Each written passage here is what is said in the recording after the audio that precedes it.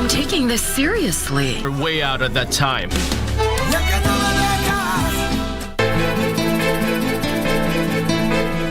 Huu upuuzi unaoendelea nao na mke wangu ukome.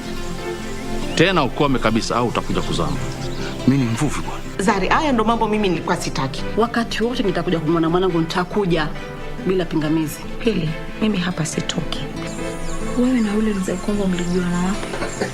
Zari, unafaa uelewe kuwa huyu mtoto ni wa Kate. Hata ukienda wapi bado atakufuata. Alikuja hapa yeye mwenyewe. Sio nyinyi mliomleta.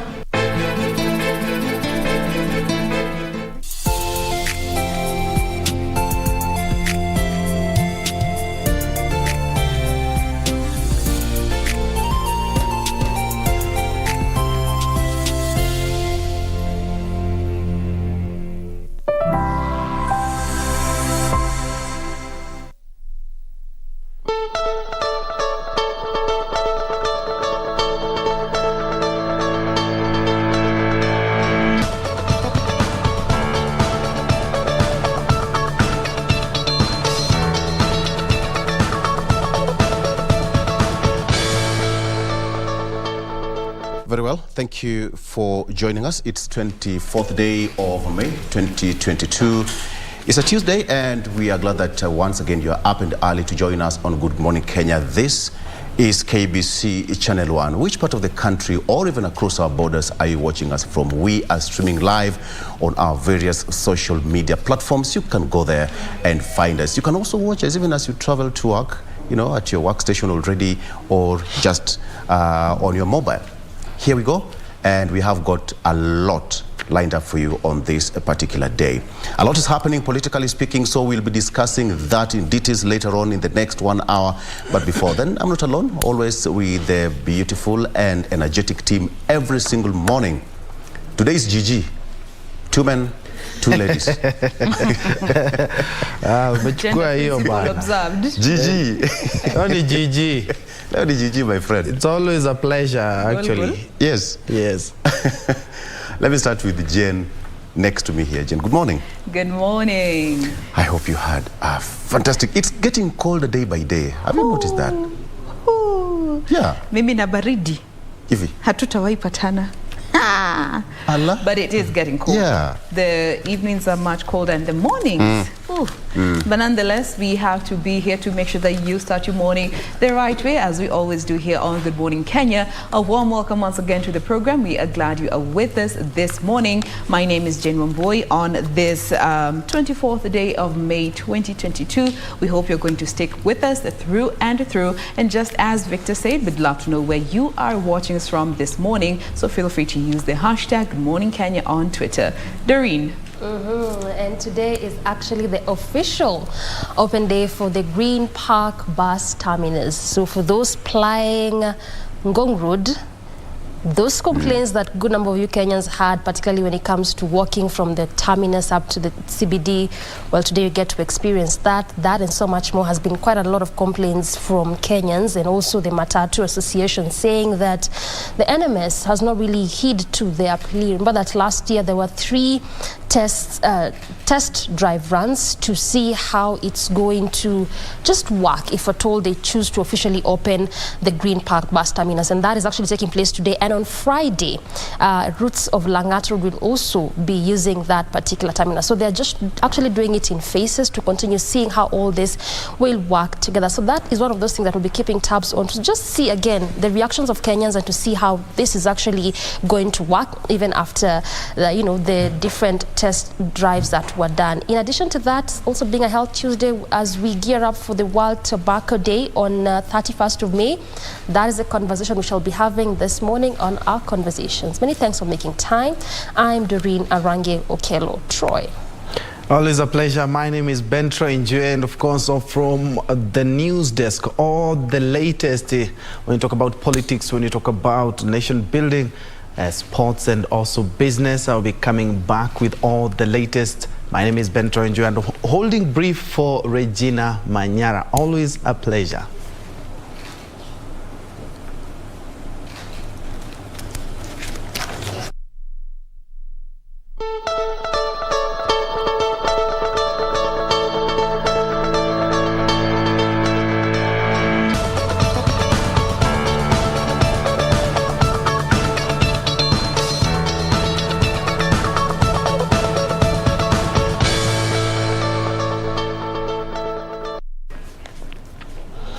Here is the latest. Remember, we are also live on all our social media platforms. Let's begin with politics, where Deputy President William Ruto has promised that his government will put up 23 milk coolers in Kiambu County in his first 100 days in office if elected president. During a tour of Kiambu and Murang'a counties, Ruto said 7 milk coolers are not sufficient to serve farmers in the two regions. The Kenya Kwanza team Monday held an economic forum in Kiambu County before proceeding to Murang'a for political rallies. In Kiambu, the leaders who accompanied the Deputy President William Ruto told off their political rivals on their quest to fight graft. It is the wearer of the shoe who knows where it pinches most. Ni kweli. Kwa hivyo nyinyi ndio mnakuja mnatuelezea kiatu inauma wapi. The elections that are coming up are not an election about just William Ruto ama Raila na wengine. They are an election between Kenya moving forward differently or us remaining in the same place. According to Kenya Kwanza leaders, the alliance is best suited to end corruption and foster national development. We have an agenda for you. Partner with us, trust us, work with us, let's succeed together. Tukichukua serikali tuweze kuweka maanani pesa ya biashara igawiwe kulingana na wingi wa Wakenya. Tunataka tupunguze yale madeni, tupunguze VAT, tupunguze tax kwa fuel, tupunguze bei ya stima, tupunguze bei ya chakula kwa uchumi ambao unasimamiwa vizuri na serikali ya Kenya Kwanza ya Mheshimiwa William Samoei Ruto kama chief hustler. Deputy President William Ruto said if elected to presidency, his government will reduce the cost of production for coffee, milk and tea, besides reviving stalled industries in Kiambu County. Within the first 100 days, we will eliminate all hurdles and we will bring the 23 milk coolers for the people of Kiambu. Your Excellency, the cost of food prices that is concerned to you and all of us and the people of Kenya, a lot of work is going on so that you have the proper advice, you have the proper interventions. The DP later toured Murang'a Monday afternoon to sell the Alliance bottom-up manifesto. Kenya Kwanza leaders saying poverty eradication in the country is a collective response by people who hold integrity. Kama wewe hauna mpango, sisi kama Kenya Kwanza tuko na mpango ya hawa vijana magraduate. Wengi wao hata wameacha ajira, wameenda kujiajiri. The Kenya Kwanza Alliance continues to place itself as the champions for low-income earners in the country. The coalition vows to convince voters that if elected, it will benefit the vulnerable and the youth after the August elections. Irene Mchuma Udim, Channel 1 in the county of Kiambu. Let's keep it matters politics, where Azimio la Umoja presidential aspirant Raila Odinga has assured the church of a place in the management of the country's affairs should he form the next government. Raila says he recognizes the vital role religious leaders play in the successful running of any nation.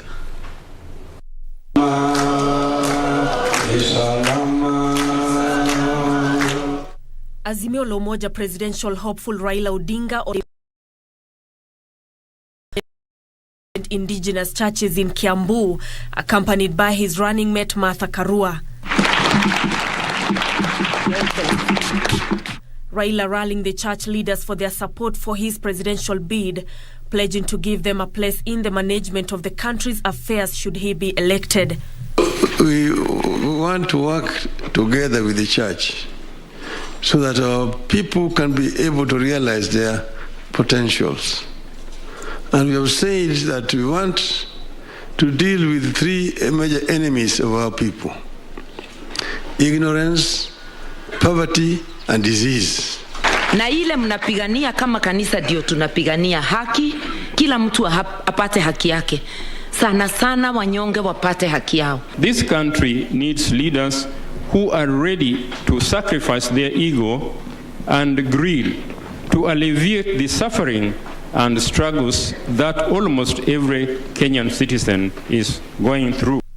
Raila said the Azimio la Umoja is pegged on unifying the country and no one will be left behind in his administration. But every child born in our country under the Azimio government will have equal opportunity to realize his potential. Equal opportunities from nursery through primary, secondary, tertiary, up to the university level. The Azimio leader underscoring the role played by women in leadership, hailing his running mate Martha Karua for her role in good governance and democracy. Yeye tumekuwa naye katika vita ya ukombozi wa pili. Na yeye alikuwa anasimama imara wakati wengi wanaume walikuwa wanaogopa. Wakati ile ambaye simba ilikuwa na meno na makucha. Tumepigwa na tear gas mara mingi sana tukiwa na yeye. Kura tunaelewa siko mfuko ya wenyewe. Huwezi ukaitoa kinguvu. Unaitoa tu kwa kuongea kwa upole, kwa kujieleza, ndivyo watu waweze kusikia. Raila promised that his administration will end the culture of handouts by politicians, which he said has impoverished Kenyans.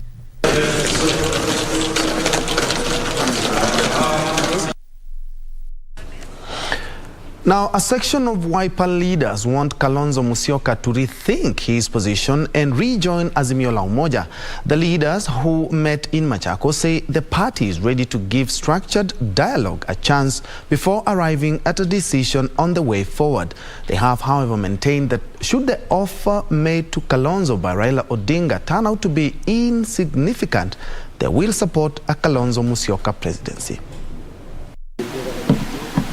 Pressure is mounting on Wiper leader Kalonzo Musyoka to rejoin Azimio la Umoja and accept the chief minister slot promised by Azimio la Umoja presidential flag bearer Raila Odinga. A section of leaders under Wiper led by party organizing secretary Robert Mbui, while speaking in Machakos County, said they would only rejoin Azimio under structured dialogue.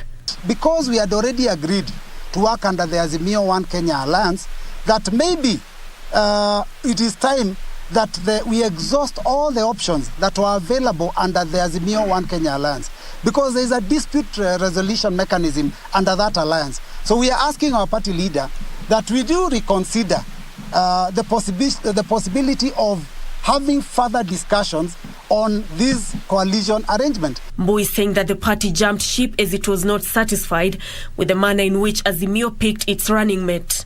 Later on, we believed that our party leader was going to be the deputy president. When that did not happen, as a party, and I want to make this clear, as a party, we positioned our party leader as a candidate for the elections so that we cannot be taken for a ride. Right now, the offers that we are hearing are actually in the media.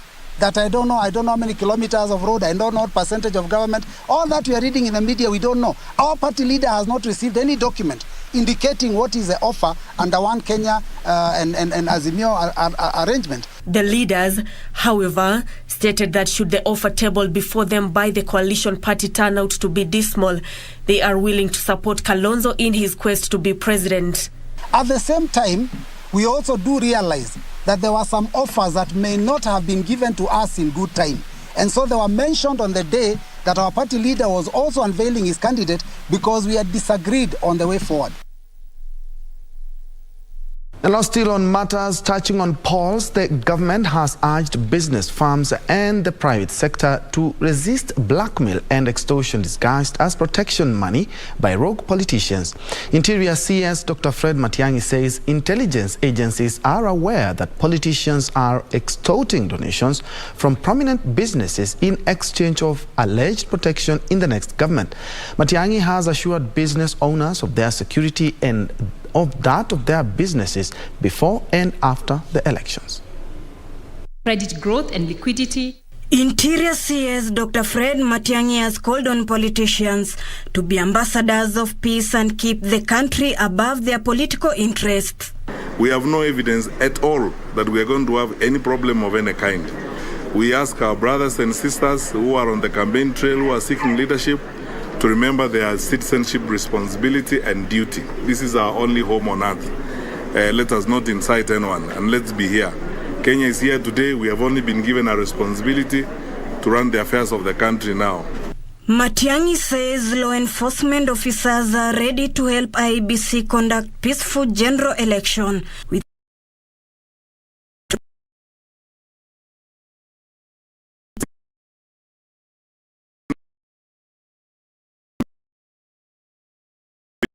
incidents we were dealing with in 2017, we are at less than a quarter of the incidents that we were dealing with in 2017, which means our country has come of age. Matiang'i urged the business community to continue making plans and expanding their businesses and shun corrupt political merchant. Kagua, before kuchagua. Kagua, we in the security sector know more than many of you about some of these things. And some of these people loitering around here saying things about the security sector, they actually know nothing because they don't pay attention. They have not been there. They don't bother. Actually, what I can tell you as a Kenyan public servant is that the country is fatigued. We have been campaigning for 4 years. And you in the private sector know this more than me. It must not be a matter of life and death as we are seeing from some of the political actors. You can ask for votes without hurling insults. You can ask for votes without threats. At the same time, the CS said the forced election campaign donations are illegal and are being used to subvert the electoral process by providing the money to bribe voters and hire crowds. Where would you get money? Ask this Mzee here who has been in business forever. Where would you get money to be giving people moving around the restaurant? One estate here in Nairobi, a candidate is moving around restaurants, giving people 500 shillings each. That is not your money. You know where the money is coming from. So unless we are very serious about this thing, we are going to get these characters into parliament. So, and you want them to amend your tax laws. You think they will? You must start misusing our young people, paying them, giving them drugs so that they can heckle your opponents or they can shout your name when you stand to speak. That's not maturity. And as a sector, we'll continue talking to the politicians so that we can have hygiene in that political space.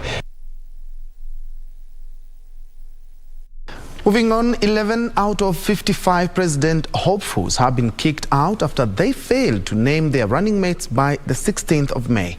IEBC chairperson Wafula Chebukati says as a pre-nomination requirement, the remaining 44 hopefuls have only 48 hours to present at least 2,000 signatures in hard and soft copies, including supporting copies of ID cards from 24 counties to back their bids.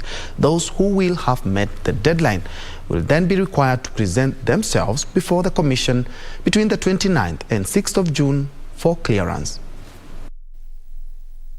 IEBC Chair Wafula Chebukati has allayed fears of malpractices in the 9th of August elections. Chebukati, who was responding to concerns by independent presidential candidates that copies of their supporters' ID may be used to rig elections, claimed the Commission was compliant with the Data Protection Act. We are independent among Chapter 15 commissions, and we are only answerable to the Constitution and the law, not to any individual or authority. We cannot be controlled by the state officers you are referring to. They have no room in our boardroom or elsewhere, and we cannot allow them then to interfere with what we do. We work with the stakeholders that we need to work with. And I believe that is the position of the Commission. Chebukati, who further revealed that 11 out of 55 presidential hopefuls have been kicked out of the race for failing to submit their names of their running mates by May 16th as required. The Commission says those who will have satisfied it with the pre-nomination requirement will then be required to physically present themselves for clearance between the 29th of May and June 6th. We have also asked them to prepare for scheduling their appearances before us from the 29th of May until the 6th of June They expected to book the times when they'll appear so that we can register them then for the main election. The commission also says it has no powers to bar public servants from campaigns and will not prevent those with integrity issues from contesting until legal mechanisms have been exhausted. As a referee, of course, we are expected that the level playing field can only be level if the rules apply to everyone. So let's wait for the court case to be determined. I don't know whether we have been served as a commission, but even if we are served, for us, we shall lay the ground as it is and leave it for the court to decide. To the corridors of justice now, where the Directorate of Criminal Investigations has dismissed terrorism guidelines launched by the Office of the Director of Public Prosecutions, terming them clandestine and aimed at certain people. In an affidavit through Chief Inspector Martin Otieno, the DCI notes its exclusion in the drafting of the guidelines and only being notified of the validation through social media. In a replying affidavit to a petition by activist member Ocharo, who is opposing the guidelines by the Office of Public Prosecution, the Director of Criminal Investigation has dismissed the guidelines, terming them unconstitutional. In an affidavit through Chief Inspector Martin Otieno, the DCI says they were never consulted in the formulation. They are clandestine and can create disharmony among Kenyans. The DCI has disowned the guidelines. The DCI has said those guidelines are unconstitutional. Now, this goes against the Constitution of Kenya, where both bodies, being independent and not exercising any sovereignty over each other, have been separated with independence, and everyone's function is clearly outlined. Has misunderstood his role or his participation in anti-terror offenses. Mr. Nuruddin Haji, or the Director of Public Prosecution, is not to be involved in investigations of terror-related offenses. In any event, Mr. Nuruddin Haji should just stick to his role and responsibility as prescribed under Article 157 of the Constitution. The DCI further says they were notified of the validation through social media in a press release. The guidelines set by the ODPP say state agencies, civil society, the ATPU must notify the prosecutor when the unit is gathering evidence against a suspect and intending to make an arrest unless there are exceptional circumstances. Meanwhile, anti-graft crusader John Githongo will now pay former Internal Security Minister Christopher Murungaru 10 million shillings after a 3-judge bench reduced the amount from 27 million shillings. Murungaru had sued Githongo for causing the publication of a dossier linking him to corruption. Finally, Alvin Shivondo, the man arrested twice for stealing at a local supermarket, will be taken to Mathare Hospital for counseling. Alvin made headlines weeks ago when he was arraigned for shoplifting, got bailed out, only to be rearrested last Friday for attempting to steal again. Police in Samburu County are investigating the death of a woman whose body was found dumped on the streets of Maralal town. Locals suspect the woman may have been raped and killed before her body was dumped on Sunday night. Edwin Austin with the details of this and other stories in the County News Roundup. Residents woke up on Monday morning to find the body of the middle-aged woman hours after she was spotted fighting with an unknown person. Tukiomba serikali ishukue hatua kali kama mwenye alifanya kitendo kama hii, kwa sababu serikali iko na means yote kutafuta mwenye afanya kitendo kama hii. Hii ni kitendo unyama. Tungeomba wananchi ambao wanajua vile kitendo litendeka aleteo ofisi ya polisi ama ofisi ya chief Kenya ilifanyika ndo tujue habari nani asababisha kitu hii. Locals want police to get to the bottom of the matter and bring the killers to book. Meanwhile, a campaign vehicle believed to belong to a Nakuru member of County Assembly has allegedly hit and killed 2 people along the Nakuru-Nairobi highway. Yenye imefanyika hapa, sijui kama mama alikuwa anajua light zake kwa barabara ama ni gari ilikuwa na shida. Tunaomba tusaidiwe. tusaidiwe sana. Tuwekewe flyover hapa, tumeishi miaka yote kulia tuwekewe flyover pale Kiratina. Ilikataa kuwekwa. Tumeishi kulia. Gikari anajitolea sana kutuvukishia watoto hapa. Watoto wanatoka Kiratina, wanatoka Kiamunyeki, wanakuja shule hapa. 89,000. Makofi kwake. Elsewhere, Kirinyaga Central Constituency Development Fund has disbursed over 19.8 million to needy and vulnerable students in the constituency. Today nimewapatia check worth 19,900,000. Na in total tangu chaguliwe nimewapatia bursaries worth 178,300,000. Na niliwaambia hata kama kuna siasa, kazi lazima iendelee. In Nyeri County, over 200 students from Karonda's Catholic Vocational Training Center have benefited from a free training on how they can tap into the digital technology for self-reliance. It is not just blue-collar jobs that are earning money. White-collar jobs that are earning money. There's a lot of blue-collar jobs which you can do through the internet. And basically we are telling them that you can advertise your services. You can scroll and browse through various sites that give opportunities of various kinds. Chief Executive Director of South-South Dialogue, Stephen Ndegwa Mwangi, has challenged the youth to work harder and smarter in order to earn honest living. Very well, at about 7 a.m. East African time, we are due for a fast break. When we come back, I will take you through some more business stories, and then we will wrap it up with the sports news. Keep it KBC.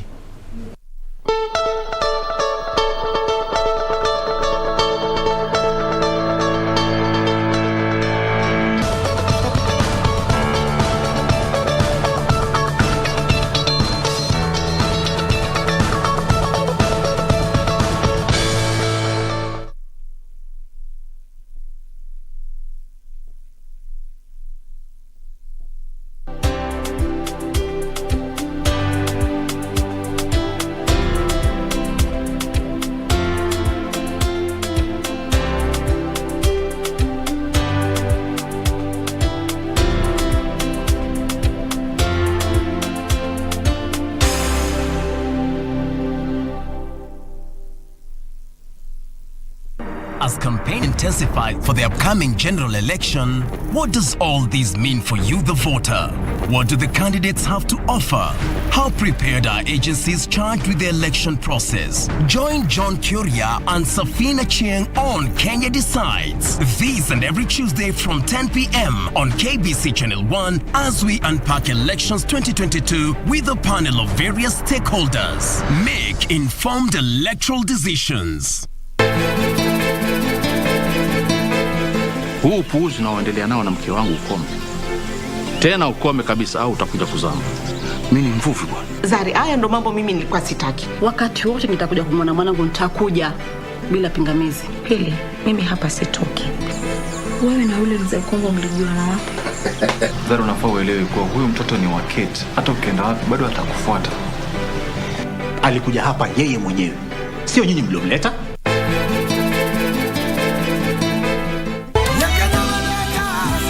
I'm taking this seriously.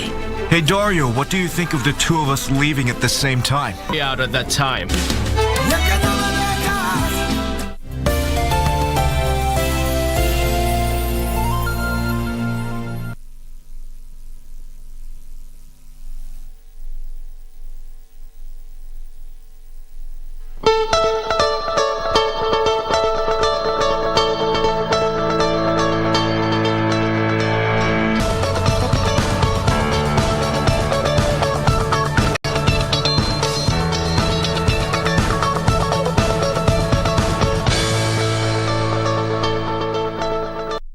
Welcome back and thanks for keeping it KBC. To some good news now, you will have free access to internet in your ward by the end of this year following plans by the government to set up 25,000 Wi-Fi hotspots to foster innovation and enhance delivery of public service.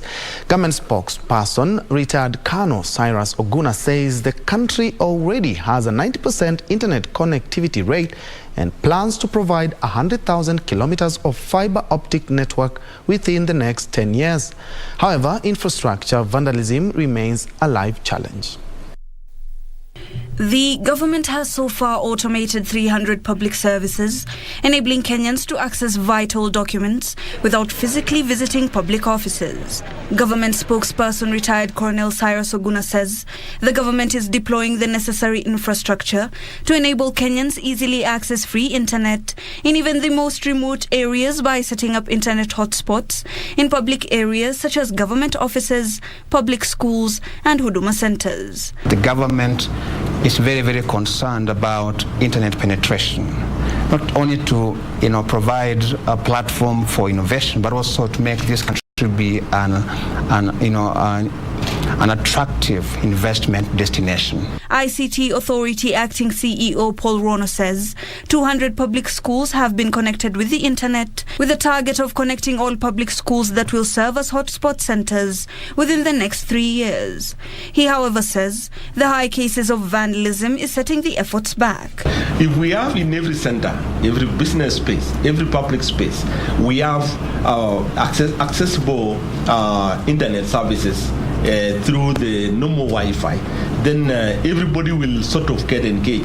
And every village will be able to access this free infrastructure and then be able to do the necessary business with it. There's a lot of infrastructure in place, both for private and public sector.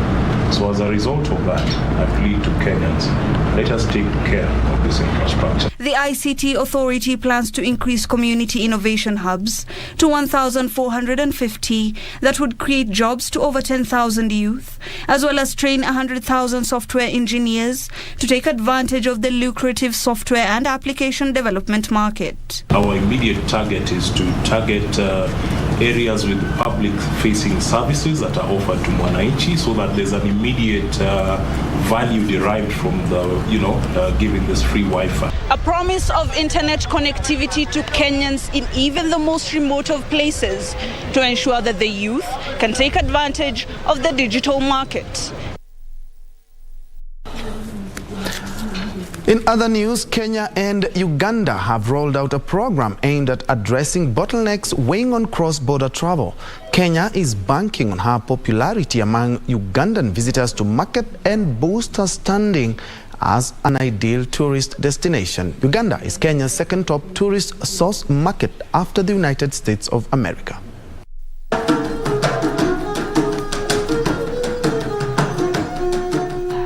Statistics from the Tourism Research Institute indicate that in 2021, the United States was Kenya's top tourist source market with 136,981 tourists, followed by Uganda at 80,067, then Tanzania with 74,051 tourists, while the United Kingdom and India are the fourth and fifth tourist markets at 53,264 and 42,159 visitors respectively. Post-COVID, also the client mindset has changed. People are looking for new experiences. People are looking at more of outdoor. So what we can say that will be an additional advantage. Like now we have been told about the bird species that we have in Uganda. They may not be necessarily what we have here. And just having an outdoor experience, even the rafting and all that, is therapeutic in itself. So we Kenyans can come to Uganda for whitewater rafting, bungee jumping.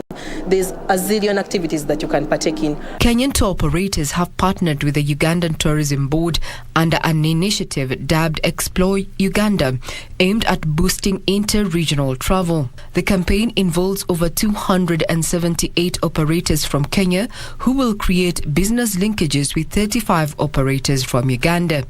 Kenya, being a country that receives visitors from diverse places, UTB thinks and Uganda believes that targeting this market is a good springboard for visitors to come to Kenya and continue to Uganda. To come to Kenya from East Africa, from Africa and from the world, and proceed to Uganda. They are calling for harmonization of travel processes at the various points of entry to boost cross-border tourism within the East African community. They argue that the impact of the 90-day joint tourist visa that entitles holders to travel within Kenya, Rwanda and Uganda is yet to be felt. From the Pearl of Africa, let's take it to the skies, where Kenya Airways is carrying out an economic viability assessment on direct flights to Israel as Kenya seeks to increase exports to the Middle East nation. Trade Cabinet Secretary Betty Maina says Kenya and Israel have signed a horticultural produce export agreement. Kenya Airways is at an advanced stage of resuming direct flights to Israel after a 2-decade suspension. Israel suspended direct flights from Kenya after a failed terrorist attack on an Israeli airline in Mombasa. Trade Cabinet Secretary Betty Maina says direct flights might resume soon as the national carrier is carrying out an economic viability assessment. Now we think that it's time to also restart our direct flights, and Kenya Airways has been in conversation with their counterparts in Israel in that regard. Direct flights between Nairobi and Jerusalem are expected to boost trade and tourism after the two nations last week signed agreements including horticultural exports directly to Israel, as opposed to the current scenario that involves third parties. I think that they should be able to import that directly from Kenya rather than through third parties, because a lot of their flowers they will get from Netherlands, but they actually came from Kenya. We should actually open lines of direct trade. Last year, Kenya exported goods worth 890 million shillings to Israel, and imports were worth 5.2 billion shillings.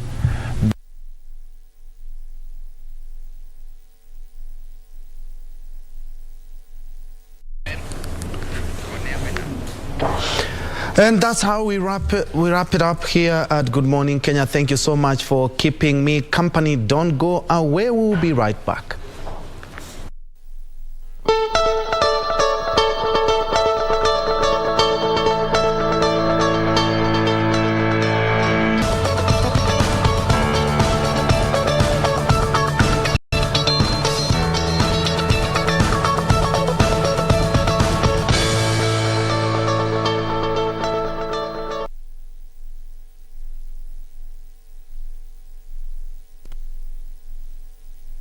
Let me start with the Star newspaper. On the front page, why results transmission may fail again. Why results transmission may fail again. Uhuru's 2017 victory was nullified, partly due to results transmission failures. That is what's on the front page of the Star newspaper. And it says that because of poorage, at least 1,100 polling centers yet to be connected to 3G. That is what's on the front page of the Star newspaper. Actually, this comes at a time when IEBC held their first meeting at Bomas of Kenya, where all the presidential aspirants presented their documents for verification at the Bomas of Kenya. That function still continues today.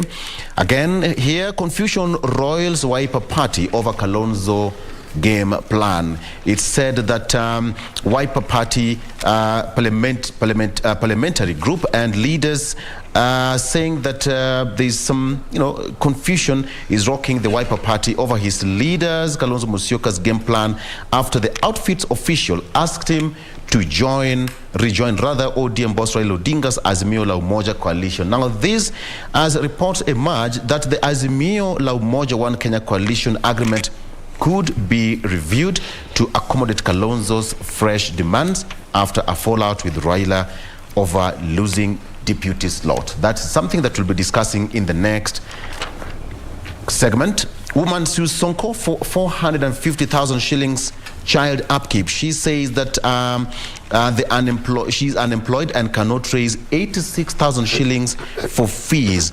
The woman is seeking at least 450,000 from the politician. She also wants Sonko compelled to contribute 50,000 shillings for food and shopping, 45,000 shillings for rent, 30,000 shillings for security, and 20,000 shillings for clothing. The woman also wants 20,000 shillings for house help, 86,000 shillings for school-related expenses, 20,000 shillings for medical cover, 4,000 shillings minus salon expenses, 5,000 shillings for DSTV, 50,000 shillings for minus school debit card, and 5,000 shillings for gas, among others.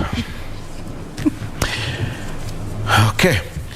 Inside Ruto's 4-day coast campaign to counter ODM's Raila, I said that Ruto's tour at the coast comes exactly 10 days after ODM leader Raila Odinga visited the region between May 11th and 13th. Now the DP will try to wrestle the region from Raila's grip, which is for a very long time has been considered an ODM zone. More details, again, you can take a look at that story in the Star. And the story about Kalonzo Musyoka, it said that at a meeting bringing together the party's parliamentary group and aspirants for various seats, Wiper leaders insisted that Kalonzo Musyoka should team up with Raila and drop his presidential bid. Kalonzo had on May 9th declared that he had parted ways with Raila and launched his parallel presidential bid on the Wiper ticket. We had Wakili Stephen Katisia, who said that yes, that Wiper leader Kalonzo Musyoka will still go it alone on Wiper party. Is it going to happen? The parliamentary group voted 45 to 50 to 5 out of 50. So how is it going to pan out? He said that Kalonzo is out of the country, so decision making will all be his. Jen. Let me now bring you to the Daily Nation. That story concerning the woman who sued Sonko for child support has also been featured here. Same figures have been mentioned here, demanding 448,000, rounded off to 450, to cater for rent, food, security, clothing, domestic help, entertainment, medical insurance, education, transport, and utilities. She goes on to say that Sonko abandoned his responsibility, and they are both the biological parents to this girl, who is 15 years old. She told the court that she met Sonko in 1999. They began a relationship which eventually led to the birth of this young girl on the 17th of April 2007. So you can get to read more about that.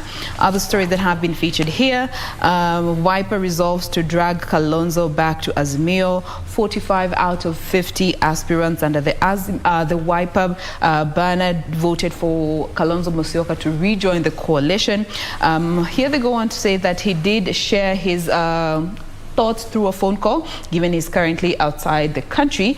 But the meeting was convened yesterday, and Wiper Party aspirants voted by a huge margin for Kalonzo Musyoka to rejoin the party, and they thought the meeting would last the whole day. But according to what Wiper Vice Chairman and Makueni Senator Mutula Kilonzo Jr. had to say, the meeting began at some minutes past 9 a.m. and by the time they were breaking for their tea break, some minutes to 11, they had already made up the decision to have the party leader rejoin the coalition. Coming to the main read here, Raila unveils campaign dream team. Now this team, the dream team, has been broken down into 16 teams. 15 have already been mentioned on this particular daily. However, according to a source that was privy to this particular planning, they say that another parallel team that will be spearheaded by Ms. Karua will be unveiled to tackle the Mount Kenya region. But so far they have 15 teams out, 3 of them led by women and 2 by youth, and the rest have been categorized the country into regions that they're going to be tackled by the various teams that are led by CSs, governors, and MPs.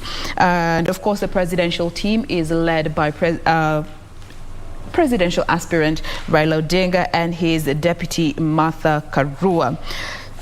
Away from that, there's an interesting story here concerning fraud that has been on a upward trajectory when it comes to using phone numbers. And this is a story that has been featured, or rather has found its way on this particular daily a number of times, and now this time it involves a senior police boss in Nairobi.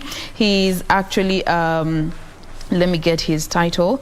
Mr. Peter Mwanzo, in charge of the Kasarani Police Division. He was defrauded 597,100 Kenya shillings just through his phone. All right. You see the way you get random calls from a number that you do not know, so you keep hanging up, and especially if you're in a space where you can't answer. That was the situation for this gentleman, getting these incessant calls till he put his phone on flight mode. And upon doing so, he gave the fraudsters all the time and opportunity they needed to swap his SIM card, register it again under different details, and they were able to clean him out. His bank account that was linked to this number at Equity was cleared of 597,000. His M-Pesa also acquired so many debts and also Airtel money. So this is a situation that it's a case that is in the courts. It's going to be heard on the 29th of June. So be careful with whom you share your phone number with. Doreen. All right, so Form 1's yet to report as learners take a midterm break. This is what the PD is holding for you this Tuesday morning. Remember that the midterm break is actually set to begin by Thursday, Friday there around this week, and the ministry is still complaining of the fact that the 100% transition they had hoped for the Form 1 is still an issue they are grappling with. So this article highlights part of what they intend to do, even as learners are on midterm and even they will be going back to school after this midterm break. And obviously, again, the story on Kalonzo Musyoka returning to Azimio fold. This is his Wiper team cautions the Wiper leader. He had obviously moved to run at it alone, but now the Wiper party, the team members, they are now seeking that he returns back to the fold. Part of the reasons they had cited as what made him to disintegrate from their coalition is the fact that they were not privy to some of this information that was being announced by the Azimio presidential candidate when he was unveiling his running mate. But even as these members, what they're saying is that this could really be the only option and perhaps a good option for Kalonzo Musyoka, just taking that position that was given to him by the Azimio presidential candidate. Remember that also he is not on record refusing that position in any way. And even as that is happening, aspirants now race against time. Yesterday, remember that the IEBC met the presidential candidates, 55 of them, that was as of yesterday, and extended at that time to the 25th of May. That is up until tomorrow midnight, when the aspirants have, that time to submit the remaining documents that they need to submit to the IEBC. So as of yesterday, 11 were thrown out of the race, given the fact that they had not given names of their running mates in due time. So even as that is happening, by 4th of June, the Kenya Kwanza presidential candidate will be meeting the IEBC, and by 5th, the Azimio presidential candidate will be meeting the IEBC for that meeting that also took place yesterday with some of those presidential aspirants or even the presidential hopeful. Now, the latest as it pertains to the Green Park bus terminus, going by what was mentioned yesterday by NMS, is that they have extended that opening to a date that they haven't yet mentioned. And this is obviously going by the complaints that Kenyans had, and obviously residents of that ply, specifically Langata as well as Ngong Road, and also from the Matatu Association chair, who had said that they had not set a specific place whereby Matatus will be waiting after they drop off and pick passengers. So because of that, NMS has extended the opening of this green bus terminus to a later date. And lastly, more youth getting hooked to smoking. This is what tobacco agencies is now warning, and this is again in preparations for marking of the World Tobacco Day, which is set for the May 31st. That is next week, Tuesday. This is also a conversation we'll be having this Tuesday morning. Troy. Indeed. And the Standard, the headline says Kalonzo Camp 6 super deal in Azimio. It's something that we have had highlighted earlier on in our news, where aspirants vote to have Wiper leader back into the Azimio camp, subject to fresh dialogue. And they're spelling out their stake in the coalition days after the leader of Wiper pulled out of the Azimio One Kenya alliance and talked about going solo. Still on the front page, stringent IEBC rules and run for Joker presidential hopefuls. We had 40 independent aspirants, 14 political party-sponsored presidential aspirants. We had one coalition presidential aspirant, a total of 55. They are now down to 44, but they are also subject to another scrutiny by the 6th. They should have submitted all the documents that are required. It's also something that we had highlighted in our news as well. Heading inside the newspaper, we see suspect in Mugota killing surrenders to DCI, something that has really brought a lot of discussion in social media, asking whether this is the same guy who was caught on tape shooting to death a businessman in Mirema here in the county of Nairobi. Something that also has come up when to talk about matters, Paul, is the violence. And looking at Homa Bay, we had some pockets of violence where Kidero and Wanga point fingers at each other of violence in Karachuonyo, and Interior Cabinet Secretary Dr. Fred Matiang'i is saying they will not tolerate anyone who will be going to the elections to fuel chaos. And also, elections will not affect economy. But the good CSD talk about assures private sectors that the business will not be affected. They will be safe before, during, and after the general polls. Investors not told not to flee, because each and every political cycle we always have a polarized economy. Of course, inside there is more on politics, why most independent aspirants for top seat are likely to drop out. Talking about 2,000 signatures and ID copies from 24 counties proved a tall order. Moving on, there's disquiet as Ruto rallies support for UDA tickets. They're talking about the 6 Ps from the MCA to the president. They want UDA, but incidentally that is not going down well with some of their coalition partners. Remember, they have around 14 coalition parties there, and they want to also be fielding their own candidates. Still on politics, Mount Kenya will be safe in my hands, vows Karua. That is the Karua and ODM leader Raila Odinga did talk about how they will fortify and galvanize the mountain, and also dangling a political carrot to members of the clergy, saying that they will have a say, and a big one, in their government. Well, petitioner wants Keroche boss out of Senate race over tax cases. Petitioner says that since the 2006 Keroche industry led by Nakuru UDA Senate candidate Tabitha Karanja has been evading, or has had numerous cases of crime related to tax evasion. They say Mrs. Karanja is not suitable to hold office, but that is yet to be cleared by IBC. But IBC yesterday, Wafula Chebukati saying we have a very lax political laws in the country. And perhaps before I wind up, we look at the region. Museveni's first son Muhonzi, clear signs of a succession plan. Remember, Kenya and Uganda, Uganda is our biggest trading partner and the second when it comes to matters tourism. So we are gonna see how Museveni's son wants to, for lack of a better word, metamorphose, because he was a military officer, and according to the constitution of Uganda, you cannot hold any political seat if you are in the military. Well, that is all we had, but of course you can take the paper and peruse over. There's still business and also sport. Thank you so much for that session. We're having a short, quick break, but we'll be right back with a very candid interview that you do not want to miss.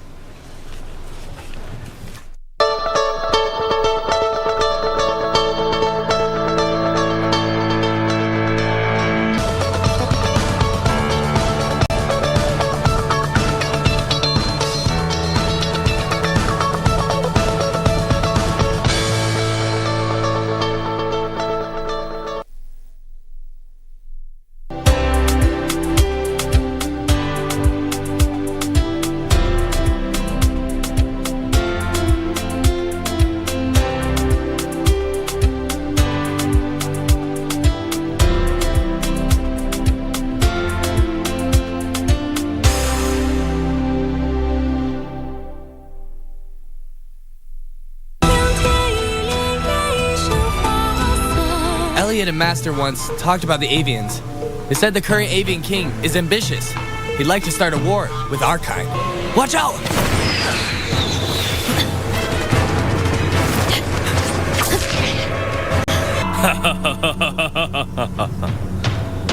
Good job. We tracked them all the way here. expecting to catch a few for questions. Someday he's going to rebel and cause trouble. We've got Mars. No need to worry. Prince, my apologies. Get lost. But Prince, do you know who he is?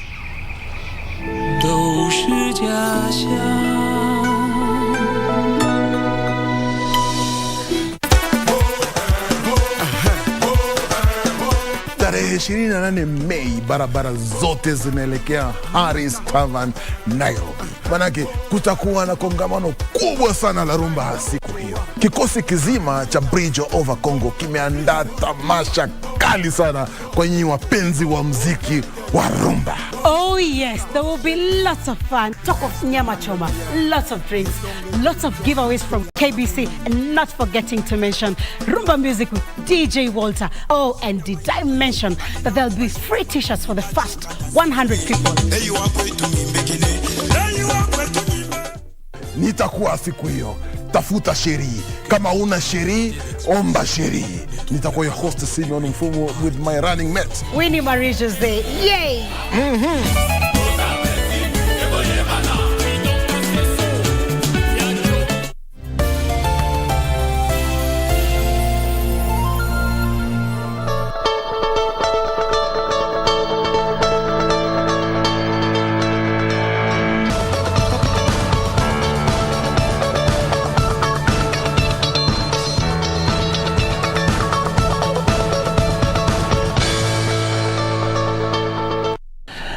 Welcome back. Now it's time for us to take a look on what's happening in the world of politics. It's getting hotter and hotter by day with less than 80 days to go to the general election. And today let's talk about issues. Kalonzo Musyoka, we had the discussion yesterday. Little did we know that they were going to have a parliamentary group meeting, and they made a decision. That is 45 out of 50 legislators, aspirants, and parliamentary group voting that Kalonzo Musyoka should rejoin Azimio la Umoja. We'll be taking a look at that, as well as yesterday IBC Chair Wafula Chebukati directed and said that IBC will not clear those who are battling, who have been impeached in the past, to vie for various political positions. How is that going to pan out? With me in studio, I have got two gentlemen. All of them are advocates of the High Court, starting with Wakili Warungu Mwangi. Wakili, good morning. Good morning. As well as Stephen Mokaka, who is also advocate of the High Court and parliamentary aspirant Mugirango West in Kisii County. Wakili, karibu sana. Good morning. They say Wakire Tata. Wakire we sana. Kabisa. All right. People of West Mugirango, take notes. All right? It's your chance. But anyway, so let's get into the details. It's now time for Kalonzo Musyoka to rejoin Azimio. Did perhaps 45 out of 50 so to speak, members and leaders of Wiper Party voting that Kalonzo should rejoin? What do you think? Is it now over for Kalonzo Musyoka to come back to Azimio, or there's still room for him to decide? Starting with you, Warungu. I said the other time that Kalonzo Musyoka had four options. One, either to rid himself in a political oblivion, either to remain politically relevant after 2022, either to win or be in a winning coalition, or to lose if at all he decides to run alone. And if he decides to run alone, he'll lose, probably becomes irrelevant and be sent into political oblivion. So I think now Chinken are coming to lost for him, home for him, to make a decision. And from where I sit, I think these are very tactical and strategic retreat and return to Azimio. I think by one Stephen Kalonzo Musyoka launching his presidential bid, what he was doing is trying to increase his bargaining power in Azimio. Remember the running mate position. We normally say that you are a heartbeat away from becoming a president. Secondly, a deputy president is a presumed, we are calling him a presumed president. And remember, this particular person has what we say in Constitution, the security of a tenure. But remember, the seat that Kalonzo Musyoka was allocated as a chief cabinet secretary, has no any security of tenure, any collateral in terms of the promise that was given. So, and you have seen that he has been pushing for the deed of Azimio to be amended and the same to be included as part and parcel of the security of whatever he was promised. So I think he has been trying to increase and improve his bargain in Azimio. But at the end of the day, of course, you'll have to come back to Azimio for one main reason. If Azimio wins and he becomes the chief cabinet secretary, he's likely to remain relevant between 2022 and 2027. And in between there, he can be able to rejuvenate his presidential aspiration other than going alone and losing and probably being sent into political oblivion. Yeah. Wow, thank you so much for that. But Wakili Stephen, now, what's your take on that? It's now time for him to rejoin Raila Odinga? Thank you, and good morning, viewers. One more. I don't think Kalonzo ever left Azimio. If you ask me, in politics, what you see is not what there is. I know that when Kalonzo could not qualify to be a deputy president, there was a possibility of a fallout or a walkout of the Ukambani vote. Yes. Because we saw clips of people from Sekuru saying it is Kalonzo or none. So basically, I think this must be a larger Azimio strategy that was meant to contain the voters, so that Kalonzo would not literally get excited with the appointment he got from Azimio. He had to act tough and, pretend to have walked away. So that rather than the voters walking away if he accepted the appointment, he chose that he's the one to walk away. And indeed, you can see the strategy has worked because it is now the voters bringing him back, so that it will not look like Kalonzo will be in Azimio without the voters. So I think the genius strategy that was employed to contain that region's vote and Kalonzo's lovers has borne fruits. And when they overwhelmingly vote to pull and push him back to Azimio, they have made Kalonzo their business, rather than how it would have played if Kalonzo jumped and said, "Nah, I'm Prime Minister," which does not exist in the Constitution. It would have caused a lot of problems. And I think the Kalonzo voters are being realistic that this is not a question of just running as a presidential candidate. They want to be in government. And the possibility of making it to government this time round, if he ran alone, I don't think it exists. And therefore, their push that they want to be part of the next government, I think is brilliant, is very well informed, very well calculated. And I think Honorable Kalonzo Musyoka should heed the call of the voters, because as politicians we say, "Oh, people have told me, people have told me to contest now." Yes, now the people have told Kalonzo it is back to Azimio, or the end of your life in politics. Warungu, when they say that, let me quote what Robert Mbui said here, one of the MPs, said that today we are sitting without him so that we make it clear that a party, we have structures and we can speak on behalf of the party just as the party leaders does. It sounds like a decision has been made and Stephen Kalonzo Musyoka has no choice. And remember, it's good to clarify that legally Kalonzo Musyoka is still in Azimio. Right. Because you remember the way the Azimio deed of agreement was crafted, you can't leave the Azimio 6 months prior to the election and 3 months after the election. So the earliest that Kalonzo Musyoka should leave Azimio or any other party, constituent party, is in November. But you must understand that largely politics is about perception. So whatever the perception that Kalonzo has created on 16th is that Azimio, people are living Azimio, and probably it could have added some political mileage to Deputy President, though Kalonzo Musyoka did not join Kenya Kwanza. Yes. Secondly, you know that Kalonzo does not want to be seen to have a desperate return to Azimio. And that is the most important things. Remember, Kalonzo Musyoka, living Azimio, perceptionally, had the biggest contributor of his hardliners and diehard.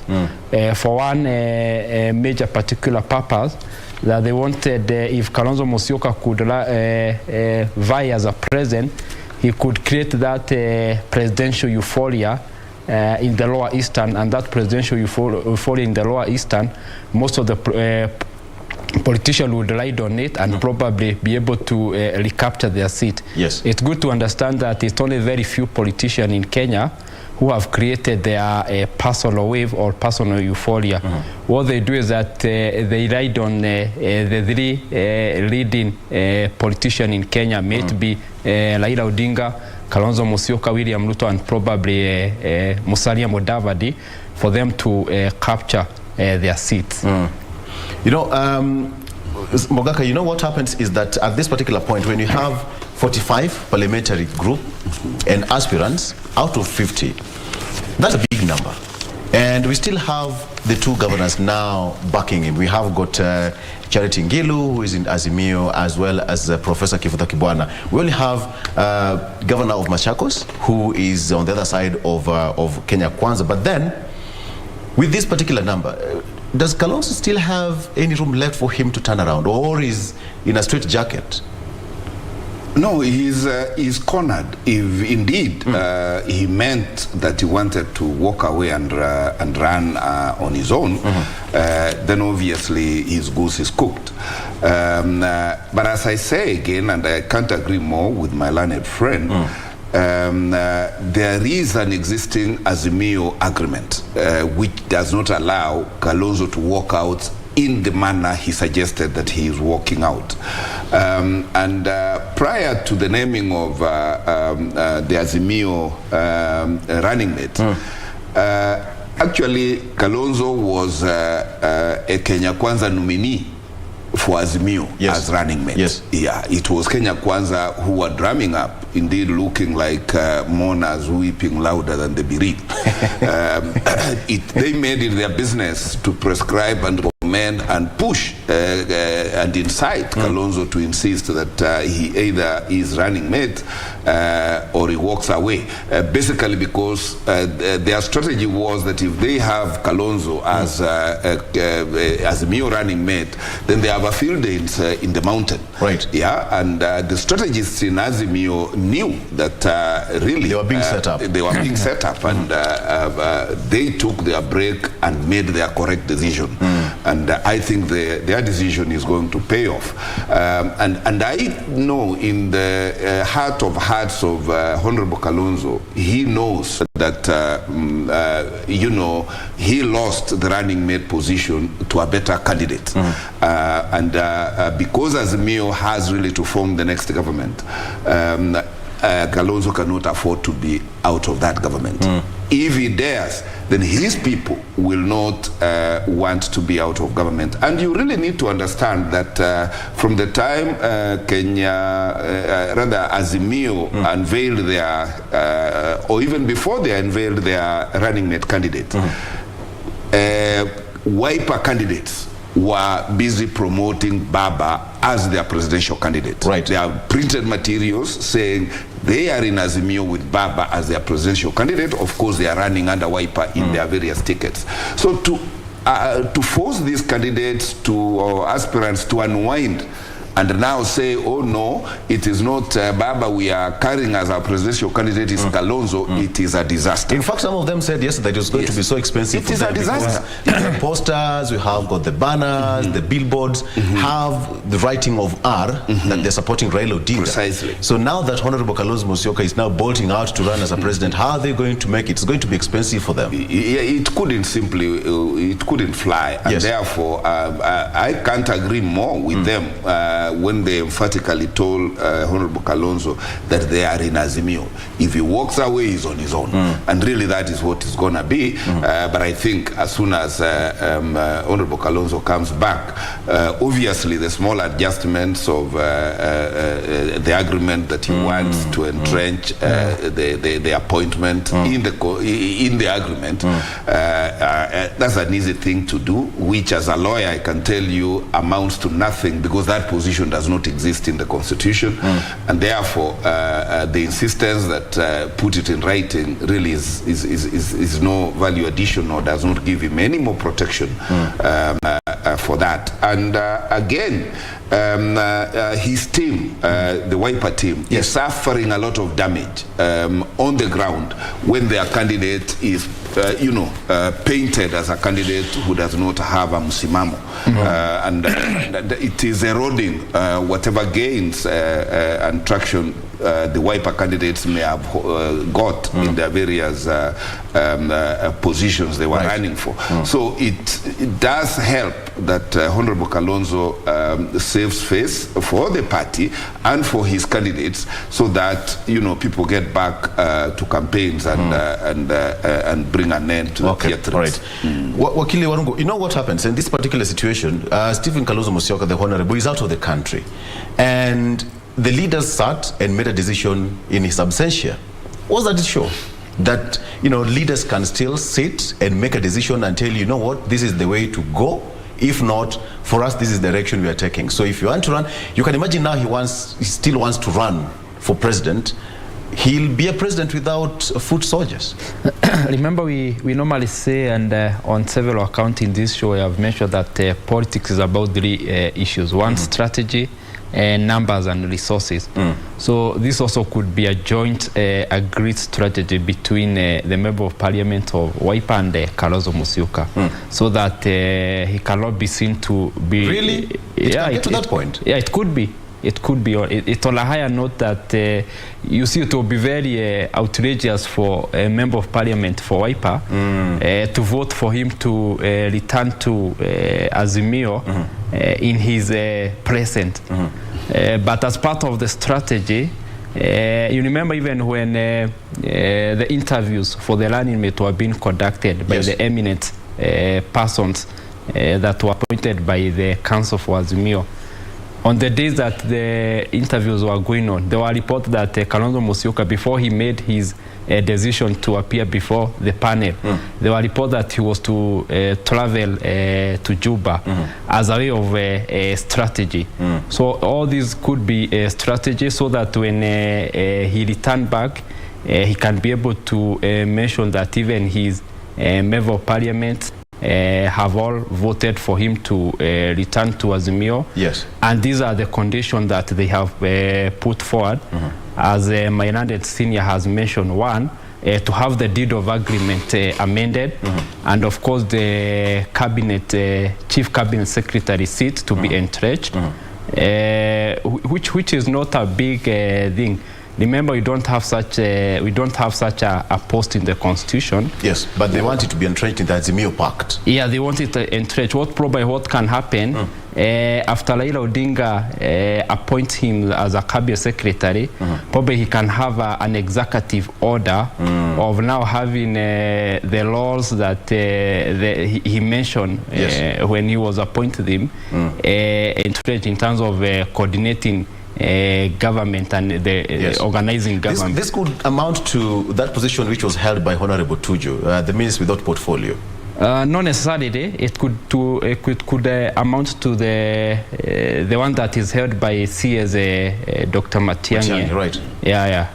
Okay. Okay, you can carry on. Yes, so probably this could be a strategic move so that it cannot be seen coming from Kalonzo. It probably start from his member of parliament. Then by the time that he'll be now making an official return, it cannot be seen as a desperate comeback to Azimio. Well, Stephen, that sounds like a very strategic move as he's saying it, because at the end of the day he'll say, what under Mesem? I don't make, we have got party structures, we have got leaders, and we make decisions based on the recommendations made by the party officials. But then here we are, that position is still open. So perhaps Stephen Kalonzo Musyoka, somebody said that he was playing a hard to get, and as a strategy again, perhaps. But then at the end of the day, he'll still make it back to Azimio. The question is, how is he going to contribute fully in the Azimio? Thank you. You know, Victor, in politics, what matters is the ground. What the ground says is what every politician must align to. Right. And therefore, even for Kalonzo, he had, as I said earlier, one challenge.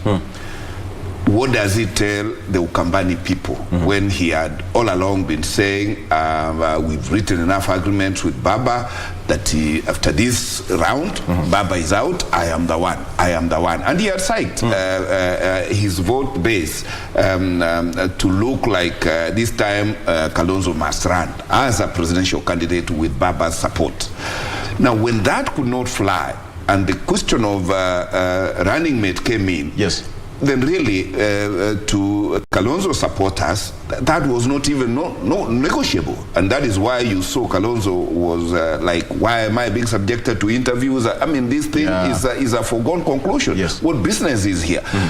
So he emboldened his vote base to get psyched that if we can't run as a presidential candidate, then at least we are guaranteed of the deputy. But dynamics in politics are, you know, very key. And for Azimio to win, really, you must deal with the big blocks of votes. And with the tremendous respect to Honorable Kalonzo Musyoka, they have failed, I think, twice or thrice with Raila. And why have they failed? Because they did not have the mountain vote. Yeah. So if there was a winning formula, it is that missing vote that had to be brought in. And obviously it was not Kalonzo to bring the mountain vote. But did he see that? Well, you know, in politics, people see what they choose to see. But as I said, ground nasema, yeah, and if the ground is like in mountain, by the way, the mountain are drifted. Were it not for Mother is the one who has fished back the mountain to Azimio. It was minimal, and therefore it is important that the bigger picture be seen, not only within Azimio, but even for the country, because what this country needs is some assurance that the faces in leadership are faces that can inspire and give hope to Kenyans. Right. And I think this is the one that Azimio pulled, and everybody suddenly felt that they are very protected in Mother's hands. In fact, now the talk is not even about Baba, the talk is about Mother. And people in the country have found some sense of reassurance and hope that indeed this country can take a different trajectory. And this is what Honorable Kalonzo needs to appreciate, because he's the common face in politics that has made Kenyans very frustrated. I mean, the only new variable and factor in these new politics, in these 2022 politics, is a lady in State House, is a lady, you know, in control of the country. And these are the perspectives that have changed, that even people who had taken a decision for a different candidate before are finding new reasons to, shift their thinking, shift their vote, and shift their loyalty. Because it is more about country and not about self. It is about country, and really this is why there's in fact, some of the leaders yesterday said that at this particular point, the country is even bigger than Wiper and Kalonzo himself. That is what the leaders said. Warungu, you know what happened? There is this position of Speaker of the National Assembly, the other arm of government. We have got legislature, executive, and judiciary. But then now that window is still open. Raila Odinga can still decide and say Kalonzo Musyoka should lead that arm of government, right? Yeah. Instead of having that position of chief minister. You see, there are political promises that do not have what I would call insurance. Because you see also being as a Speaker of the National Assembly and the Senate purely depend on the numbers that certain coalition will be able to bring. Because remember, there will still be a voting process. So it's not as guaranteed as a pair of the president and the deputy. Because when you win, the non-inmate will be part of the presidency. Yes. There is security of tenure and all those things. Remember when Raila Odinga or William Ruto takes office, depending on who will win, it's very easy for them to make changes, even whether you are promised. But when you are an inmate, when you win with someone, you are there to stay, not unless you are impeached. That's the first thing. The second thing, yes, whatever is disturbing Kalonzo Musyoka in the Raila campaign and the Raila presidency is the lack of the visibility, recognition, the conspicuousy. You remember he enjoyed this one in 2013 and 2017. The entry of the Mount Kenya as a block or as a factor in the Raila presidency in 2022 has eroded Kalonzo Musyoka visibility in the Raila presidency. So it's also that one, and of course the recognition. So but that would sound as a very simple thing, I mean, to speak, but politically it's a big issue. No, it's a big issue because it comes with a lot of things in terms of even how the campaign resources are being mobilized or directed. The issuance of the position, like you see now, he doesn't have the autonomy of having the running mate. Yes. In 2013 and 2017, it was very automatic. His recognition, if you look this year, Kalonzo Musyoka is not getting much of recognition in the Raila campaign compared to 2013 and 2017. So the entry of the Mount Kenya factor in the Raila campaign and the Raila presidency in 2022 has really complicated matter for one Stephen Kalonzo Musyoka. Should this be something you should be worried about? I mean, recognition is a very key role then. I didn't know, politically speaking. Yeah, it's a very big thing because when you are recognized, it's come with other things in terms of it's a full package. It's a full package where the resources will be directed, both the campaign and even when you get power.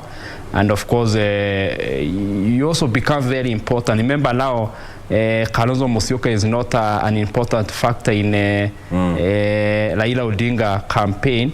This time compared to 2013 and 2017, when Raila Odinga in 2013 and 2017 had very limited choices. Yes. But for now, there are a lot of, in terms of even looking to the mountain. And of course, the mountain is bringing what we are calling a decisive vote. Yes. Compared to what Kalonzo Musyoka is bringing what we are calling substantive vote. Wow. What of a difference there. Mogaka, you know what? That position of he's running for president, that position is still intact. As at now, he's not denounced that position yet with Andrew Sunkuli as his running mate. So there is a window. He can still say, I've dropped my bid and I'm heading back to Azimio, or I'm still going it all alone to the ballot. Paint for me a picture. One, if he decides to go it all alone until August 8th, or he decides to drop his bid and come back to Azimio. Those two scenarios. Give me a picture. Thank you.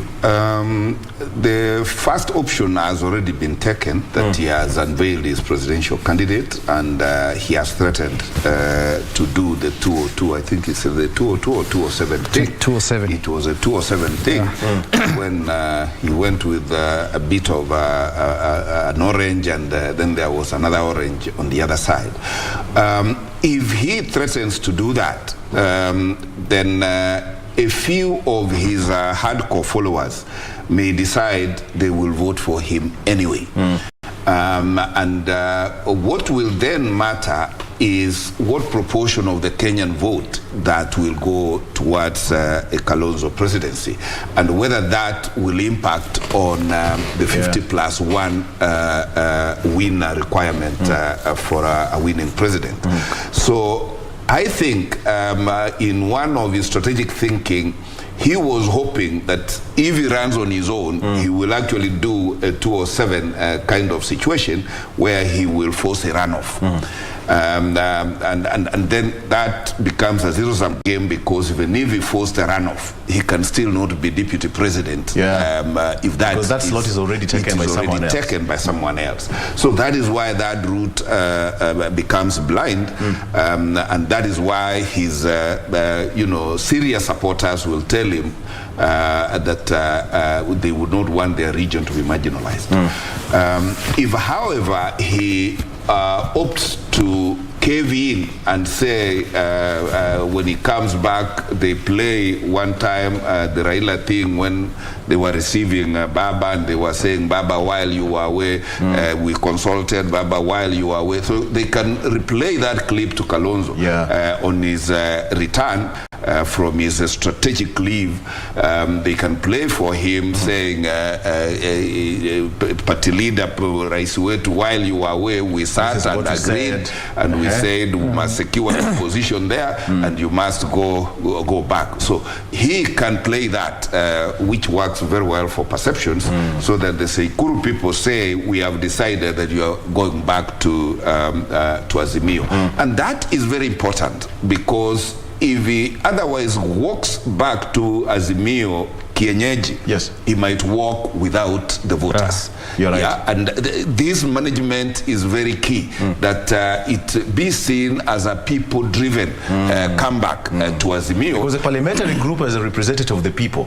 So you can imagine 45 out of 50, that's like a unanimous decision. Because it, as he does that and creates the country in suspense, of course he whets the appetite of the Kenya Kwanza people, saying, no, don't go back, come, we are a better option.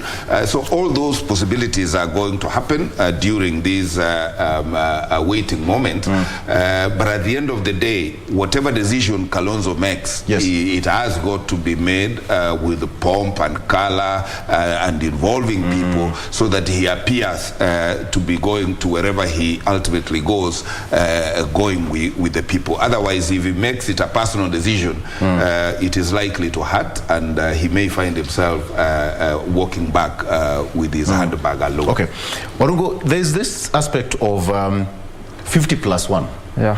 Had he not, if he decided to say that I'm going all alone to the ballot, somebody would have argued that Kalonzo was playing that critical role of 50+1. So whoever is going, if we happen to go for a runoff, all right, then Kalonzo was going to play that point of that secret card, that I'm on the shelves and the highest bidder will take me home. Remember, most of the people arguing that he's trying to use the Katikati strategy of 2007, trying to, we are calling it a repeat strategy. But remember, the dynamics have changed. One, in 2007, we are using what we used to call the 1963 Constitution. Now we are using a 2010 Constitution. And the pass mark is 50+1. Remember, the other one used to be the simple majority. Secondly, remember, whatever he could be targeting after the runoff is the same thing that probably he's been given. It's being promised right now. So there will be no any other change. Not like 2007, where if you played a Katikati strategy, if someone win, he can appoint you as the vice president by then.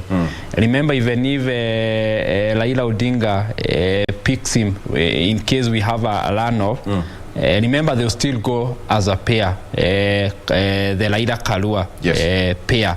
So even if Kalonzo Musyoka will support them, the best he'll get is whatever he's been promised. So I think if that's the strategy he's using, then he's been misadvised, either from end or from other quarters. But I told you the biggest impediment to Kalonzo Musyoka getting to Azimio are the hardliner. Remember, the hardliner and the diehards play a very big role to this big politician, and probably they play what we call a personal interest role compared to the interest of the presidential candidate. Secondly, after Kalonzo Musyoka launched his bid and his running mate, remember he's still on what I call a sabbatical. So you even wonder who is he actually said that he was going to take 1 week off. No, he's still enjoying his sabbatical. So you really wonder who is this presidential candidate less than 3 months. Is taking a sabbatical. So I think it's what I would call a strategic retreat. And what my senior has said is true. Probably he wants to make a comeback to Azimio, which is more strong, other than a desperate comeback. All right. Let's wait and see how that will pan out, because as it stands right now, he's out of the country. And when he comes back, as you've all said, that it's a strategy. So, and in politics, you said it's about strategy, perception, numbers, and yes, what you said. But then now, gentlemen, let's talk about this issue of integrity. Chapter 6 is coming to haunt, and IBC is perhaps the final hammer on these people, and Chapter 6 is fully in play. That is according to Afolo Chebukati yesterday. He said that if you were impeached, then you have no chance to run for a particular seat. One of this person is Governor Sonko. Starting with you, Mogaka, can this be contested in court? Oh yes, courts are open for any claim that anybody puts it in, and I know that there is a case already in court that sought to block Governor Sonko, and the court did give a temporary restraining order to IBC from clearing Sonko. Chapter 6 of this constitution has not found a place in Kenya. It has really not been operationalized in Kenya, sadly speaking. And one of the hopes the Azimio running mate gives by dint of also being the head of the constitutional affairs of this country is that we need our constitution protected, implemented, and enforced to the letter. Chapter 6 got lost from this country in 2013 when two top presidential candidates, one pair of presidential candidates were facing international criminal proceedings. And really that was the turning point for this country. And perhaps many of the aspirants have been pegging on that. Yes, that is where we lost. The benchmark. Yeah, that is where we lost Chapter 6. Yes. Because at the time, whether out of convenience or whatever, the courts and the country elevated the presumption of innocence and said, unless somebody is convicted and sentenced to a term exceeding 6 months, which is the reason for removal from elected position, then any allegation against anybody of whatever nature do not hold water. That is the position we held as a country in 2013. Is impeachment equivalent to a conviction? That is now even more stressful, because impeachment, of course, is provided for in the Constitution, but it is only shown as a ground for removal from office. although now the law does not expressly say what the consequences of that is. Yes. You and I know, and that is where, as lawyers, make our money in moving various interpretations, persuading various interpretations. What did I say? That is where, yes, that is where our market is. Okay. Because there is one school of thought that would say that impeachment is not a bar for somebody contesting, because the law does not say so. Yeah, it's still open. The law does not say so. Yeah, and there are schools of lawyers who are called positivists who say, show me where the law has said if one is impeached, then they don't contest. Of course, there is no such law. But there is another philosophical school of thought that says that if impeachment can actually remove an elected person from office, then how dare you say that such person can actually be returned to office? The question is, so that is a philosophical interpretation and actual interpretation of the word impeachment when it comes to electioneering and clearing. And that is why I asked you if an impeachment is an equivalent to a conviction. Warungu here is what Chebukati said that, however, he said that aspirants who have been charged in court or convicted but have not exhausted appeal mechanisms will be allowed to contest. He further said that Sonko, actually this according to what happened, Sonko was impeached in December 2020 by the Nairobi County Assembly on 4 accounts. One of them is gross misconduct of the Constitution, abuse of office, misconduct, and crimes against national law. So we have got 2 situations here. If you've not exhausted all the appeal mechanisms, then you'll still be allowed to vie. So there's a variation here, which means you have not been convicted yet.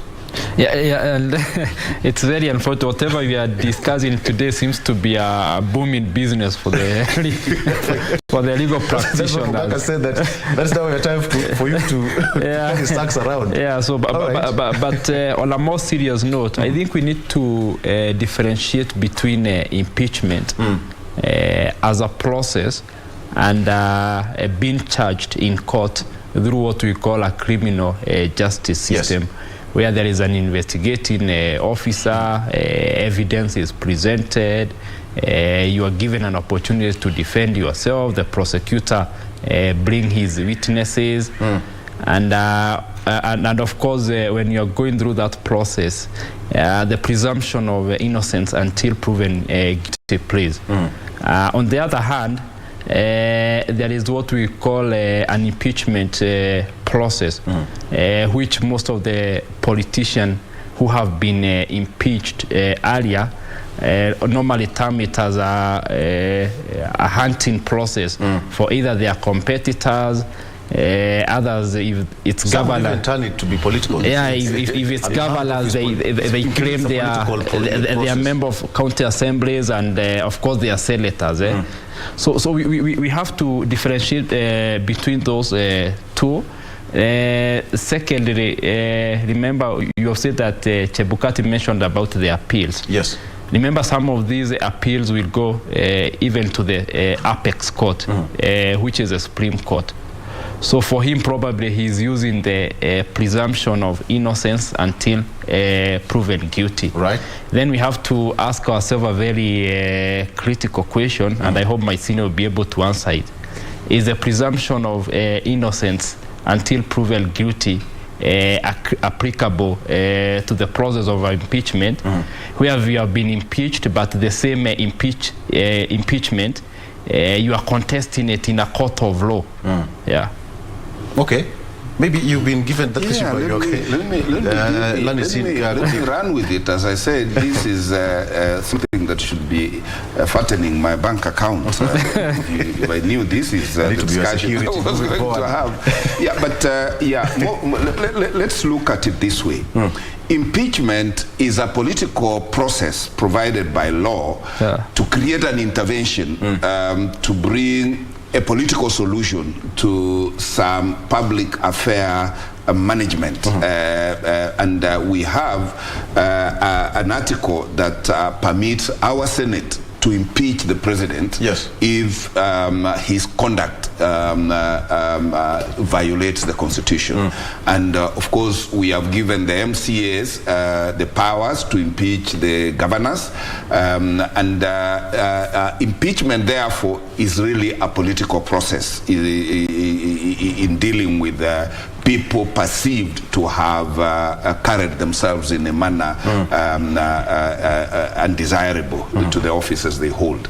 And of course, whoever has been impeached has a right to appeal, including to court, against that impeachment.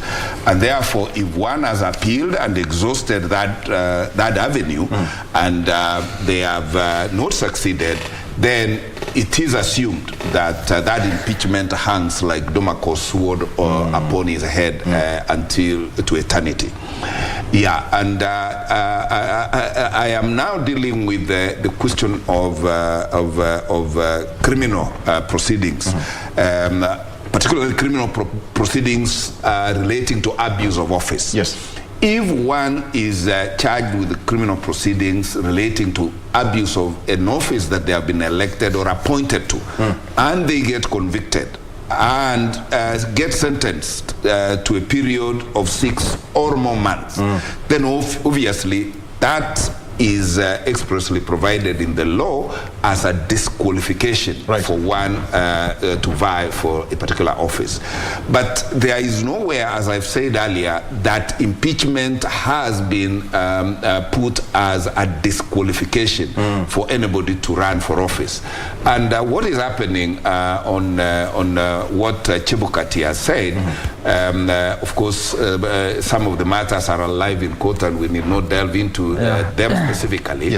One would want to wonder, because Article 27 requires that when the law is applied, it should apply to everybody equally. It should not be applied differently to different people. So with that background then, remember that an MP of Kipipiri and who was a minister at some time got censored, which is equivalent to an impeachment, and got removed from whatever position that he was holding at that time. Did that censor bar that particular person from vying for elective position thereafter? Obviously not. And therefore, when the tire meets the road, these are some of the arguments that are going to be brought forth that, look, if even in heaven sinners get forgiven, however, red their sins appear to be, what is this that we are calling impeachment that anybody cannot get out of? Because compare it with even bankruptcy. Because a bankrupt person, and that is a ground of disqualification, does not qualify to run or hold office. But there is a way to unwind from that bankruptcy, and therefore, in my view, impeachment should not be fatal to anybody's political career, and we leave that for the brilliant minds. And said that even in heaven, sinners should be forgiven. I hope, as a lawyer, you've advocated for me to be forgiven of my sins. Gentlemen, allow me to end that particular. If you see the rector on the floor, it means that things are thick. Wakili Warungu Mwangi as well as Stephen Mogaka, thank you so much for joining us. That's the only time that we had. We'll have this conversation sometimes next week, and we need to continue up to this particular point. Let's take a break. When we come back, there's still much more on this. Let's take a break.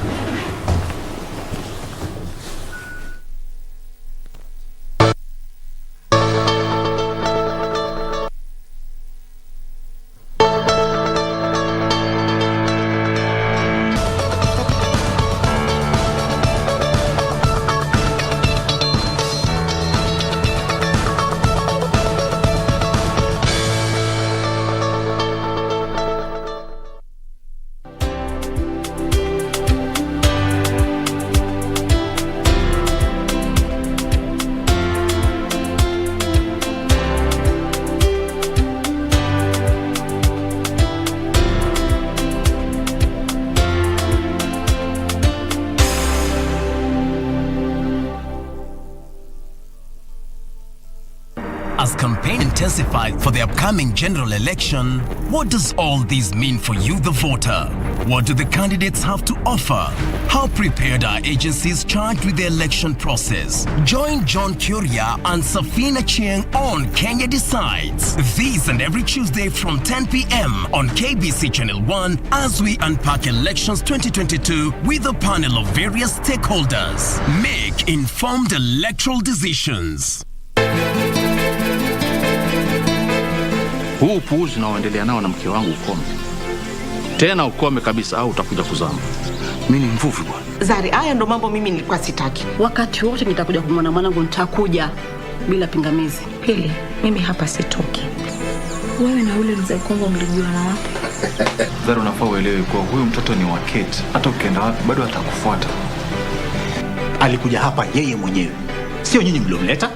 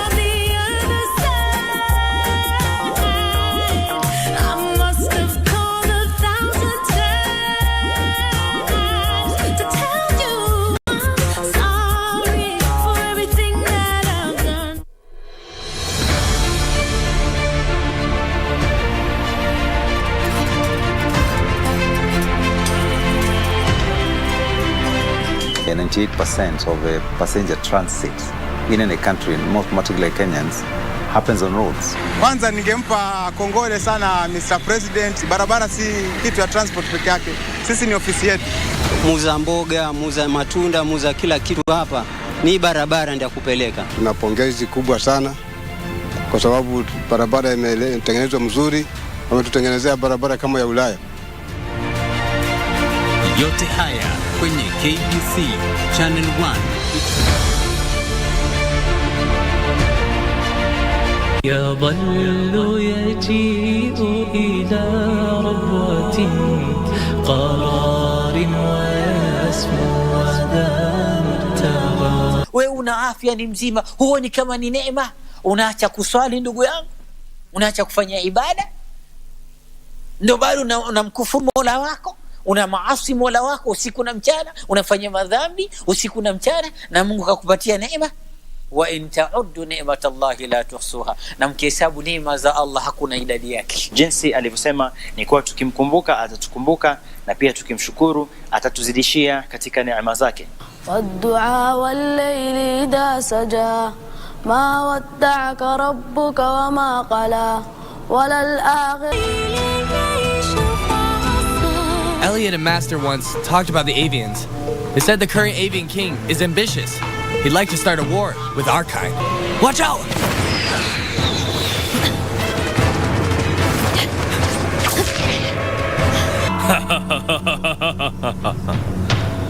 Good job. We tracked them all the way here, expecting to catch a few for questions. Someday he's going to rebel and cause trouble. We've got Mars. No need to worry. Prince, my apologies. Get lost. But Prince, do you know who he is? 都是假象。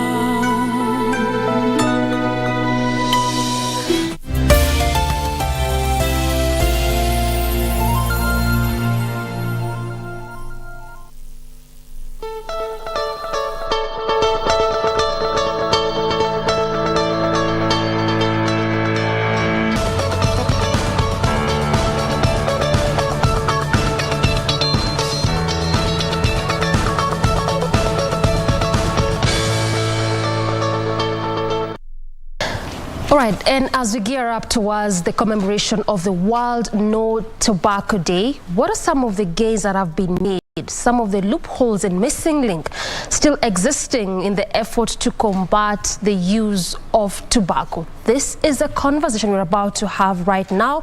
My guests are already on set. This is Nancy Gashoka, who is the chair of Tobacco Control Board, to my immediate right. Next to her is Lillian Mbevi, who is the Chair Technical Committee of the Tobacco Control Board. Ladies, welcome to the program. Thank you very much. Let's just start with understanding, the World No Tobacco Day as it is. I mentioned that it's 35 years later, since 1987 thereabout.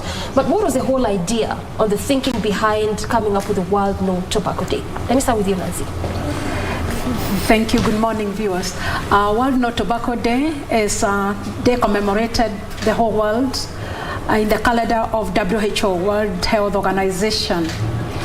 World Health Organization looked at the global statistics of tobacco use and decided that tobacco use is the one that precipitates many, many diseases.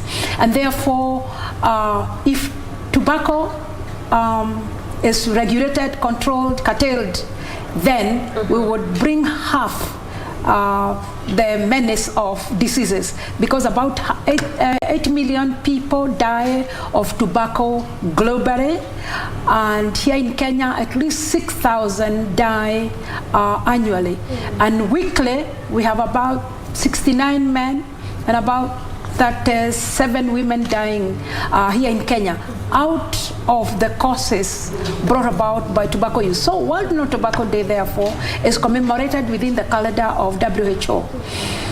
The next thing that WHO did was to help member states sign a treaty, a health treaty called Framework Convention for Tobacco Control. And it is, the member countries signed that treaty, and Kenya was a signatory since the year 2004. It was among the first countries to sign that Framework Convention for Tobacco Control. And on top of that, then Kenya domesticated that law and passed through Parliament in 2007, the Tobacco Control Act.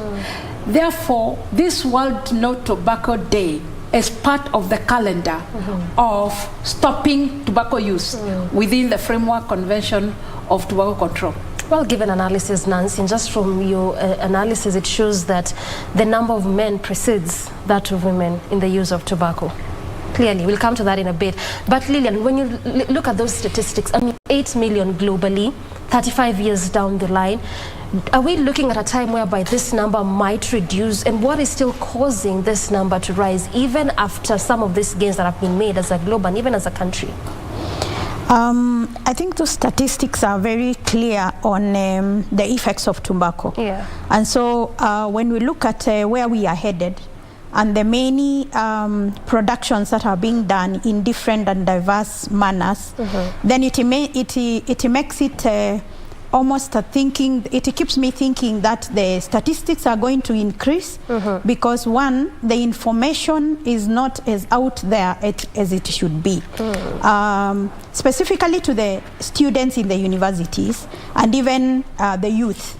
There are many people who don't understand what tobacco is and what effects it has to our health, to our environment, to our pockets, and there is nothing good about tobacco. So the statistics may go up. That's why we are coming up very strongly to tell Kenyans what we need to understand and what they need to know about tobacco and its adverse effects, so that we can look at reducing these numbers and making sure that the women are well taken care of. For example, you have heard from my chairperson that men are most affected. Why? Because they are the ones who use tobacco more.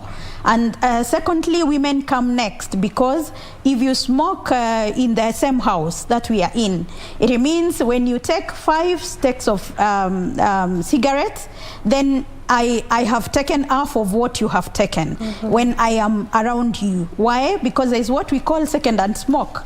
And if these women do not understand what second-hand smoke is, and the children and the way it is affecting, the statistics will keep going up. And so So the same happens to the students in the universities, taking things that they do not really understand what it is, especially the electronic. The producers kept coming up with very diverse products. We'll come to that, Lillian. Yes. Just before we jump ship to that part, you as a stakeholder, I mean, when you tell me as a Kenyan that the statistics might rise, we're talking about 8 million. That is globally. Nancy talked about, is it 60? In Kenya? 6 million. 6,000. So what is the problem? Is there, you mean to say that there's really not enough sensitization being done in the aspect to just curb, the use of tobacco? Basically. Many people are not aware what are the effects. Starting with the farmers, starting with the consumers, and the students who are getting involved in what they do not know. So if everybody was aware, that's why we want to make a lot of noise and lift our voices to the top of it and tell everybody this is a dangerous product. And so everybody needs to know its effects, and basically they need to know how to refrain out of it, and if you are already in it, there is a way to come out of it. Make a lot of noise in terms of sensitization. That's why you have a 2-month period to ensure that you do this in quite a number of counties. Nancy, I mean, children as early as 7 years.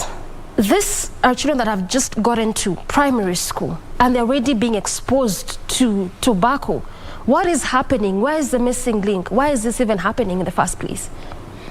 Okay, children are born in families, and children keep on taking on what the parents do. If a parent or a teacher or an influencer in the society is smoking, is using tobacco, then that child tries out what they see the parents do. And that's why the law prohibits parents smoking in front of children or smoking in the car. And that's why the law prohibits smoking in public places. The law prohibits smoking in anywhere that children are going or adults are going. That's why the law has limited where you can smoke.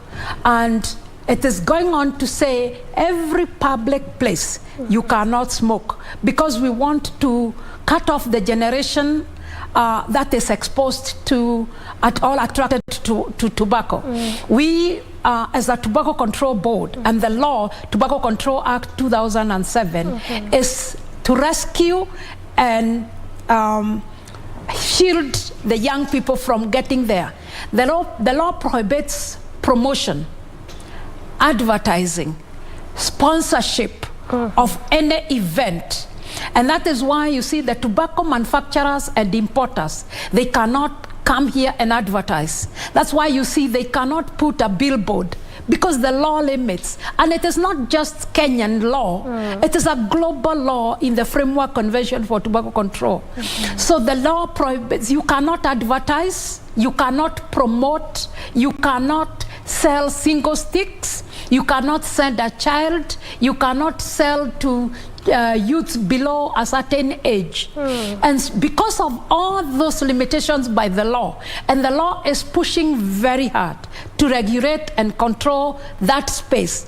In the past, the parents and our generation, there was all this advertisement, and it lured so many. There was Smooth All the Way. There was many other, that if you played a game, you become a sportsman.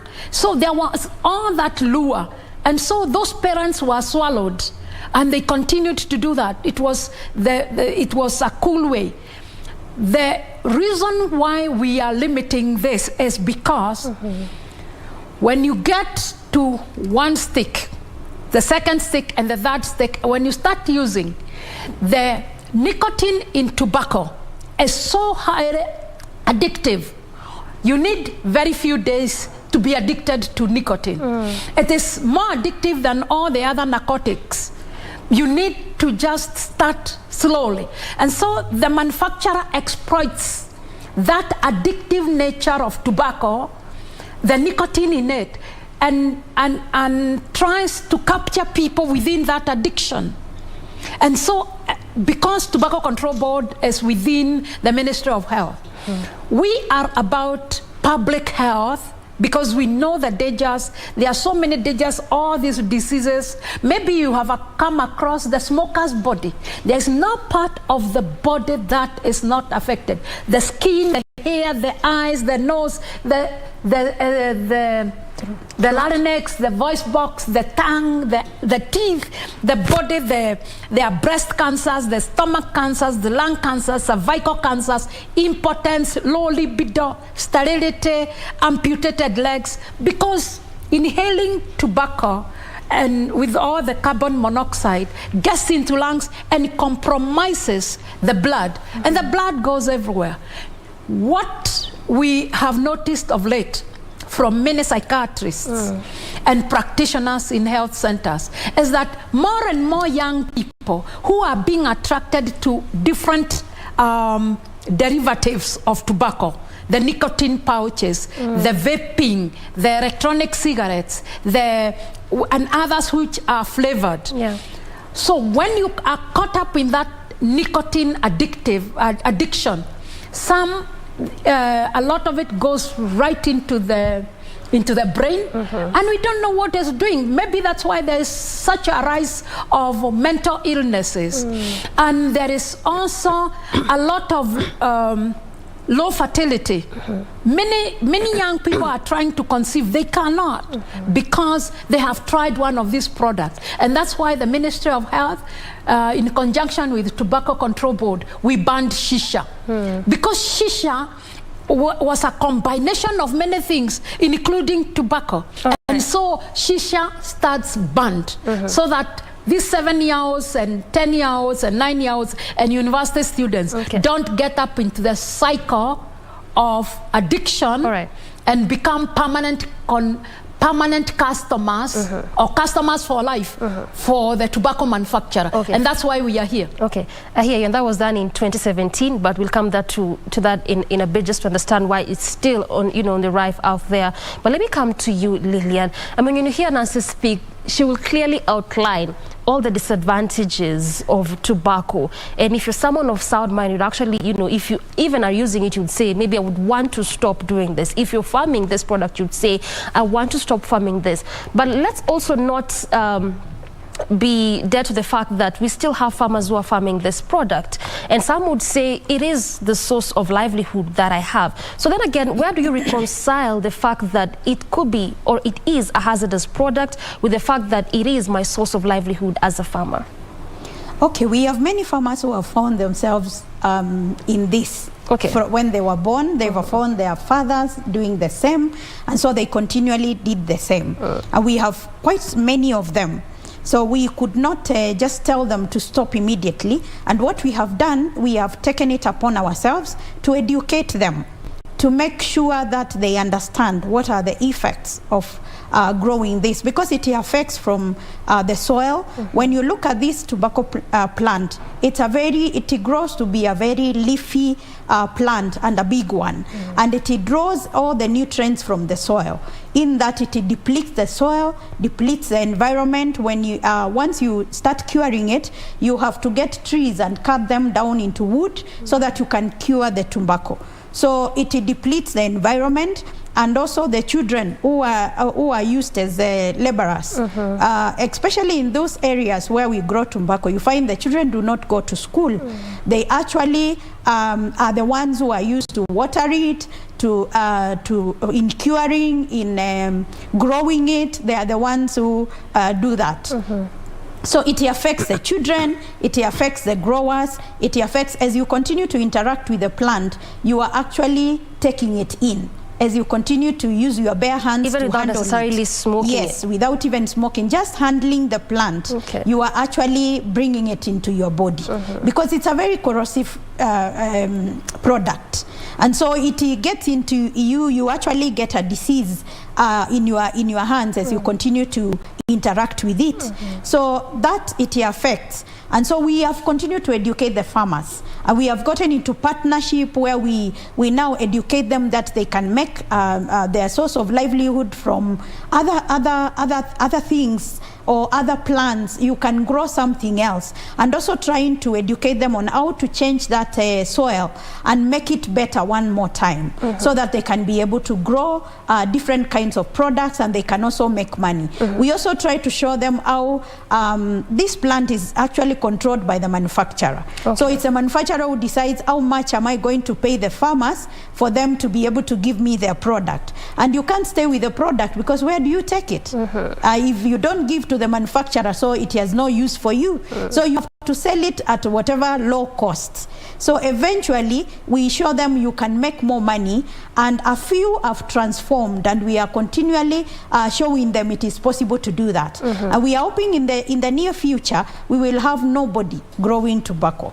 But we have to win them out. We have to win them out slowly by letting them understand the benefits, the commercial benefits of getting out of tobacco, and at the same time what are the effects of this plant into the environment, into your pocket, because when you get sick, and when you the children also get sick, because as they cure it, what happens, the fumes that come out of it are very adverse effects, both to the women, that sometimes they are not able to conceive, and when they conceive, they are not able to carry that to term. And if they carry it to term, then the children who are born have many deformities, and it therefore affects the community.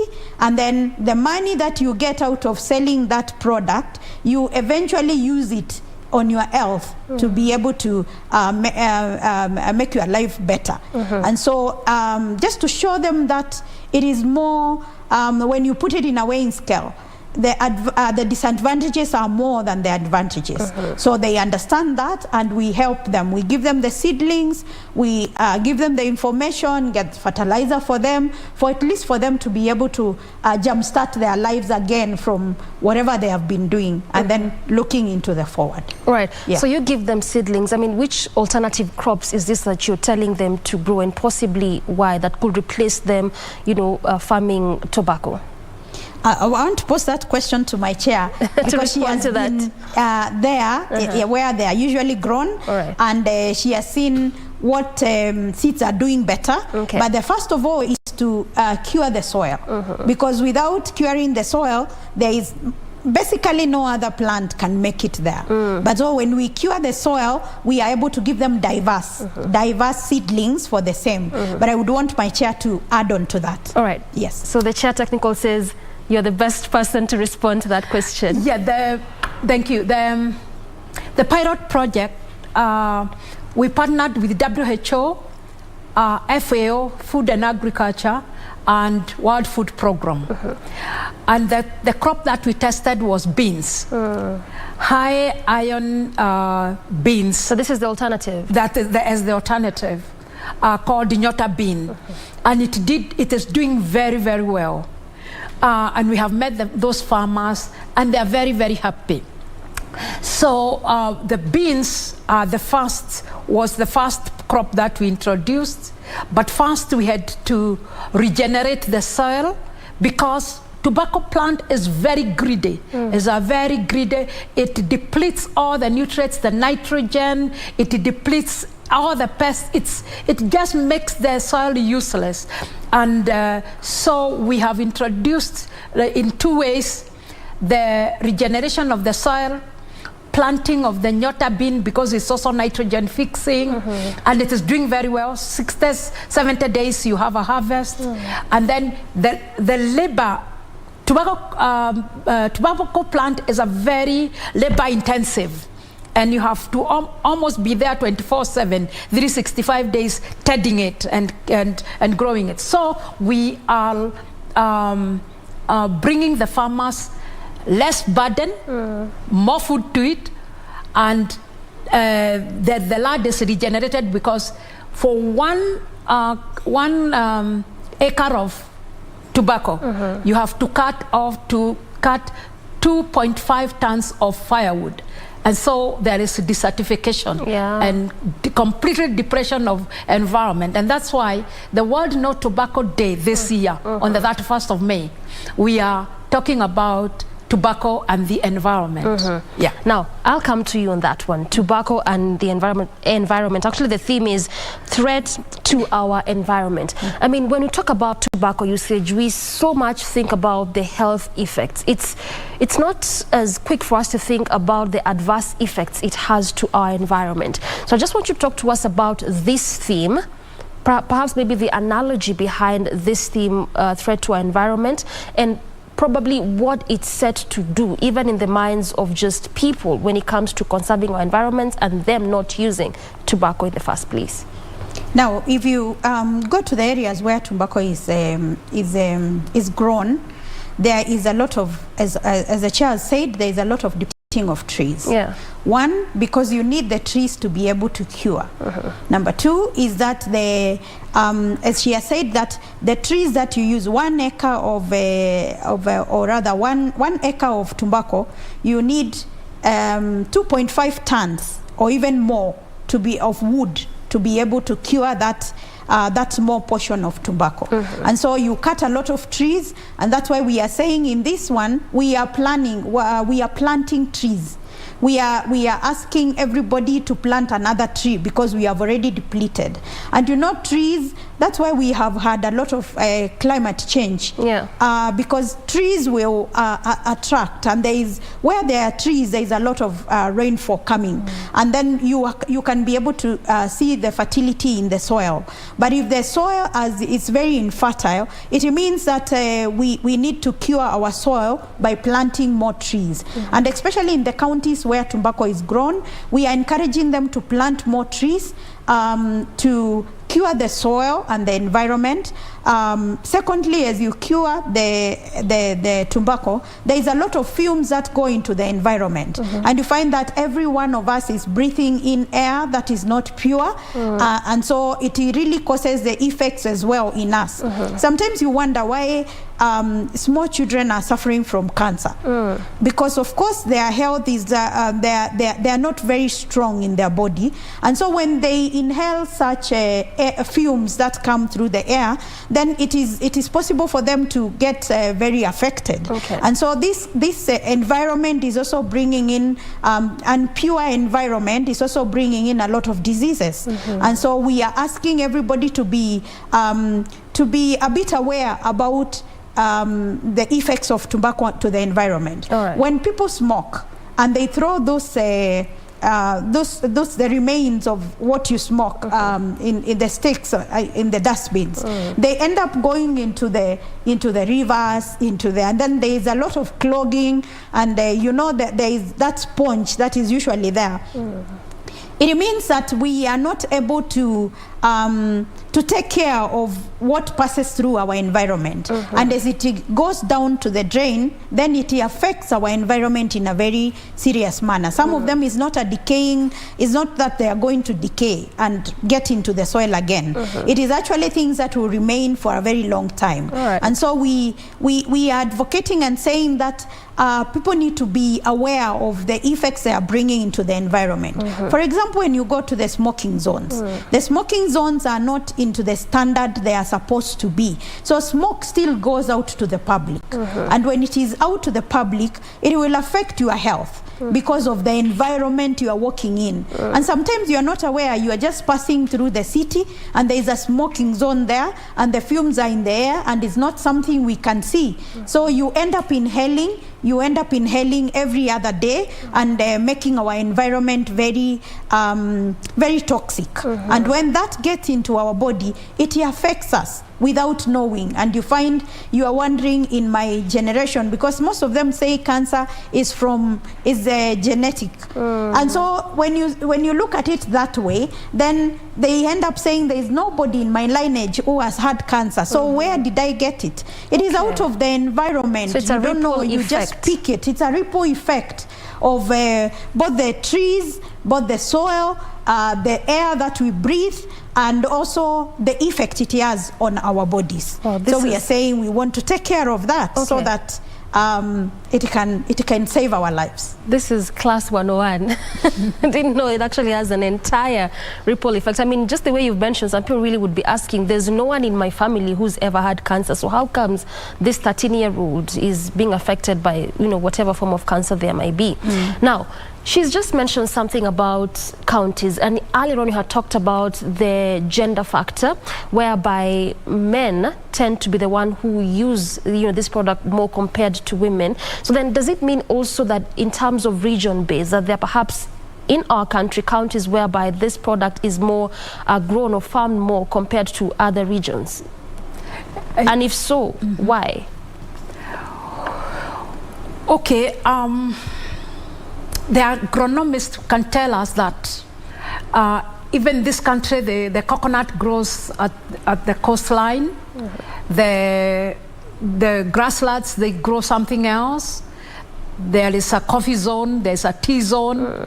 And so the tobacco manufacturers, they looked at areas where the tobacco plant can be grown. Maybe they had considerations where tobacco needs to be grown.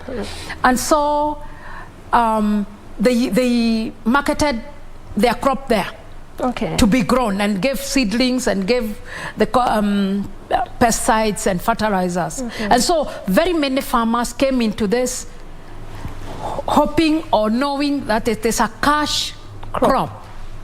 Unfortunately, those farmers who have been growing tobacco, although they thought it is a cash crop, it has ended up being a disaster on their health and on the environment, like my technical chair has talked about. So, coming to gender, it is not that men are affected more without a reason. It is the advertisement that was done earlier on about being macho, being cool, attracting more women if you are smoking, swinging the cigarette. So there was more an attraction to men because it was advertised and promoted as being culturally superior use of this product. But that was just exploiting the addictive nature of nicotine. Currently, what we have seen is the manufacturers have gone ahead and designed products in women colors, looking like the electronic. Some are looking like just the car key. Others are looking like the new forms of tobacco. The new forms of tobacco, vaping. Some is looking like lipstick. Some is looking like a disc. So different. So they've become more creative? More creative, and then camouflaging the flavor and put in more flavors, apple flavor, mango flavor, peach flavor, strawberry flavor, just to attract the women. Remember that the manufacturer and the importer want to expand their market base. That's why they target young people, because young people are increasing in population. Then they want to target more women so that more women come into the market and more men are retained in the market, because the addictive nature of nicotine and tobacco products makes you so addicted that you want to continue smoking. And so if it comes in form of pouches, or it comes in form of looking like lipstick, or looking like slim and sleek in pink colors, in colors that attract women, and then all the friends continue to do it, then everybody, because of peer pressure, they get into and get hooked, and they become permanent customers. So it's a question of cutting off peer pressure and cutting off the addiction. And that's why we are out here to tell Kenyans about these lies,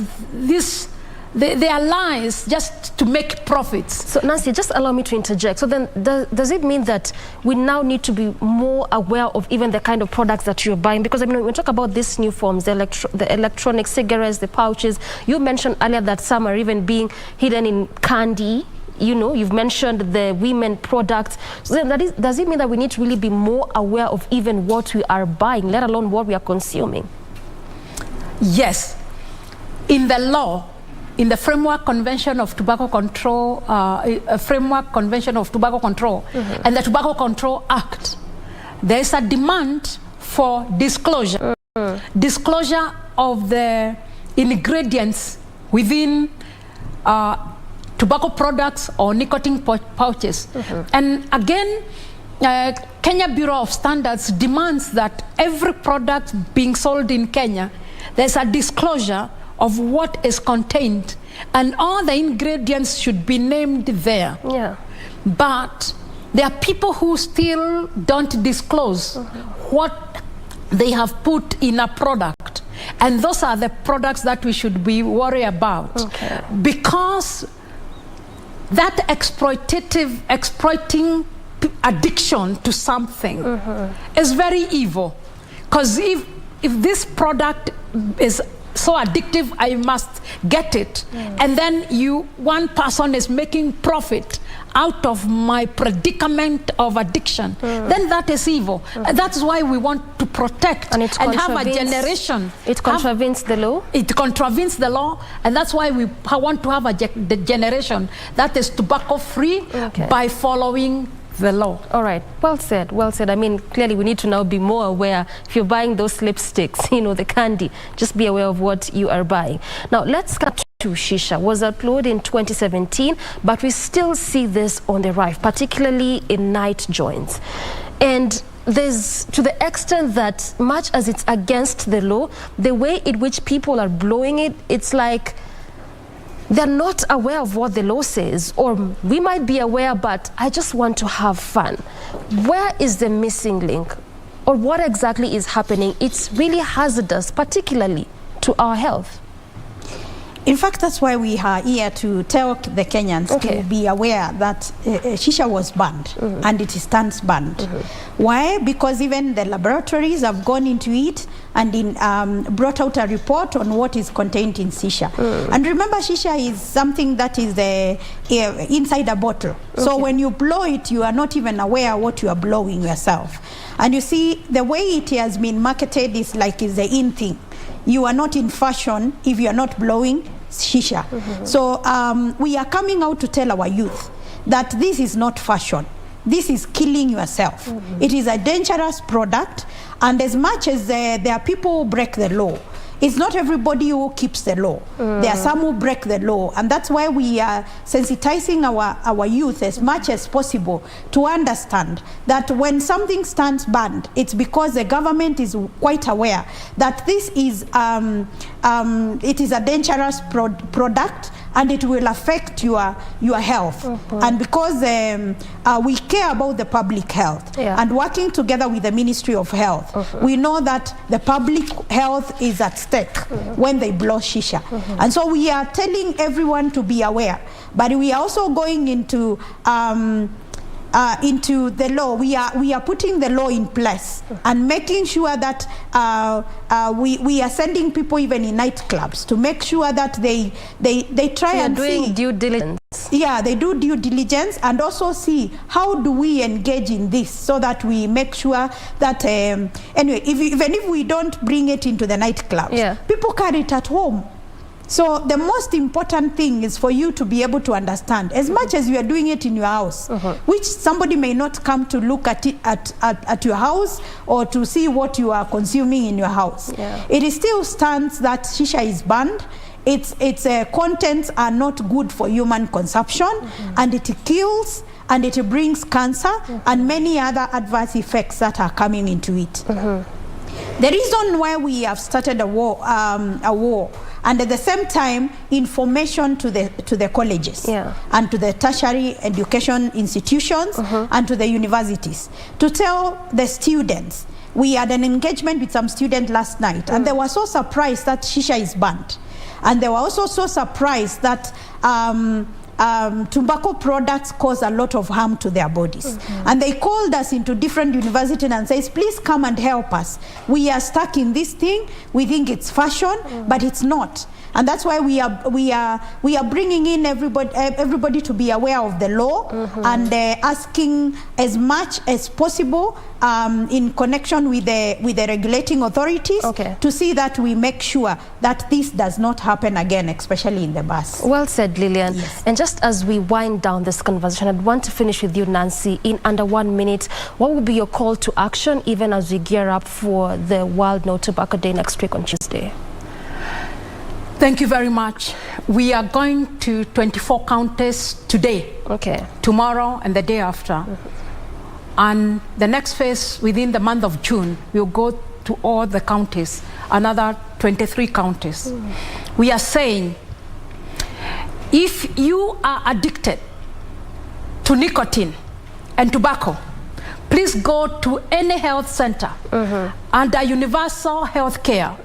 There is cessation program in every health center. Every health worker is aware that when you come in, you are asked the question, have you ever smoked? Do you smoke? Does anybody within your environment smoke? So let us all move to the health centers because there is rescue there. Number two, parents, if we want to save a generation, let us stop smoking in front of our children. Anyone who had interacted with cigarette smoke, shisha products, or nicotine product, nicotine pouches, vaping, electronic devices. When COVID came, they were hard hit. So let us rescue a generation and rescue Kenyans out of this tobacco use. Good place to end it. Let's rescue a generation. Let's rescue Kenyans. All right, and I have been speaking to Nancy Gashoka, just to my immediate right. She is the chair, Tobacco Control Board, as well as Lillian Bevy, the chair, Technical Committee, Tobacco Control Board, obviously talking to us about the adverse effects of tobacco. And you've heard it from them, even as we gear up towards the World No Tobacco Day, which is being commemorated on the 31st of May 2022. That is next week, Tuesday. That's a good place to end this conversation. Plenty more after this break. Stay with us.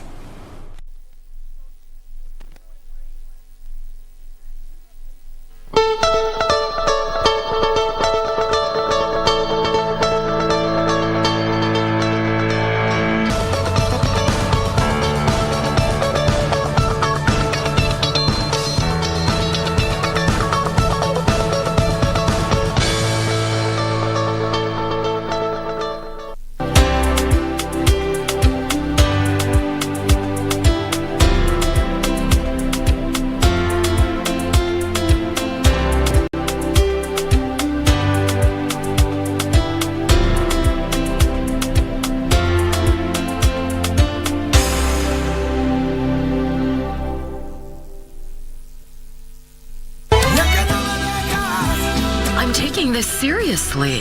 Hey Dario, what do you think of the two of us leaving at the same time? Way out at that time.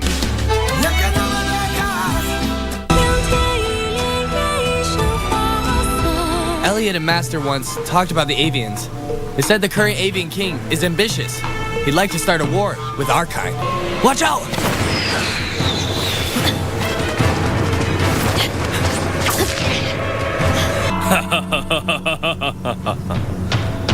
Good job. We tracked them all the way here, expecting to catch a few for questions. Someday he's going to rebel and cause trouble. We've got Mars. No need to worry. Prince, my apologies. Get lost. But Prince, do you know who he is? 都是假象。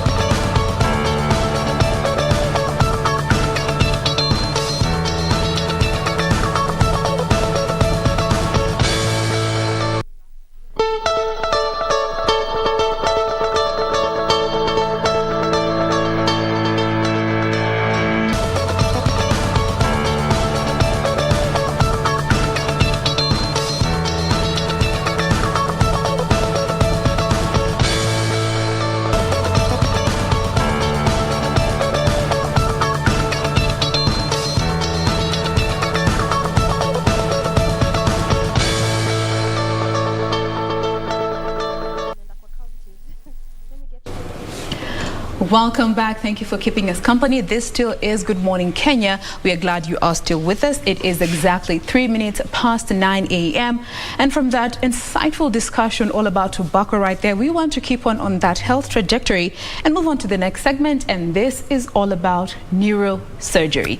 Now, this is a branch of medicine that not much is known about it until you find yourself in a situation where you require this kind of treatment, or you know somebody who requires this kind of treatment. But today we are here to give you the basic information that you need to know around neurosurgery and just understand the advancements that we have made as a country. And to help us with this conversation today, we have Dr. Devendra Singh, who is a neurosurgeon working with Medihill Group of Hospitals. Good morning and welcome. Thank you. Thank you so much for making time to be with us today. It's my pleasure. All right, so neurosurgery, for most people, when we hear this term, we think of complex things because we have our own understanding of what it could be. Yes. But from a medical point of standing, when we talk about neurosurgery, or you as a neurosurgeon, what does that encompass? What does it mean? Neurosurgery is basically that field of medicine that deals with the treatment of disorders and diseases of the nervous system, basically brain and the spine. So basically neurosurgery has been there since ages, but most of the developments that have taken place in neurosurgery have been during the last century. Yes. And today I am going to speak, I was told to speak about basically the advancements that we have made in neurosurgery during the recent period. So the first and the foremost that comes to my mind is the development of the neuroimaging. So while treating the brain and spine, we need to have a good imaging. By imaging we mean the CT scan, MRI, PET scan, and many other instruments that form part of this imaging. So prior to the advent of the MRI and CT scan, the neurosurgery was in a very primitive state, because we used to perform neurosurgery and we used to diagnose the patient with our clinical skills and by the history and the examination. But that was very crude method. And now with the advent of the CT and MRI, we can treat the patient, we can diagnose the patient very well, because they are very fast, they are very accurate, and most important, they are very non-invasive. Yes. And we can easily diagnose the patient and plan our surgery according to that diagnosis we have made. All right. Now, when we talk about neurosurgery, for what has been known for the longest time has always been the conventional open surgery. And maybe for those of viewers who might not understand what it encompasses, traditionally it has been what has been used for most of the brain surgeries that have been required. What goes into open brain surgery? See, the surgeries, as they are evolving, they are moving from open brain surgeries to minimally invasive brain surgeries, or any minimally invasive surgery. By open brain surgery, we mean that we have to expose the brain to the maximum, because prior to the advent of the endoscopes and the microscope, you had to make a big incision, big opening in the brain, so that you can visualize the brain properly and do the surgery. Now, with the advent of the endoscope and the microscope, what has happened is that now we need a very small incision in the brain. We don't need to open the brain in a big manner and expose the brain and do the surgery, because we can do that surgery with a small incision and a small opening in the brain. The main reason for that is, now the endoscope and the microscope, they provide two things. They provide the illumination, that is a light, and magnification. They provide magnification, so that we can see all the tissue of the brain and everything under magnification. So this helps us perform the surgery in a better manner, and we provide good results, because the incision is small, the blood loss is small, the hospital stay is less, the overall cost of the treatment is drastically reduced because the overall the stay, and the results have greatly improved. Now, medically speaking, when you compare the open brain surgery versus the microscopic or endoscopic surgery, what are the health risks that were associated with the open brain surgery that are hugely avoided when it comes to endoscopic and microscopic brain surgery? Open surgeries used to be a lengthy procedure. It used to be, it used to have poor, I may say that the results are better with the endoscopic brain surgeries. Okay. Because as I told you, we do it under magnification, we do it with a lot of illumination, smaller incision. That has greatly improved the result. Open surgeries had problems like lot of blood loss. The risk of infection was more because the more tissue exposure, the more damage to the normal tissue. So that's why we called this the endoscopy as the microscopic neurosurgery as minimally invasive. Because normally we don't now, we save the normal tissue. Our main aim is that we don't disturb the normal tissue. We just attack upon the pathological or the tumor or anything that is not the part of the normal brain. So for that we don't go through a small incision. We try to protect the normal structures, and then we only attack the pathology. Okay. So in this way the results are improved. The post-op stay is less. The post-op complication like weakness, infection are less, and discharge from the hospital is very early. The patient can recover very well, and he can go home the next day. In case of spinal surgeries, the spine surgeries used to be considered. The people now also they don't go, are not ready to go for the spine surgeries. But when I tell them they can go home the next day, they don't believe it. Wonder how? Yeah, because we are minimally invasive. We don't cut we give a small cut. We don't invade the normal tissue. We just remove the, suppose we are doing for a disc surgery, we do the disc surgery and we send the patient next day. And we can even make the patient walk after 2 hours after the surgery. So that is only possible because of the these endoscope and microscope and the minimally invasive methods that we are using. Now let's talk a bit about the conditions where neurosurgery can be employed, or rather is employed in the treatment, and especially so when it comes to conditions that so many people have been struggling with for so many years without understanding that neurosurgery actually is the only option that can be used to help alleviate some of these ailments. Neurosurgery is a bit broad field. Basically, you can't just generalize because it's a very it encompasses many other subspecialties. Like if I come to first of all the trauma. Yes. If you suffer head brain injury, trauma, that is. Brain trauma, yes. Okay. Brain as well as spine trauma. Then the neurosurgery comes into play. Then if you are treating brain tumors, okay, then neurosurgery is there.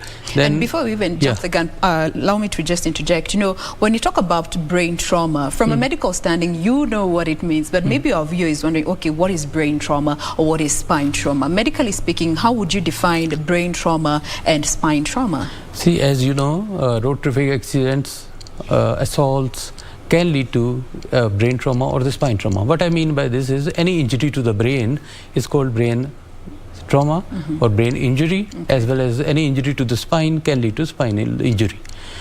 Now what happens, the brain is enclosed within our skull. Although it is very well protected by the skull, then also it is very much vulnerable to the trauma, because that's why the government makes the policies that makes it mandatory to wear the helmet, because as you know, the brain is the most important organ of the body. It's a governing seat of the body. So any injury to the brain can have a devastating effect over the body. And as you know, time is the most important factor in managing a head injury. So patient should be aware about this, that if he reaches hospital in time, and if he is suspecting the head injury, and that manifests in the form of patient may have headache, unconsciousness, vomiting, and or nasal or ear bleed. These are the things that usually point towards that the patient may have some brain injury. And if anybody, if a bystander knows that yes, the patient is he is unconscious, he is having vomiting, he is having this, then if we can take the patient to the hospital at time, then the results of after the injury are good. Now, looking at those symptoms that you have mentioned, do they occur over a certain period of time so that you don't confuse them with other ailments? So how are you able to distinguish that this could be pointing to head trauma? See, if there is a definite history of head injury, patient was going and he has met with the accident, first thing is that you have an idea, yes, patient has met with the accident. Now, the symptoms that I have told you, if he is unconscious, lying on the roadside, definitely he has a head injury. There is no doubt about that. But if he develops drowsiness later on, or he complains of headache, then he may or he may not have a serious head injury. And we have to rule that out. And once he reaches the hospital, then we may go ahead with the investigation like CT scan to rule out any head injury. And if we can treat that head injury on time, then the results are really very good. All right, and this now brings me to trauma, when especially where children are involved, because most of the times children, they're always falling over, they're playing, they hit each other, they throw things at each other, but as a parent, you might not be aware that your child actually experienced any form of head trauma, and especially when they're younger. See, in children, yes, they often fall, and every time we don't need to carry them to the hospital. That's very true.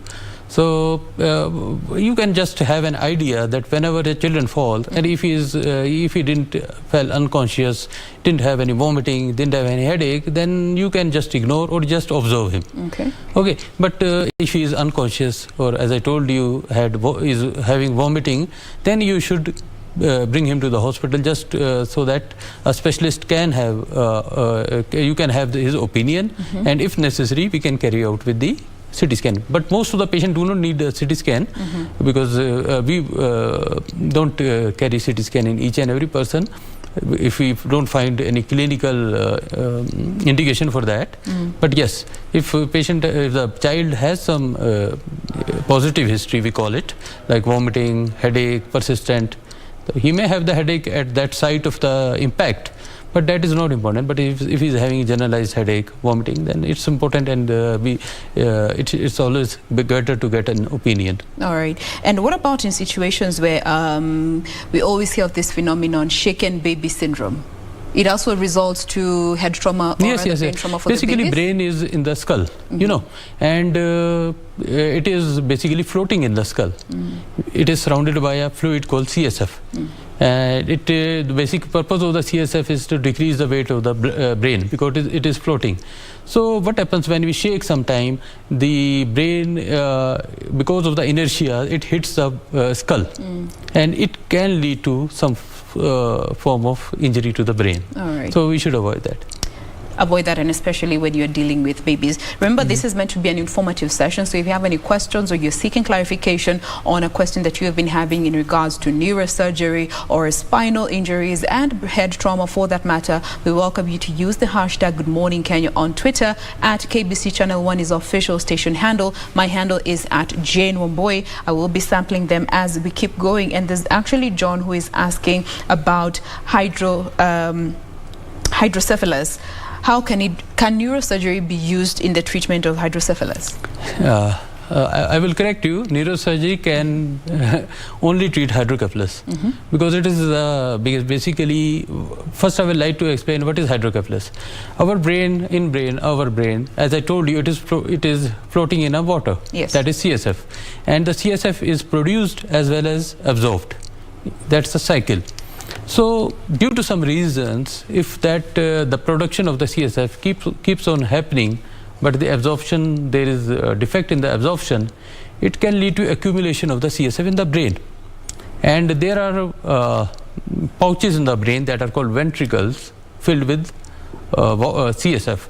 So they keep on dilating. CSF is cerebral spinal fluid. Fluid, yes, very correct.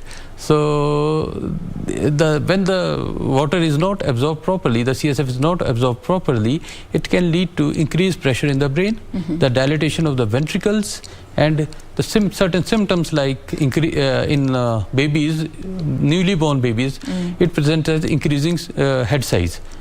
Okay, but if it happens in adult, because the bones are fused, the skull is fused, so the head cannot enlarge in adults, so it presents with headache, vomiting, and it can also lead to unconsciousness if not treated well at time. So this is hydrocephalus. Now how do we treat it? The treatment depends upon. There are two round treatment. Earlier, the only treatment available for the treatment of hydrocephalus was putting a shunt. The shunt, as the name explains, is a shunt between the brain and any other cavity of the body, in which we can drain the CSF. Okay, maybe it could be the pleura in the lungs we can drain, in the peritoneal cavity in the abdomen we can drain. So we put a tiny tube in the brain and take it to the abdomen and drain the CSF. So the CSF that was not getting absorbed now can drain into the peritoneal cavity, and it resolves the pressure. The patient becomes normal and comes back to the life. Now this was the treatment that was carried on earlier. Now there has been a major advancement in the treatment of hydrocephalus. Now what we do is we do endoscopic third ventriculostomy, that is ETV. In this procedure we don't put a shunt, because shunt is a foreign tube that has some disadvantages, like it can get infected because it's not a part of our body. Second thing, it can dislodge, it can move from the brain and it can go into the neck, or it can go into the abdominal cavity. It can dislodge, it can get blocked. It's a very common complication. 30% of the shunt get blocked over the time. Because anything because it's a very tiny tube. It's a very, very, very thin diameter, a very small diameter tube. So you cannot put a major big tube under your skin. So it has to be small. So it gets blocked. So these were the disadvantages. And endoscopic third ventriculostomy, we create a stoma in the brain so that the CSF can drain through that. So we don't need to put a shunt. Okay, and this is basically done through endoscope. And with a small incision, we create a stoma. It has also some disadvantages. It's a bit costlier because the equipments that are used are a bit costlier. It is a big learning curve. You have to do a lot of surgeries to master this technique. But in the long run, because you don't put a shunt, so you save the cost of the shunt, and it becomes cheaper. When you keep on doing it, in the longer run, it is cheaper, it is better, and has more physiological, because the fluid of the brain is draining into the brain only. It's not going into your abdominal cavity. It's more physiological. Okay. So carries less of the disadvantages of the shunt. All right. Now let's talk a bit about the gaps that are there when it comes to neurosurgery, and especially so in the Kenyan space. I want to start with the aspect of awareness. From your interaction with the patients that you have interacted with in your line of work and also in the hospital in general, how much do people know about neurosurgery in line with the treatment of the different conditions that are there? Yes, actually there are a lot of misconceptions about neurosurgery. People think that it's very dangerous to undergo a spine surgery, or very dangerous to undergo brain surgery. So sometimes they don't even want to go surgery for the brain tumors. They just want to avoid neurosurgery, thinking that anybody who undergoes a neurosurgery is bound to die. But that is not a fact. And actually, what is the survival rate? Survival rate, it all depends upon the type of tumor you are treating. If you are asking about the brain tumor surgery, it all depends upon the type of the tumor that you are operating. There are certain tumors like meningioma. If you can remove them properly, the patient can survive for whole of their life.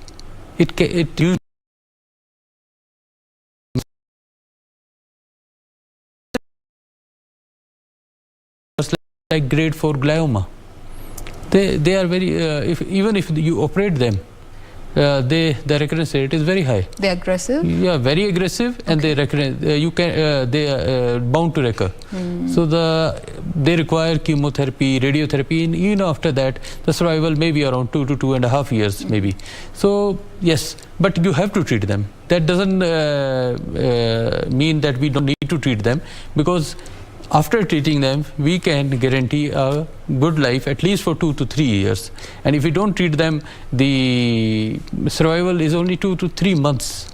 So we need to treat them. We should make the patient aware. We should make the patient aware that neurosurgery is the only option that is there for the tumors. Yes. You can't avoid it. You can't just keep on waiting and let the tumor grow in size, and then it becomes difficult for the operating surgeon as well as the patient, because as a surgeon we would like to operate a small tumor rather than operating a huge tumor, and a patient you will also expect good results, and then that we can only guarantee if we operate a tumor at an initial stage rather than at the final stages. The earlier the better.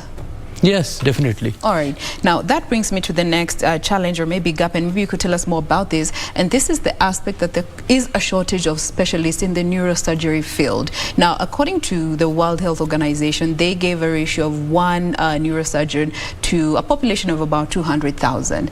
But in Kenya, there's a huge gap. Tell us a bit about that and how much of a problem it has posed. See, yes, there is definitely a shortage of neurosurgeons, but this shortage can be covered if the primary healthcare workers, the physicians, the referring doctors are aware about the neurosurgery, because they know the symptoms of the brain tumors and they can help in early detection. Because most of the patient they will never travel directly to a neurosurgeon. They will first go to their primary physician, then they may go to some other doctor, then and finally he ends up to a neurosurgeon, and that basically we are super specialists, so we don't never receive the patient. Most of the patient come to us through the primary physicians. So if they are aware about the neurological or neurosurgical illnesses, condition, they can help in early referral and early treatment. And the shortage of neurosurgeon can be tackled in this manner, because if the patient reaches to us early, we can treat him early. So that is going to help the patient the most. Secondly, the shortage of neurosurgeon comes into picture most commonly in the treatment of trauma, because trauma or neurosurgical emergencies like hemorrhage and everything, because if it happens at a small center and there is no neurosurgeon, it takes time to shift the patient to a center where the neurosurgeon is there. Yes. So there, you definitely, in those places, you would actually expect that there should be a neurosurgeon, because if you treat the patient in time, because there is a very short window for management of stroke as well as hemorrhage and everything, or accidents. So there you expect there should be a neurosurgeon available 24 hours. But because, as you told, there is shortage of neurosurgeon and that is not possible, so good facilities in the primary healthcare centers where the patient can be managed at the initial stage, like intubation and everything, and given treatment protocol, or there could be some teleconsultation with the neurosurgeon from there, that is who is present at his center, so that he can guide the doctor at the rural or primary health center to manage the patient, and early evacuation and shifting of the patient to the center, that can help. Okay. Unless we have good number of neurosurgeon at the center. Now, you've mentioned the fact that, by the time a patient gets to a neurosurgeon, there's a whole other chain of specialists that they get to attend to them before they get to the neurosurgeon. And that brings the other aspect of the training capacity and capabilities, and especially looking at our Kenyan space. Do we have the proper training capacity to ensure even just a general physician or a medical officer, clinical officer can be able to point out some of these signs and symptoms that could be pointing out to brain trauma? Yes, definitely, because at the primary level, at the graduation level, we are all taught about the symptoms that head injury patient may present with, or a brain tumor may present with. So it is not it's not a very rocket science to judge a patient that yes, he is having because the patient with which a neurosurgical patient present are very clear, like headache. He may present with epilepsy, that is convulsions. So the doctor, if he wants, can easily diagnose and refer the patient to the neurosurgery. It's not a very difficult, and with the availability of the modalities like CT scan, MRI, the things have become more easy. Yes. Now, any patient who presents to a primary physician with a headache, and if it is not getting treated with this medicine, not responding to the medicine, he can order a CT scan, and then the report will make the diagnosis very clear. Yes, he is suffering from this, maybe tumor, abscess, anything. So it can help them referring the patient. Okay. And what about in this, when it comes to specializing now to neurosurgery? As you had mentioned, it takes a number of years in order to actually be proficient in performing some of these surgeries. Do we have the capacity to actually offer that education as a country? Or if yes, what more needs to be done to just ensure that we are able to train more and more medics who are specializing in the neurosurgery that actually that all depends upon the government and initiative by that. They have to identify the problem, and then in the medical school they could provide increased number of seats, and they can open training center for neurosurgeon. That can be done. That is very necessary and should be done, because as you were telling, there is a shortage of neurosurgeon, and many of the patients have to travel 400 kilometers, 500 kilometers to reach to our center, and many patients they have to travel abroad to get neurosurgery done. So it's a need of the hour. Yes, the more and more neurosurgeons should be trained, and at the institutions, government is, as well as good private institution, they can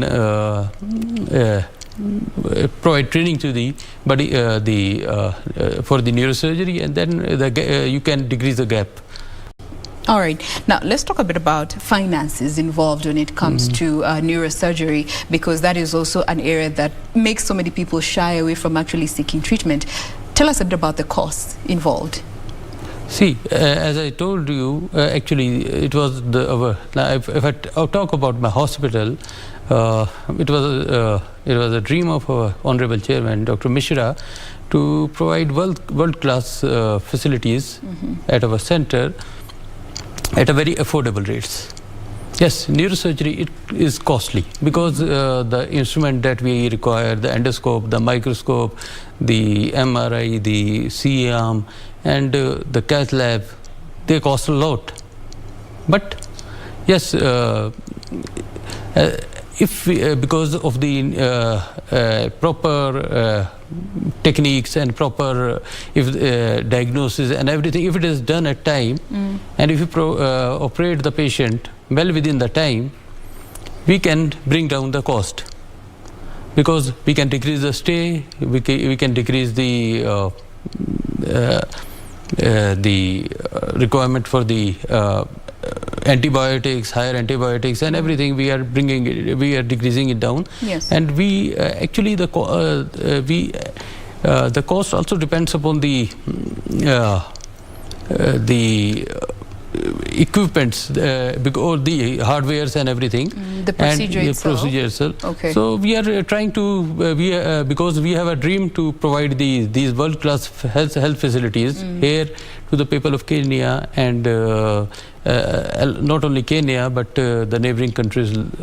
So we are working on this, and if you compare the cost, we are very, very cheaper and affordable to if you compare with the other nearby hospitals. Right. And I've seen that myself. So that is our endeavor, and we are trying to do that. But yes, I agree with you that neurosurgery is a bit costlier as we compare it with because of the factors that I've already told. Yes. Because the hardware and everything that is involved, the world-class infrastructure that we have, it may be a bit costly. But yes, we have we are much cheaper than the other comparable hospitals. All right. Now, speaking of this world-class service, which actually requires world-class equipment in order to perform some of this surgery, so that we can have minimally invasive procedures and a person can go back to their daily activities, there comes in the government and what more it can do to help bring some of this infrastructural capacity that we need as a country to create more room for us and our specialists to be able to perform these surgeries locally without needing patients to travel abroad to get these services. The the aspect of infrastructure and what other stakeholders can do to ensure that these world-class services are offered within the country? See, the government can do is that the instruments that we have now, that is not the question that I'm supposed to answer, because these the instruments that are being brought from, because they are not manufactured in Kenya, so they are imported from the other countries. Now government can reduce this duties on this, then so that they become cheaper, and once they become cheaper, they can be deployed at many centers. And because since, as you know, the things that are imported are bound to be, and because they are heavy duties excise on them, so if that is reduced, the things may become cheaper. Like MRI, MRI, CT scan, they are very costly. But if the government can take an initiative and decrease the cost, then they can be there can be many centers that may be coming up with this kind of facilities. All right. Now, let me just sample some of the feedback that we are receiving. We have Beth here who is asking what treatment is best for disc prolapse? See, most of the disc prolapse do not require any kind of surgery. This is a misconception that if you have a disc prolapse, you require any kind of surgery. I may say, if I go by my experience, 98 to 99% of the patients, they respond very well to the medicine, physiotherapy. But yes, if you have a problem that is not responding to the medicines, or you are developing signs and symptoms like weakness, numbness, or the pain is not responding to the medicine, then you may require surgery. And the best surgery we can offer is the endoscopic disc surgery, in which we just give a small incision at your back and remove the disc that is compressing your nerve, and you can go home on the same day or by the next day. Yes. All right.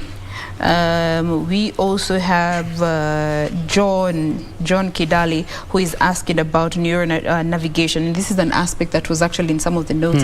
What is neuronavigation even in the first place? Yeah, neuronavigation is the latest, it's a development that has taken place in the field of neurosurgery. What is that? It is basically, it guides us, it navigates us into the brain. As you know, I will give you an example to explain. Suppose we have a small tumor that is present in the brain, and it is located deep inside the brain. And to reach that tumor, we will have to go through the normal brain, and disturb the normal brain. And while doing this, we may cause some damage to the normal brain. And like if we want to dig something that is in the earth, we don't, so we can dig as much as possible here, there, but we can't do that in brain. We have to be very precise, because the more we disturb the normal tissue, the more problems the patient develops after the surgery. So it's basically a software, and we merge it with the CT scan, MRI. So it tells us the precise location of that tumor or a lesion, and we can directly land over that lesion and remove it without disturbing the normal brain.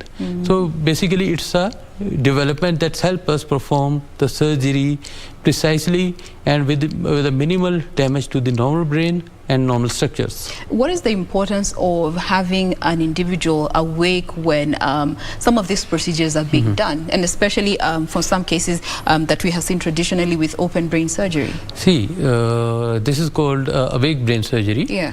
And the certain lesions or tumors that are located in the motor strip. Now, motor strip, we mean the part of the brain that controls our motor activity. So while operating the patient, the tumor that are located on the motor strip, if the patient is unconscious, we will not be able to judge while removing tumor whether we are not damaging the motor strip. So we just give local anesthesia and talk to the patient and make him move his legs, so that while doing the surgery, we are aware, yes, we are not damaging the normal, the motor structure, the speech area, and every other equivocal areas, the important areas of the brain. Okay. So while if suppose we are doing the surgery and we tell the patient to move his legs, he is not able to move, or he develops weakness, then we know that we are not doing the right thing. We are damaging the motor tract. So we can just avoid that part of the surgery. So this is the importance of the awake surgery. Oh, fantastic. To just ensure that you're not doing more damage than good. Yeah, definitely. All right. Now, there's a question that has come in here from Richie, who is asking, what is the difference between a brain aneurysm and stroke? Yes. Basically, stroke. Stroke is a... aneurysm is the, first of all, let's try to explain aneurysm. Our blood vessels supply blood to the brain. Okay. And if some area of weakness develops in that part of that blood vessel, along the blood vessel, yeah, in the blood vessel, okay, so there will be outpouching that will grow, keep on growing with passage of time. It will keep on growing.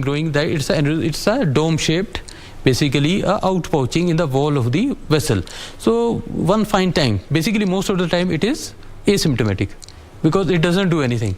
But it's just a swelling along the swelling, vessel. yeah, very right. So once one fine day it ruptures, and then it becomes symptomatic. It presents as brain hemorrhage, that is called subarachnoid hemorrhage, and then we need to treat that aneurysm. Okay. And stroke is something different. Stroke is there are two types of stroke. Stroke, what happens is that the vessel, the blood vessel that is supplying the brain, may get blocked due to some clot. That is called infarct, because the brain is not getting blood to normal functioning. That is called infarct stroke. And there is one sometimes the blood vessel without an aneurysm, because it ruptures because of the blood pressure or many other reason, and there is a hemorrhage. That is called a hemorrhagic stroke. So stroke is of two types. Okay, and what is important is that because differentiation, the treatment of both the strokes is different. The hemorrhagic stroke requires treatment for the control of blood pressure, to decrease the brain pressure, and stroke that is due to infarct, we need to open that blood vessel that is blocked. So in this we give blood thinners, and there are new therapies that are coming out in the form of endovascular techniques, in which we go through the vessel and try to remove that clot with a catheter, so that we can open the blood vessel. That is endovascular therapy of the that has come up in a very big manner. So that is a new therapy that has come for the management of stroke. While in aneurysm, the therapy is we open the brain and clip it, or we do the endovascular coiling. That is called coiling, in which we pack the aneurysm with the coils and stop its bleeding and rupture. That's another. So these are actually the difference between the aneurysm and the stroke. All right. Now, there is another question that has come in from Cynthia. This is clearly somebody who is very interested when it comes to how the brain works, and has done a bit of research, because she's talking about lobotomy. And if you know some history around lobotomy, you know where it started from, and it being banned and it not being allowed to be performed. But for the benefit, she's asking, how was lobotomy even allowed to be performed on individuals back in the day, considering the damages and the challenges that it came with? See, curiosity. Yeah. I will tell you. In those days, actually, the patient of the psychosis and everything, they were kept in. They were not actually. They were not very good medicines present at that time. So to control them, to the patient suffering from schizophrenia and everything, now there is a good availability of drugs, antipsychotics, that we can treat the patient with. But at that time they were not present, and maybe but now it is banned. The good thing is that it has been banned. It was and because everything evolves with time, you cannot criticize the therapy, because at that time since there was no medicine, they may have thought, they may have found it, and the rules and regulation at that time may not have been very strict. So that happened. Right. They're part of history now. It's a part of history. You can go ahead and read about it. It's very interesting. There are so many documentaries that have been done around lobotomy and how barbaric it was up leading to its burning. But it's basically, they used to chop off parts of the brain to help treat. Not only chop off, they used to insert some instrument in the brain and just move it. It's a very crude manner. You can't even think of that. In the treatment of mental illness, but nonetheless you can read more about that. Now, as we bring this conversation to a close, there are many people who are asking about the recovery process. I know you had mentioned that it's quite it's not as complicated as opposed to the traditional open brain surgery, and especially looking at these advancements. But just go over them for the benefit of our viewer once more. The recovery process post neurosurgery, and especially when there is minimal invasive techniques used. See, as I've told you, it depends on the type of surgery you perform. There are still many surgeries that are major surgeries in neurosurgeries. There are minor surgeries in neurosurgeries. So recovery rate depends upon the disease, basically. But if I generally speaking, the recovery time is around 4 to 5 days. You can recover within 4 or 5 days in most of the cases. In the spine surgeries, if you are doing the minimally invasive disc surgeries, the recovery time is only a single day. You can go back home after a day of the procedure or on the same day. And now it also depends. Suppose I was telling you about the aneurysm surgery. Now the aneurysm, I told you, most commonly present with the rupture. And once it ruptures, it has n number of complications. It can cause bleeding. Yes, it can cause vasospasm, in which the blood vessels they go constrict, and the blood supply to the brain is decreased. It can re-rupture. It can cause hydrocephalus. It can n number of complications are associated with a ruptured aneurysm. And when the first and foremost thing to do is either clip it or coil it. And when it is done, then we have to deal with all the complication. And the recovery time is usually 14 to 15 days. The patient may remain there in the hospital for 10 to 15 days. But if the patient presents to us with an aneurysm that has not ruptured, and because it is very difficult to diagnose, but yes, in Western world and in Japan especially, the lot of aneurysms are being detected in an unruptured form. And if you do the endovascular coiling of that aneurysm, you can go back home next day, compared to the 15 days after a ruptured. So there is a great deal. Now you can see the contrast. So it all depends upon the type of the disease you are facing, you are treating.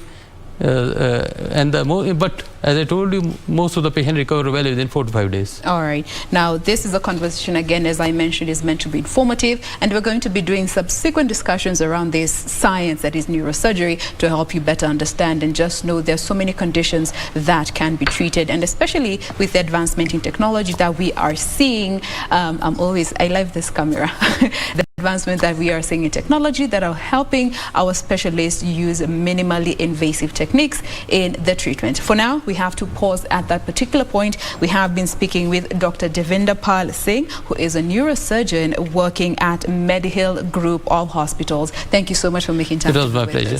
Thank you. All right, so that is that in regards to Health Tuesday. We want to say goodbye, but we will be back tomorrow. Thank you so much for your time. My name is Jane Romboy. Do enjoy the rest of your viewing.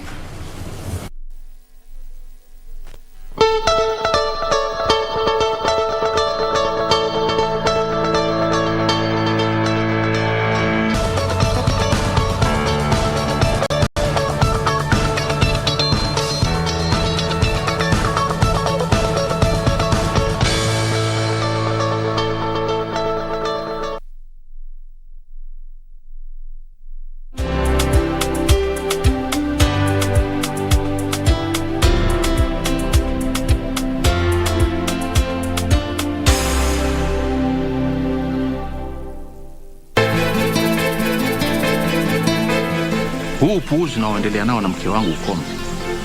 Tena ukome kabisa au utakuja kuzama. Mimi ni mvuvi bwana. Haya ndo mambo mimi nilikuwa sitaki. Wakati wote nitakuja kumwona mwanangu, nitakuja bila pingamizi. Pili, mimi hapa sitoki.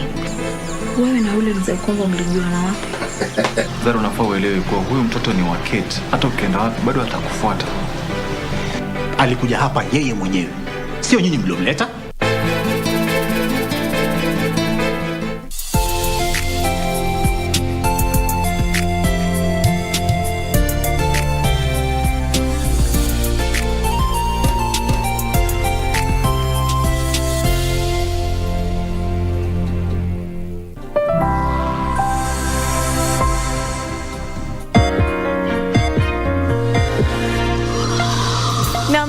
Mitikasi Leo, makala kutoka BBC yaliyomo. Serikali ya Tanzania yaingilia kati kupunguza bei ya mafuta nchini humo, tunakujuza.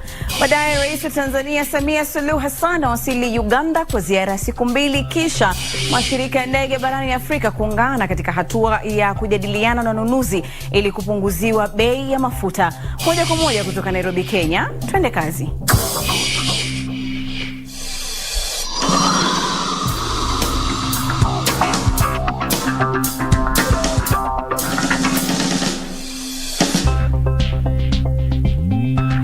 Dakta, masalam popote ulipo, karibu kwa toleo la leo. Makala yanaangazia habari za biashara zinazokuhusu, uchambuzi wa kina na mahojiano. Ni Linus Moshigadi. Serikali ya Tanzania imetangaza kutoa ruzuku ya dola 430,000 ili kupunguza bei ya mafuta, hatua ambayo itaanza kutekelezwa kuanzia Juni 1 mwaka 2022. Akiongea bungeni wakati wa kutoa mikakati wa kukabiliana na kupanda kwa bei ya mafuta, waziri wa nishati January Makamba amesema ruzuku hii imetolewa kwa kupunguza matumizi serikali katika kipindi kilichobaki cha mwaka 2021 mwaka 2022. Mnamo Jumapili, Ikulu ya Tanzania iliandaa kikao cha dharura kujadili jinsi ya kumudu hali. Kulingana na bei zilizotolewa wiki jana, petroli itauzwa kwa dola 1 senti 36 kwa lita, huku diesel ikiuzwa dola 1 senti 40 kwa lita. Bei hizo mpya zilikuwa ni ongezeko la 9.5% kwa petroli na 17% kwa diesel mtawalia. Kwa sasa naungana naye Igan Sala, mwanahabari wa BBC kutoka Dar es Salaam. Igan, karibu sana katika Mitikasi Leo. Serikali imesema nini kuhusu kupunguza bei ya mafuta? Shukran sana Linus. Kikubwa ambacho serikali imeeleza hii leo ni kwanza, tunajua kwamba toka juma lililopita serikali bunge lilikuwa limetoa maelekezo kwa serikali kwamba wapeleke taarifa rasmi ya kueleza nini ambacho kinaendelea ama ni hatua gani ambazo serikali inachukua ili kukabiliana na mfumuko ama ongezeko hili kubwa la bei ya mafuta haya ya petroli na dizeli. Kwa hiyo hii leo waziri mwenye dhamana waziri January Makamba alifika bungeni na kuwasilisha taarifa. Na katika taarifa yake kikubwa ni kwamba serikali ya Tanzania kwenye hatua za muda mfupi za kukabiliana na tatizo hili ni kwamba inachukua mkopo wa masharti ama wa gharama nafuu wa shilingi bilioni 1 fedha za Kitanzania, ambao utasaidia sasa kupunguza gharama hii ya mafuta hapa nchini Tanzania. Lengo ni kutengeneza mfumo wa kuweza kuhimili ama kuimarisha bei ya mafuta kwa kuwa na huo mfuko maalumu ambao kwa kuanzia ndo utawekewa hizo fedha bilioni 100 fedha za Kitanzania. Lakini tofauti na hivyo, serikali ya Tanzania imejipanga kuanzisha ghala maalum la kuhifadhi mafuta ambalo litakuwa chini ya serikali, ambalo litasaidia taifa kipindi ambacho kunatokea ongezeko la bei kwenye soko la dunia. Basi kwa kuwa tayari mafuta yalishakuja awali, itasaidia kuweza kuhimili na kusaidia bei kutokufumuka kwa kiwango ambacho tunaona hivi sasa. Igan, kwa kifupi zaidi, kutokana na kwamba fedha hizo ni za mikopo, zitaathiri vipi shughuli zingine za kiserikali? Haijaelezwa wazi ni namna gani ambavyo, kwa sababu mwisho wa siku ni lazima ni fedha ambazo zitakuja kulipwa na wananchi wenyewe, ambao wanaweza wakafurahia kuona kwamba mafuta yamepungua bei, lakini ni fedha ambazo zimechukuliwa kwa mkopo. Kwa hiyo kwa namna moja ama nyingine watazilipa kwa namna nyingine, kwa sababu tunajua serikali chanzo chake kikubwa cha mapato ni kodi, ukiachana na vitu vingine. Kwa hiyo kwa namna moja ama nyingine lazima bado itakuja kurudi kwa wananchi wenyewe. Igan, shukran za dhati. Kwa sasa tupe macho taarifa zingine za biashara kutoka barani Afrika na kimataifa. Rais wa Tanzania Samia Suluhu amewasili nchini Uganda Jumanne kwa ziara ya siku 2. Kwa mujibu wa Wizara ya Mambo ya Nje ya Uganda na Ikulu ya Tanzania, ziara ya Samia inalenga kuimarisha uhusiano baina ya nchi hizo mbili na ushirikiano wa kiuchumi. Alafu mkutano wa kukabili mabadiliko ya tabia nchi umeng'oa nanga jijini Abidjan na Ivory Coast kujadili utunzaji misitu. Rais Alassane Ouattara amezindua programu itakayohamasisha takriban dola bilioni 1.5 kwa miaka 5 ijayo ili kurejesha ardhi iliyoharibiwa nchini na kuboresha ufanisi wa matumizi ya ardhi.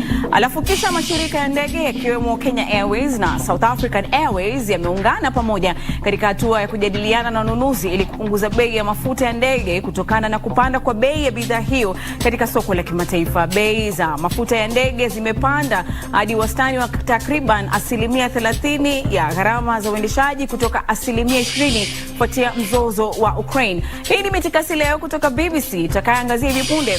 Je, ubora wa hewa una ufungamano wote na ustawika kwa uchumi? Tunadadisi gharama ya kiuchumi inayotokana na uchafuzi wa hewa.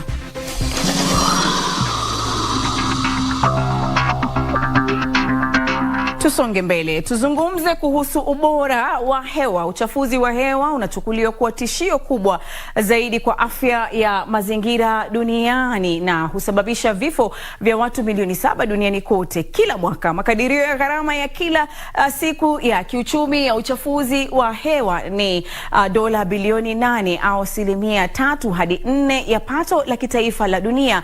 Aidha, inakadiriwa kuwa mnamo mwaka 2021 vifo vya watoto 40,000 walio chini ya umri wa miaka 5 vilihusishwa moja kwa moja na uchafuzi wa hewa. Hii ni kwa mujibu wa ripoti ya ubora wa hewa duniani ya mwaka 2021. Kulingana na ripoti hiyo ni kuwa taifa la Chad linaongoza kwa kuwa na hewa chafu Afrika, ikifuatwa na Nigeria, Sudan na Afrika Kusini. Katika ukanda wa Afrika Mashariki, viwango vya ubora wa hewa katika mji mkuu wa Uganda yani Kampala ni mara 5 au 7 hivi katika viwango vya shirika la afya duniani. Na awali nimezungumza na Konsolata Lihepa, mtaalamu wa mazingira. Nilianza kwa kumuuliza, je, ni mambo gani yanayochangia hewa duni? Tumsikize. Kweli tatizo letu la kwanza la hewa duni inatokana na carbon dioxide na carbon monoxide ambao wanasema ni hewa ukaa, ambazo hewa hizo au hewa mkaa inatokana na usafirishaji, sekta nzima ya usafirishaji ambao nazungumzia magari, moshi wa magari, unatokana na pia hali duni ya quality ndogo ya hali ya hewa, pia inatokana na takataka ambazo ni hizi tunasema dust particles ambazo ni mchanga na vumbi ambavyo pia vinatimuliwa. Vumbi linatimuliwa kutoka na usafi, vumbi linatimuliwa kutokana na magari yanayopita kwenye barabara ambazo hazina lami. Lakini pia hali ya hewa inachafuliwa na mioto. Watu wanapowasha moto kwenye kuchoma takataka, wanapowasha moto kwa ajili ya kupika, wanaopikia kuni, ama wale wanaokaa barabarani wanaochoma mishikaki, zile moshi na harufu zote zinachangia kukua na hali duni ya hali ya hewa. Lakini pia maeneo ambayo yanakaa na viwanda ambavyo vinatoa moshi na vumbi pia inachafua hali ya hewa. Na ni athari gani za kiuchumi ambazo zinatokana na uwepo wa kuwa na uchafuzi wa hewa? Ukichafua hali ya hewa, cha kwanza kinagusa moja kwa moja afya za watu.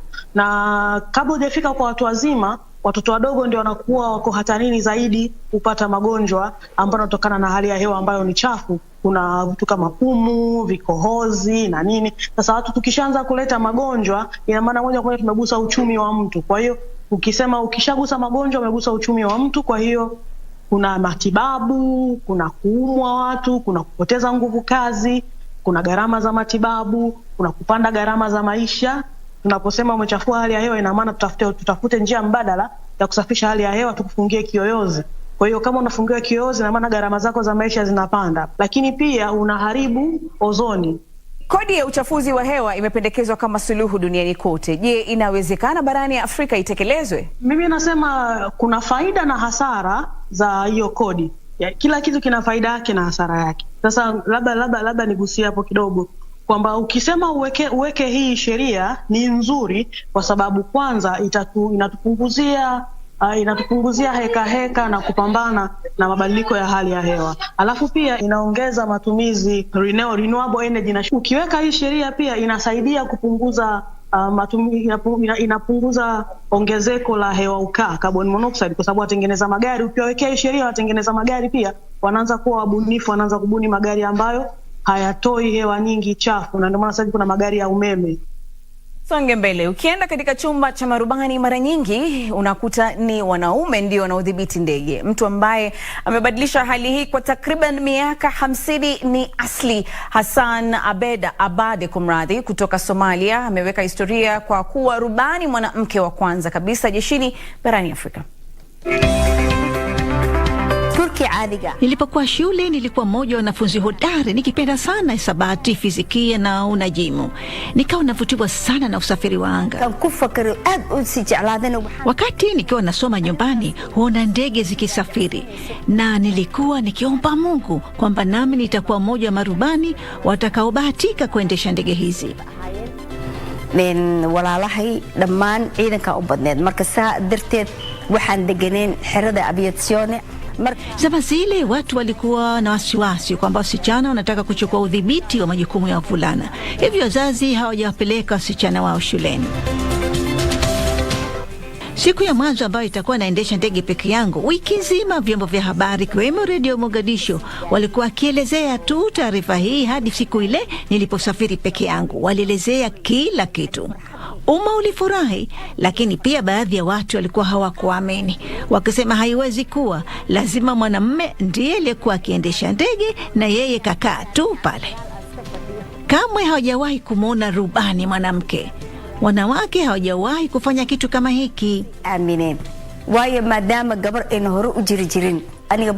Kwa kweli siku ile nilikuwa nataka tu julikane kwamba msichana wa Kiafrika anaweza kuwa rubani na kuwa chochote anachotaka kuwa. Gabar Afrikana. Ijapokuwa sasa ni mzee na nimestaafu na siwezi kuendesha tena ndege, kila ninapoiona ndege daima hujihisi kama nami niko katika chumba cha marubani na safiri angani. Na iwapo ilikupita Benki Kuu ya Tanzania huenda ikazindua hivi karibuni sarafu dijiti ya kukabiliana na umaarufu wa sarafu ya kidijitali yani cryptocurrency nchini humo. Hata hivyo benki hiyo haijatangaza siku mwafaka ya uzinduzi huo. Alafu mfumuko wa bei umepanda nchini Misri hadi 15% kutokana na mzozo unaoendelea kati ya Urusi na Ukraine. Takriban 30% ya raia wa Misri wanaoishi katika hali ya umaskini kulingana na takwimu, na idadi hiyo inatarajiwa kuongezeka. Alafu Wakenya wamefananisha bomu la ardhini na magimbi. Bomu la enzi la ukoloni ambalo halijalipuka limegunduliwa katika kijiji kimoja Kenya ya kati, ambako baadhi ya wakazi kumradhi walidhania kuwa ni mizizi ya mboga za kienyeji. Maafisa wa upelelezi wanasema kwamba bomu hilo litalipuliwa kwa usalama Jumatatu ijayo. Kwa sasa tuangazie kwa kifupi taarifa tulizokuletea. Tumekujuza serikali ya Tanzania jinsi ilivyoingilia kati kupunguza bei ya mafuta nchini humo, kisha tukakujuza kuhusiana na ziara ya siku 2 ya Rais wa Tanzania Samia Suluhu huko Uganda, alafu tukadadisi gharama kiuchumi inayotokana na uchafuzi wa hewa. Mwisho wa mitikasi hii leo makala kutoka BBC. Wapo hujapata kuona taarifa zetu leo na wiki nzima, tembelea mtandao wetu wa BBC Swahili. Wasiliana nami kupitia mtandao wangu wa Twitter @LinusM. Kwaheri.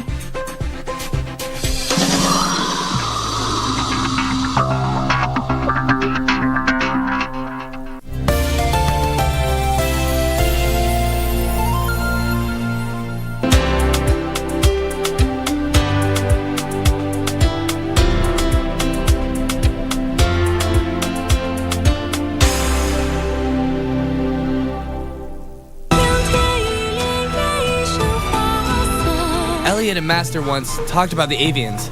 They said the current avian king is ambitious. He'd like to start a war with our kind. Watch out!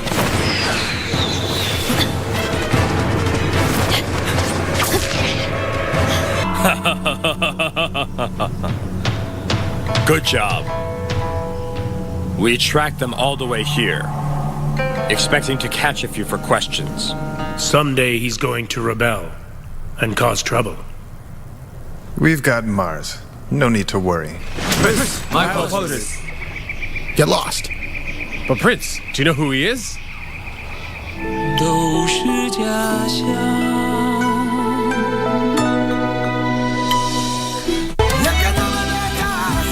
I'm taking this seriously. Way out at that time.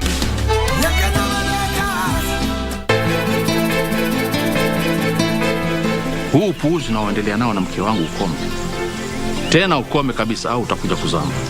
Mimi ni mvuvi bwana. Zari, haya ndo mambo mimi nilikuwa sitaki. Wakati wote nitakuja kumwona mwanangu, nitakuja bila pingamizi. Pili, mimi hapa sitoki. Wewe na yule mzee Kongo mlijuana wapi? Zari, unafaa uelewe kuwa huyu mtoto ni wa Kate. Hata ukienda wapi bado atakufuata.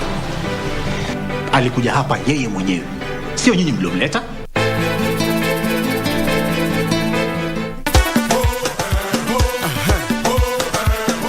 Tarehe 28 Mei barabara zote zinaelekea Harris Tavern, Nairobi. Manake kutakuwa na kongamano kubwa sana la rumba siku hiyo. Kikosi kizima cha Bridge Over Congo kimeandaa tamasha kali sana kwa nyinyi wapenzi wa muziki wa rumba. Oh yes, there will be lots of fun. Talk of nyama choma, lots of drinks, lots of giveaways from KBC, and not forgetting to mention rumba music with DJ Walter. Oh, and did I mention that there'll be free t-shirts for the first 100 people. Nitakuwa siku hiyo. Tafuta sheri. Kama una sheri, omba sheri. Nitakuwa your host Simeon Mfumo with my running mate Winnie Mauritius there. Yay!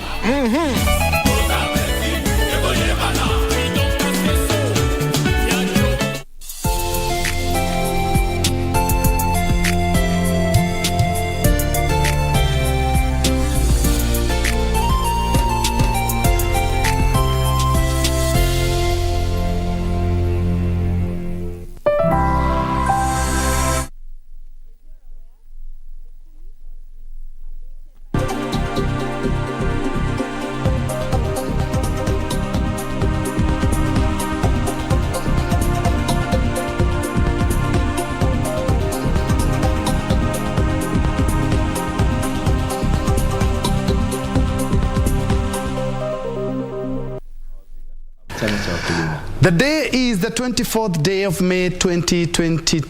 Good morning. This is KBC News Check, and on this Tuesday morning, as usual, we will be checking on a number of items that are shaping up the country, beginning with politics. IEBC is still on candidates, and especially the independent candidates. Yesterday they had something to say, of which of course did rub Kenyans very well, and especially when it comes to matters integrity, but we will be discussing that.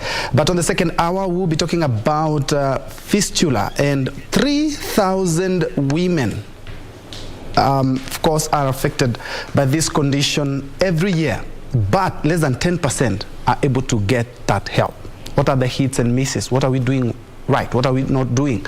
We'll be discussing that in the second hour. But looking at the first hour, of course, we have a lot happening in the political sphere with candidates trying to beat time when it comes to IEBC deadlines. IEBC as well trying to ensure that everything is spick and span. That is what we'll be discussing in our first hour. And allow me now to introduce my first guest. My first guest is an expert when it comes to matters leadership and governance. He will be telling us all about that. He has also been in the political scene, vying, and also he is also in matters of political positioning and political strategizing. Bernard Wakoli, karibu sana. Asante sana. Of course, I will be introducing our next guest in a short while. But of course, a lot that is shaping the political sphere. Perhaps, where do we begin? Maybe we can begin with what IEBC yesterday was at the Bomas of Kenya. They were with the independent candidates. They have been narrowed down from 55, they are now around 44. 44, yeah. And a lot of candidates there did talk about a lot of demands by IEBC that are ensuring that a lot of candidates will not be, a lot of aspirants will not be candidates when we come to the 2022 succession politics, talking about the signatures. They're not able to pick up signatures, photocopy. They say there's a lot of paperwork to be done, and especially for independent candidates. What is your take on the same? I think it's a matter of law, it's a matter of procedure, and these things that IBC is demanding from the independent candidates were passed by the parliament in the last Political Parties Act, which stipulates how political parties or independent candidates can be cleared by the IBC. So it was upon the candidates themselves to have people around them who understands the act, who understand the law, to prepare them in advance. Because as the saying goes, failure to prepare is failing to prepare is preparing to fail. So if they rush to the last minute, that's when now they get caught up by the law.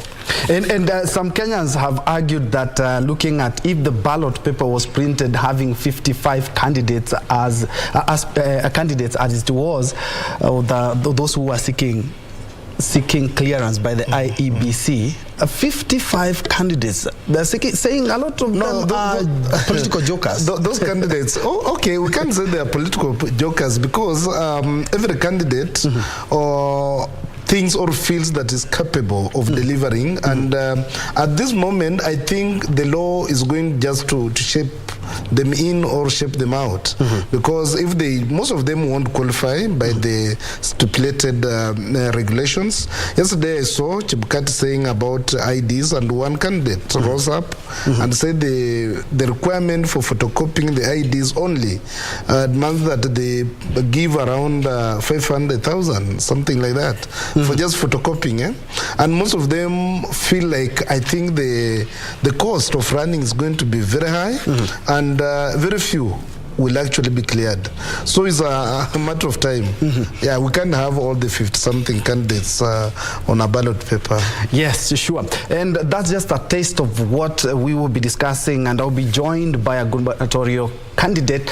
He has been championing Matters Farmers, and he has been instrumental in Matters Coffee and Tea here in the country, and especially in the Mount Kenya region. He will be telling us all about that. And before we do that, let's first of all cross over the Commission on Administrative Justice from the Office of the Ombudsman, which is headed by the Deputy Chief Justice of the Republic of Kenya.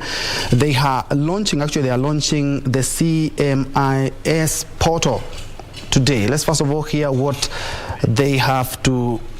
Okay, I'm informed that that will be coming, the speeches will be coming a little bit later. We'll be crossing over there. But away from that, yesterday, IEBC Chairman Wafula Chebukati at the Bomas of Kenya had a lot to talk about when it comes to Matters Poll.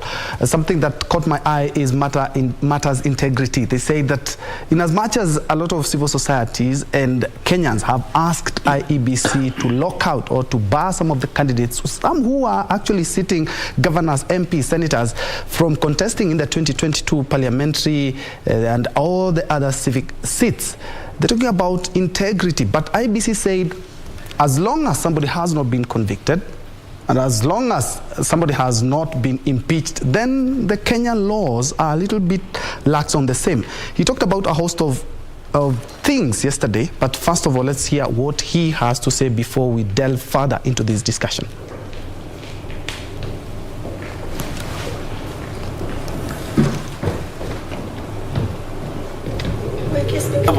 If the rules apply to everyone.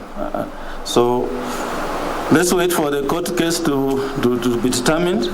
I don't know whether we have been served as a commission, but even if we are served, for us we shall lay the ground as it is and leave it for the court to decide.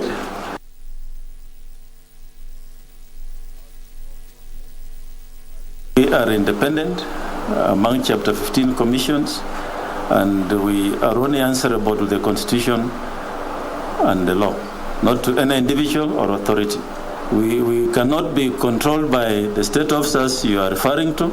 They have no room in our boardroom or elsewhere, and we cannot allow them then to interfere with what we do. We work with the stakeholders that we need to work with. And I believe that is the position of the Commission.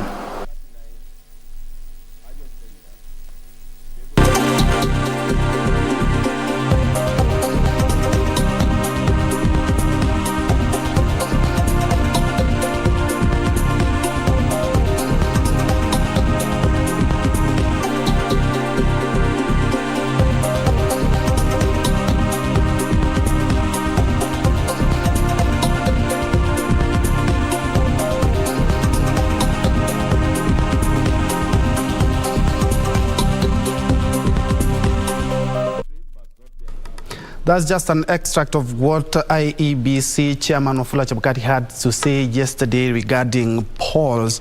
And now also joining us on my extreme left is one of the faces that have been there and very instrumental when you talk about farmers and coffee and tea.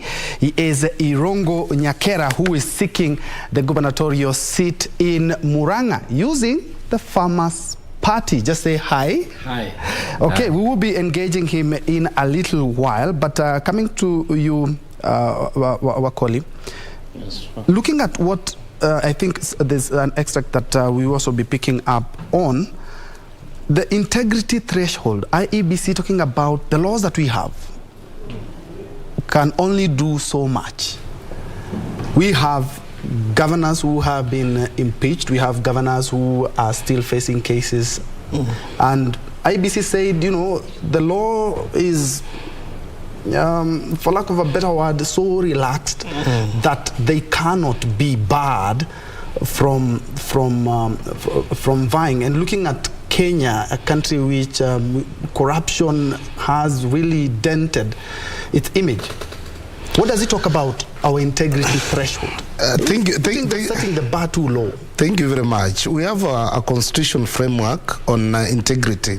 Actually, Chapter 6 talks about all those issues of integrity, how a leader should, project himself, and acts of corruption and what. But looking at the law again, the Commission does not have the mandate to block or bar anybody. There are institutions that are charged with the responsibilities of ensuring that those people who have been found culpable are not, involved in the electoral process. And if those institutions like the courts, the investigative arms, and the rest have not concluded their roles, how do we, like civil society and other people, like ordinary people, push IBC to bar somebody who's like they don't have mandate? And I was shocked the other day when I was listening to the Chief Justice, Martha Koome, talking about issues that are pending before the courts, saying that a person should be barred just because maybe a lower court ruled against or in favor of the case. But when you are looking, maybe this person has appealed and the process is still going on, why can't Martha Koome leave that process to the courts so that the courts can decide whether this person is found culpable or not? Because at where she sits, she holds a very higher calling, that whatever position, whatever thing she makes, whatever comment she makes, that comment draws back to the lower courts. And maybe justice might not be found to those people who have been subject to the court. So IBC at the moment, the hands are tight. As much as we might want for the integrity to be observed, so that we had the other day Matiang'i talking about criminals, people are involved in man laundering, drugs and whatever. But again, if Matiang'i holds that position of security, he's the CISO for security, he knows these people, why can't he bring these people to book and subject them to the due process of the law, instead of talking so much in media and whatever? Then when matters are brought to the court, there's no evidence. Yeah, an interesting way of looking at it, Wakoli, and I do agree with you. Let me bring in Irongo Nyakera. First things first, we've met on several occasions and even in court, where I was picking up some stories there. When you were fighting for the farmers' right, and especially the coffee and tea farmers, yes. And then you decided to further that cause in Murang'a County. Tell us about that. Yeah. Well, thank you so much, Ben, and also I think the conversation is very timely and engaging. And I'll say, initially I was fighting for the rights of the farmers. First of all, we started off with the tea farmers, who are all at the verge of abandoning tea, to the extent that a lot of them had already started uprooting the tea. And we were in such a system and structure that really didn't care what the farmers think. Where the CEO of KTD will actually come out and say, whoever feels that they are not getting a good pay, go ahead and uproot your tea and plant bananas. Yeah. So the impunity was too much, and that's when I came in and we pushed through the court process systems, through the president's office and all over for us to actually get all the way to the Tea Act, which now has been implemented partly because they still went to court to stop the full implementation of the act. But farmers have already started earning their sweat. The monthly earnings were from 16 shillings to 21 shillings, and they'll be increasing. The payments went from 25th of the month to 5th of the month. The interest they were being charged on loans they take came from 22% to 8%. They started electing their own directors on a one-man, one-vote system, and a lot of other things that have been done. And even they got subsidy of about 700 shillings per bag of fertilizer for the first time ever. And from there, we also took on the coffee reforms, which we started out on the stakeholder engagement on bringing together the farmers on what really is ailing the coffee sector. And when you're talking about it, it's not just in Murang'a, it was actually national because the reforms were actually national. And from there, today, the coffee prices are the highest in over 2 decades. And not just because of the Brazil situation, but also because of the reform agenda locally.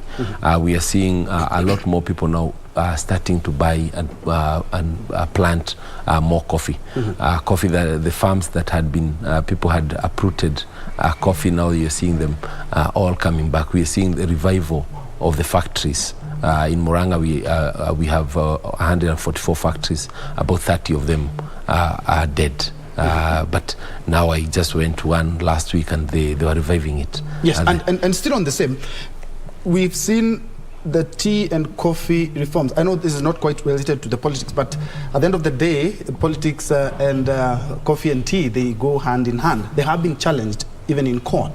But in your view, the reforms, the agricultural reforms, the coffee and tea reforms spearheaded by the minister or the cabinet secretary, are they really working for the farmers? They are. They have been challenged by a section of they are. You see the people who are able. You see the farmers are the biggest challenge for anybody. Is when the farmers unite and come as one. Tea has 650,000 farmers. Coffee has 770,000. Farmers. So by them having a voice, they'll never have a voice as one. But for us, we made it possible for farmers to have a voice. They were speaking through us. So when we were talking about the reforms, they were actually what the farmers always had wanted, but then they had no champion to speak for them. I had been approached and given large sums of money to abandon the cause. And that's what always happened.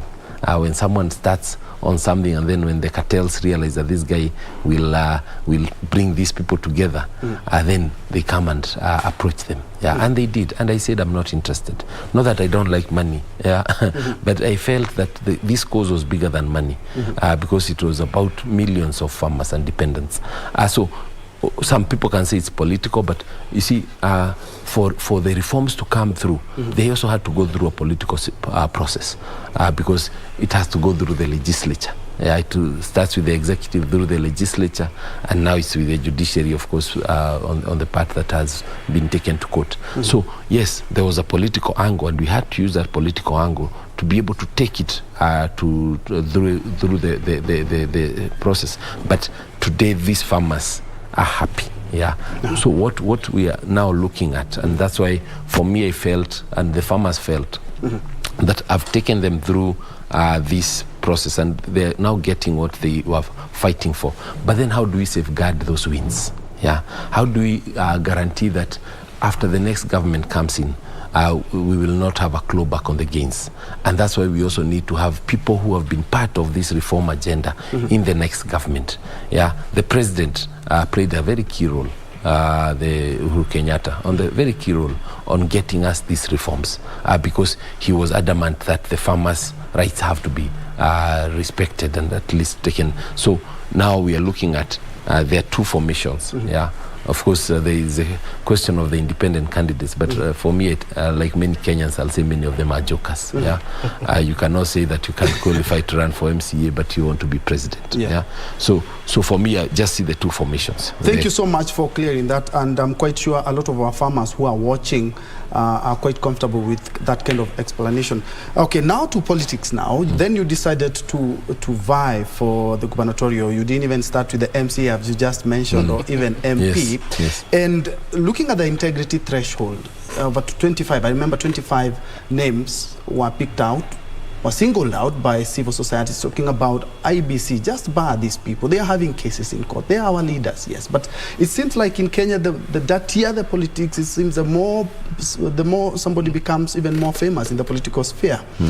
How can you talk about the threshold, the integrity threshold that we have in the country, even if IEBC is not able, and pointing to the courts, unless you have been convicted, we cannot bar because the electorals do not provide for that?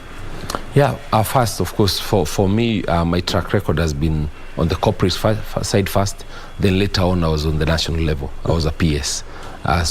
So that's why even for running for governor is actually just a step away from being a PS. My budget as a PS was 190 billion shillings. My budget as a governor of Murang'a is 8 billion. So actually I'm downgrading from where I was as PS.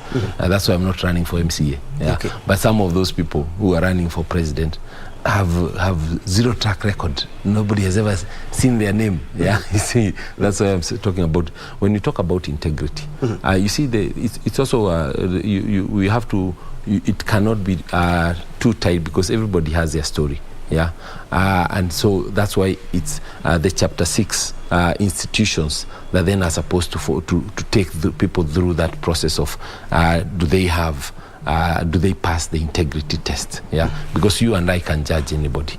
Yeah, but maybe somebody put them through a certain journey, or the story was not true or something. So we cannot be the judge and that's why we have to allow the Chapter 6 institutions to be able to carry out that. Sometimes even on our end, we might want someone to be bad, yeah, but we also have no reasons, no specific reasons. So I think let's allow the institutions to actually carry out their jobs. It's at the end of the day, it's about the civic education that we carry out with Wanjiku, whereby Wanjiku, if we are going to change this country, it has to be about what has this person done, what promises is he making, has he been able to demonstrate following through with promises before. Yeah, so it has to be, we have to move the politics away from being fully emotional, fully about political parties. Like now when you hear someone say vote for a suit, I'm like, that does not even make any sense. Yeah, because for me, I'm not running on Jubilee, I'm not on UDA, but I'm more qualified than the people running on those tickets. Okay. Yeah. So that's why I'm saying the integrity part is important, but the civic education that needs to go to Wanjiku, I think that's even more important, so that Wanjiku can elect individuals based on their track record and their ability to deliver for them, to take this country to the next level. Let me switch to Bernard. Now, the IEBC yesterday, Chebukati said that there were referees and there's no government or individual who will be allowed or can interfere with the course of IEBC or the whole electoral process. And some quarters have talked about interference, and he himself came out and said that we are not going to be interfered by anyone. Does this erode some of the confidence in our electoral system? What I feel should be done by the IBC is to inspire confidence of what you have just mentioned. Because if IBC does not inspire confidence in the electorate, we'll have this suspicion that we have been having since the introduction of multi-party democracy. From where I see it is like, if a section like my colleague here is saying, there are two formations, and these formations are seriously competing They're in serious competition. It's a do or die kind of affair. And at the moment, they are at neck to neck. So if there are some aspersions that some aspersions that a certain arm or a certain formation is getting undue advantage against the other in terms maybe of state support or whatever, the other formation will feel disgruntled. And you have been seeing pressers throughout saying, oh, we don't want this, we don't want this. And we have public state officers who are directly involved in politics, and yet these state officers are supposed to ensure that there's confidence among Kenyans that the election or the electoral process will be free, fair and credible. Because when you see like CS for ICT Msheru coming up and saying I will ensure that I protect the votes of a certain candidate. You know, these are CS, is a state officer who is charged with the responsibility of ensuring that all Kenyans enjoy the freedom and enjoy the services of the government. But he's singling out a particular candidate and saying, I'll be protecting votes of this candidate. What about the rest of the candidates? So these suspicions that always comes up as we near the elections are the ones that maybe even if the IBC will try as much as possible to ensure that the elections are free and fair, there will be doubts. Because, as in, state officers should remain state officers and provide their roles as state officers and not engage in activities that will throw IBC into some kind of suspicion. But I think Chebukati is trying. So far, we have seen the processes, the way they are going. The other day he declined to join a committee that has been formed to spearhead or to oversee the election, and he said that as a chairman of the IBC, he was the one who was supposed to be like chairing that committee. But it was shocking that he was just as a member, and there was another person who is supposed actually to adjudicate the outcome of the election if there will be a dispute, who was now supposed to chair that committee. So with those kind of observations, you know, and Kenyans are very alert at the moment. Kenyans are not sleeping, and the CS for security, interior, Mr. Matiang'i should try to portray to be independent, because the election process will depend when there's, there will be some sort of misunderstanding.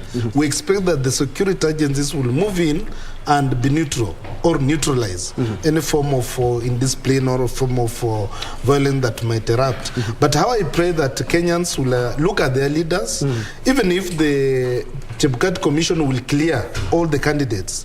But as I always say, our leaders is a reflection of what we are. It's a clear reflection of what we are. When you go to that ballot booth to cast your vote, you are casting a person who reflects, or a person whom you feel shares your ideologies, shares your ideals, shares your morals, shares everything, your values. So if you are electing a criminal to that position, a person who has been, who has been subjected to a court process, either found guilty or not, but at least there was a process going on, and you say, no, it was wrong, so this is the person I share my values with. It's a true reflection of what you are, you see. Yeah. So as Kenyans move to election, they need to open up their mind, open up their eyes. Let us vote not because of a formation. Let us vote individuals whom we share values with. Yes, and I'll bring in Irungu on the same, because yesterday Interior Cabinet Secretary Dr. Fred Matiang'i did also mention something closely related to what he said like a week ago, talking about, remember a week ago he talked about there are so many wash who will be at the ballot and the money is being used to circulate in campaigns. And yesterday he also did mention that some companies have been, during a meeting with KEPSA, that some companies have been blackmailed by politicians. Oh, kindly, we need you to add to this political kitty and we will protect you. Well, that coming from CS is quite, could erode the confidence in electoral process in Kenya. Yeah, actually, as my colleague has said, there's a lot to be that needs to change in the narrative that is coming from the government, as well as the individuals in government, the senior individuals in government. Because when Matiang'i comes out and speaks in that way, it shows that there are people that of certain information that they're targeting. Yeah, and they can do it behind the scenes, but by the time they come out to make it very open to the public, shows the impunity they carry along. For us, what we are hoping for is actually a free and fair election. Yeah, and we've been saying let the candidates sell their agenda and their visions, because nobody owns this country. You cannot come and say that I want to give you this because this is the direction I want you to go. Even in the Bible, there's a time when God wanted a certain leader for the people, but the people refused, and they said, "As we want this one," and he said, "Okay, you can have that one, but he will punish you. He'll do this and this and to you." But you see, he allowed them to move in that direction of their will. So I don't think we should have leaders imposed on Kenyans. Let Kenyans actually be allowed to vote, and that's why, for me, I really fully support Chebukati. He's been pushing for his own independence and the independence of the commission. And I think the next thing the next government should do is to ensure that we set off, we create the IBC fund that is independent from the treasury, as was actually is in the constitution. Actually, there is a fund that should be a certain percentage of the revenue collected that goes in there for IBC and its operation, so that IBC is not being forced to conduct elections and budget, go through the budget based on what the executive wants, because then that poses a big challenge. So I think I fully support him. I think we need to see the Minister of ICT and the Minister of Interior actually tone down on the narrative that they're pushing, that they actually have a candidate and that the candidate will win by all means.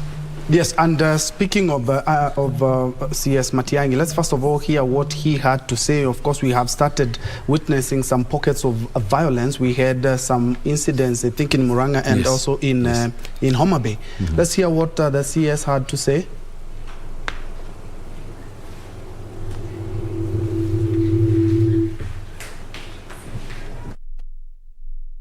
Wait for that. The CS did talk about we have come of age and we are far much better than we were the same time in 2017. But looking at some incidences in some places like we've never heard of, like in Murang'a, where actually your party supporters and think some party supporters of a gubernatorial aspirant as well. Yeah. The political tolerance that the CS is talking about, you've come of age, but having these pockets of violence, still it's downgrading all what we are trying to do and ensuring that we have a peaceful and fair, free, credible election. And I think IBC itself is doing their job. We had a meeting. And allow me to ask, what exactly happened when your supporters clashed with the supporters of another aspirant? Yeah, actually last week we had a meeting, IBC with the CRO, the county returning officer, with all the gubernatorial, the county seats aspirants. And the conclusion of the meeting was that we will all carry out very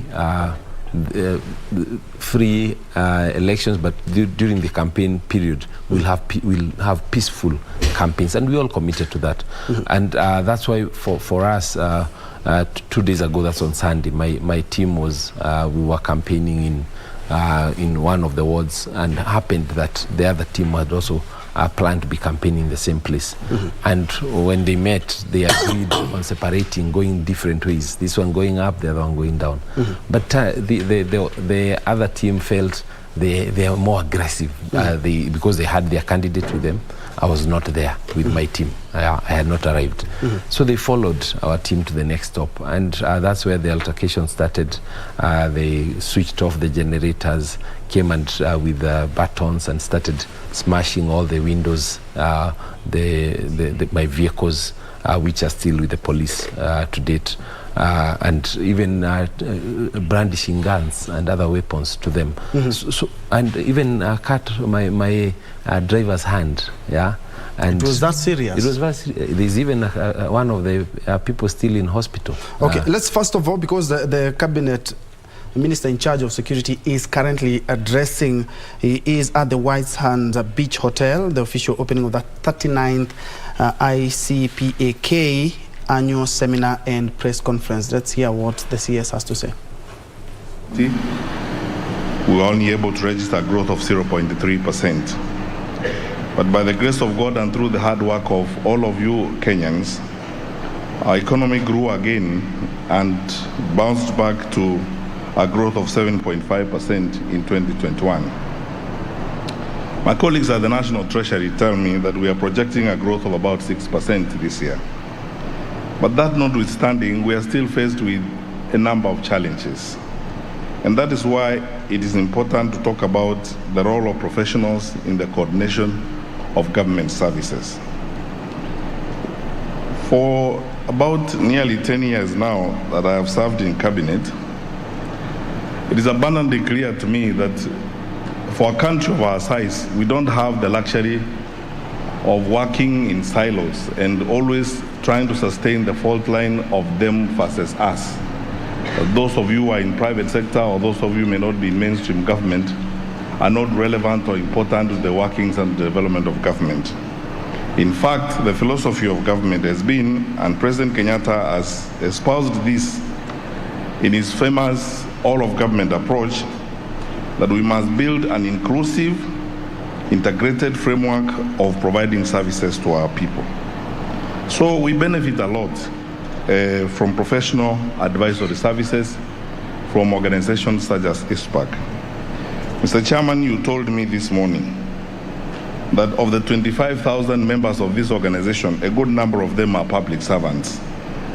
And therefore today, allow me to speak to you very candidly about what I think we need to do, all of us, to strengthen the provision of services and to effectively deliver for the people of Kenya. And I will begin by recommending this. For you and all of us, especially for you accountants, to really walk the path of recovery and to ensure resilience, we must espouse a 3P approach. That is preservation, protection, and prudent management of public resources. The challenge of our country begins with the way we use public resources. That's why I'm recommending that 3P approach: preservation, protection, and prudent deployment of our public resources. My two sisters who are here with me, our Auditor General and our Controller of Budget, can relate to some of the things I am going to tell you. For the last 4.5 years, when I've been the chairperson of the NDICC, as a result of Executive Order Number 1 of 2019, the President asked me to chair the implementation of government projects. I have to sincerely tell you that I have come face to face with the horrors of our unprofessionalism and the way in which we misuse public resources. When I look at the A3 sheets that I'm prepared and presented with on government projects, all the challenges we deal with have got to do with an accountant or the other. And let me be frank with you, good people. The pending bills that we have been having in government, when I came in, I started with 6 billion shillings in the prison service. Half of them are unpayable because procedures were not followed. Some of them are cooked. And by the way, the people who cook them are not Mama Mboga we collect from Korogosho or anywhere. It is members of ISPAC who are accountants and who are your members. They are the ones who cook them. Now, the EACC has discovered some of my staff, some who may be your members, who have 260-something million in their bank accounts they cannot account for, who have 272 million shillings in their bank accounts they cannot account for. I came here specifically to ask you, Mr. Chairman, When is ISPAC going to join the war against corruption?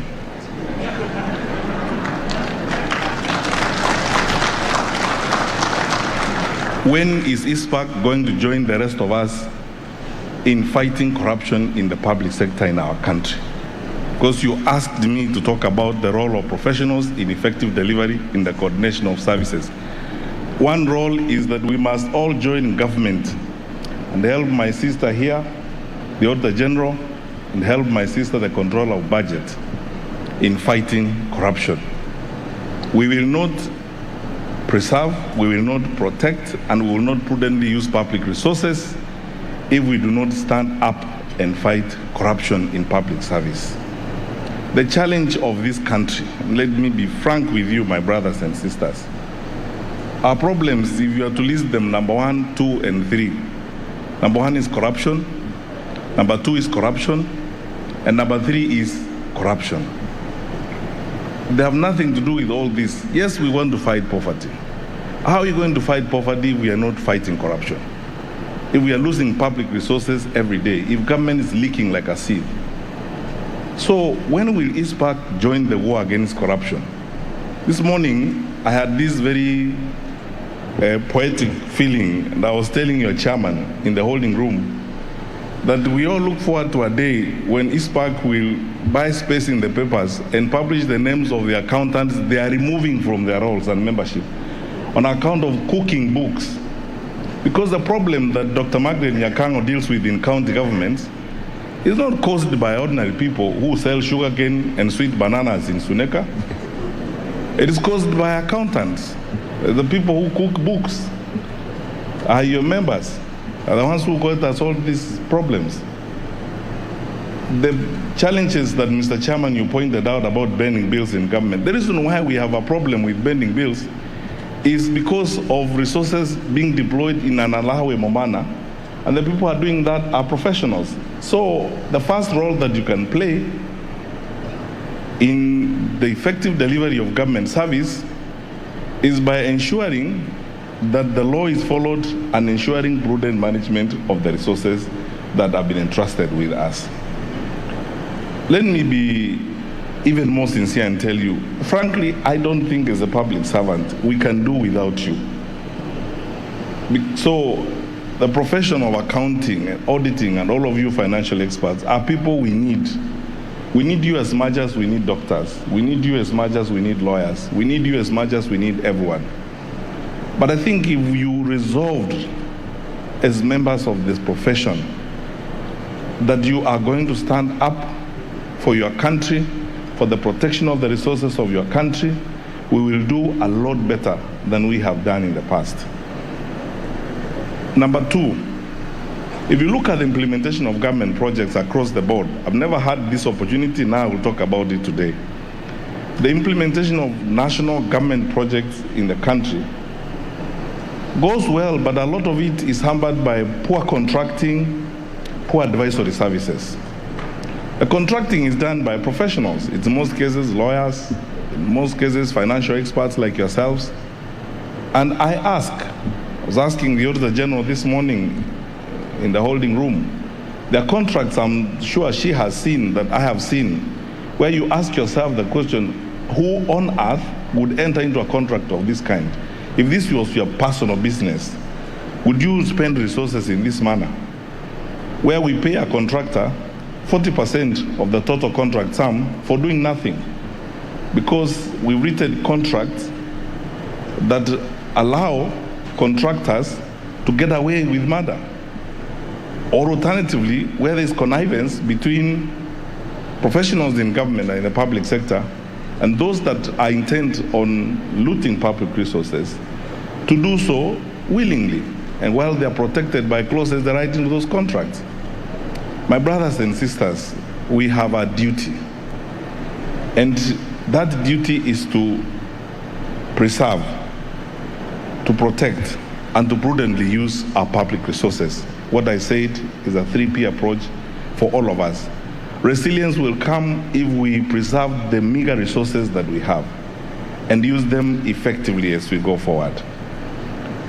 Secondly, building capacity is very good, and I like what you have outlined in your vision, in your books, and what ISPAC would like to do. As we work very hard to grow the economy, I would like us to build institutional partnerships between ISPAC and government so that we can enhance the capacity of those who provide services in the public sector. Recently, Mr. Chairman, the government has finally established or transformed the National Defense College to the National University, National Defense University. The intention of the National Defense University is to integrate the military experience and the service that has been given at the National Defense College into the professional cadres of public service. I would like to ask you, Mr. Chairman, that one of these fine days we begin discussions with you to see how we can build partnerships between ISPAC and the National Defense University so that the ethos of discipline and integrating a focused and strategic management of resources is also spread to the profession of accounting so that when your members find opportunities in the public service, they understand that every resource we have is a strategic opportunity that must be managed in a strategic manner for us to move forward. We long lost the days when we used to look at security of a country as something isolated from the rest of what happens in society. How we use the resources we have and how we deploy them is a security issue. Because if we don't use the resources we have effectively, we are making ourselves vulnerable, as it were, and we are weakening ourselves as a society, and thereby increasing chances of vulnerability and failure as a society. And therefore, I plead for institutional partnerships between yourselves and agencies of government, so that as we move forward, we understand that every decision we make and every deployment of resources we make must be done in a strategic manner. But thirdly, and most importantly, ladies and gentlemen, is the challenge I want to give you as professionals. Let's not delude ourselves. We don't believe, as the executive branch of government, that in and on our own, we can successfully fight corruption. The war against corruption must involve all of us. It takes all of us to build a society of integrity. It takes all of us to preserve and protect and prudently use our resources. Cabinet Secretary Dr. Fred Matiang'i there at the Institute of Certified Accountants of Kenya, ISPAC's annual seminar, the 35th edition that is currently underway, actually just officially been opened in Mombasa, talking about corruption. Of course, he has talked about a host of other issues, but he has talked about the issues ailing the country is corruption. And incidentally, a lot of those who are championing this in terms of accounting are accountants themselves, and has challenged ISPAC to actually come out and shame those who are putting the country into bad books as we fight corruption. Of course, we will be coming with a much comprehensive report. Michael Modiga is keenly following that report. We are back to our discussion. In case you just joined us, this is the first hour. We're talking about matters of politics, and I have an excellent panel here. And now at least we are a little bit balanced, as we've been joined by an advocate of the High Court, Madam Jane Nyaboke. Karibu sana. Thank you. Thank you so much. We have been talking about a lot of things, and incidentally, corruption was one of them. You do remember in the course of the day before yesterday, some civil societies came up with a list of around 25 politicians, or even aspirants, let's call them aspirants because they're all seeking posts, that they want IEBC to bar from vying because of their integrity issues, and they have case pending in court.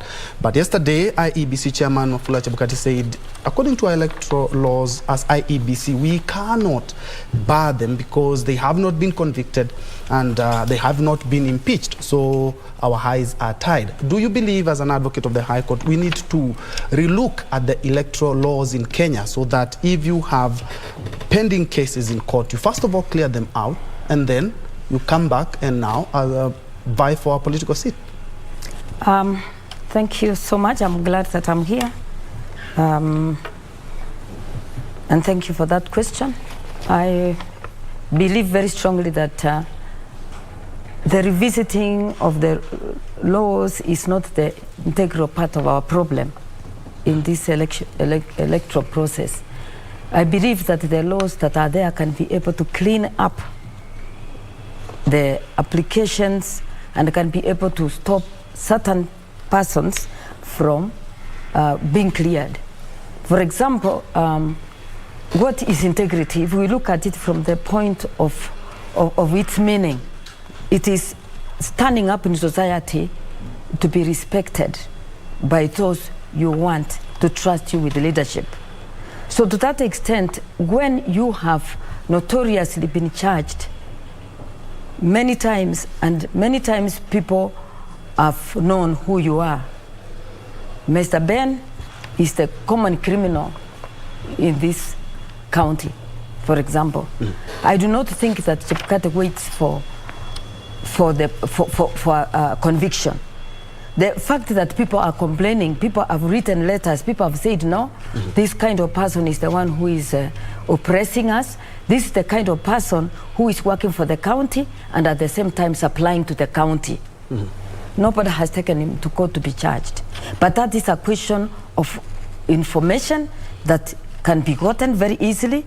It is the common person who is complaining that I've been oppressed. So when you say that the person must be charged, then are you really talking about integrity? And those who have cases, we have even, there's one governor who is facing murder charges, and he's, not only is he still in office, he can be cleared to seek for office. We have seen others who have pending cases in court. Do you believe perhaps they should first of all step aside, wait for the investigations to complete, and then try to seek re-election or another seat? Absolutely. Yes. It should be the other way around. It should not be that you be charged, be convicted. It is you who has been charged. In other words, your integrity is on test. You step aside. If you are cleared, then you can come back for your job. And I think this has been a practice in this country for a while. I don't know at what time it is stopped.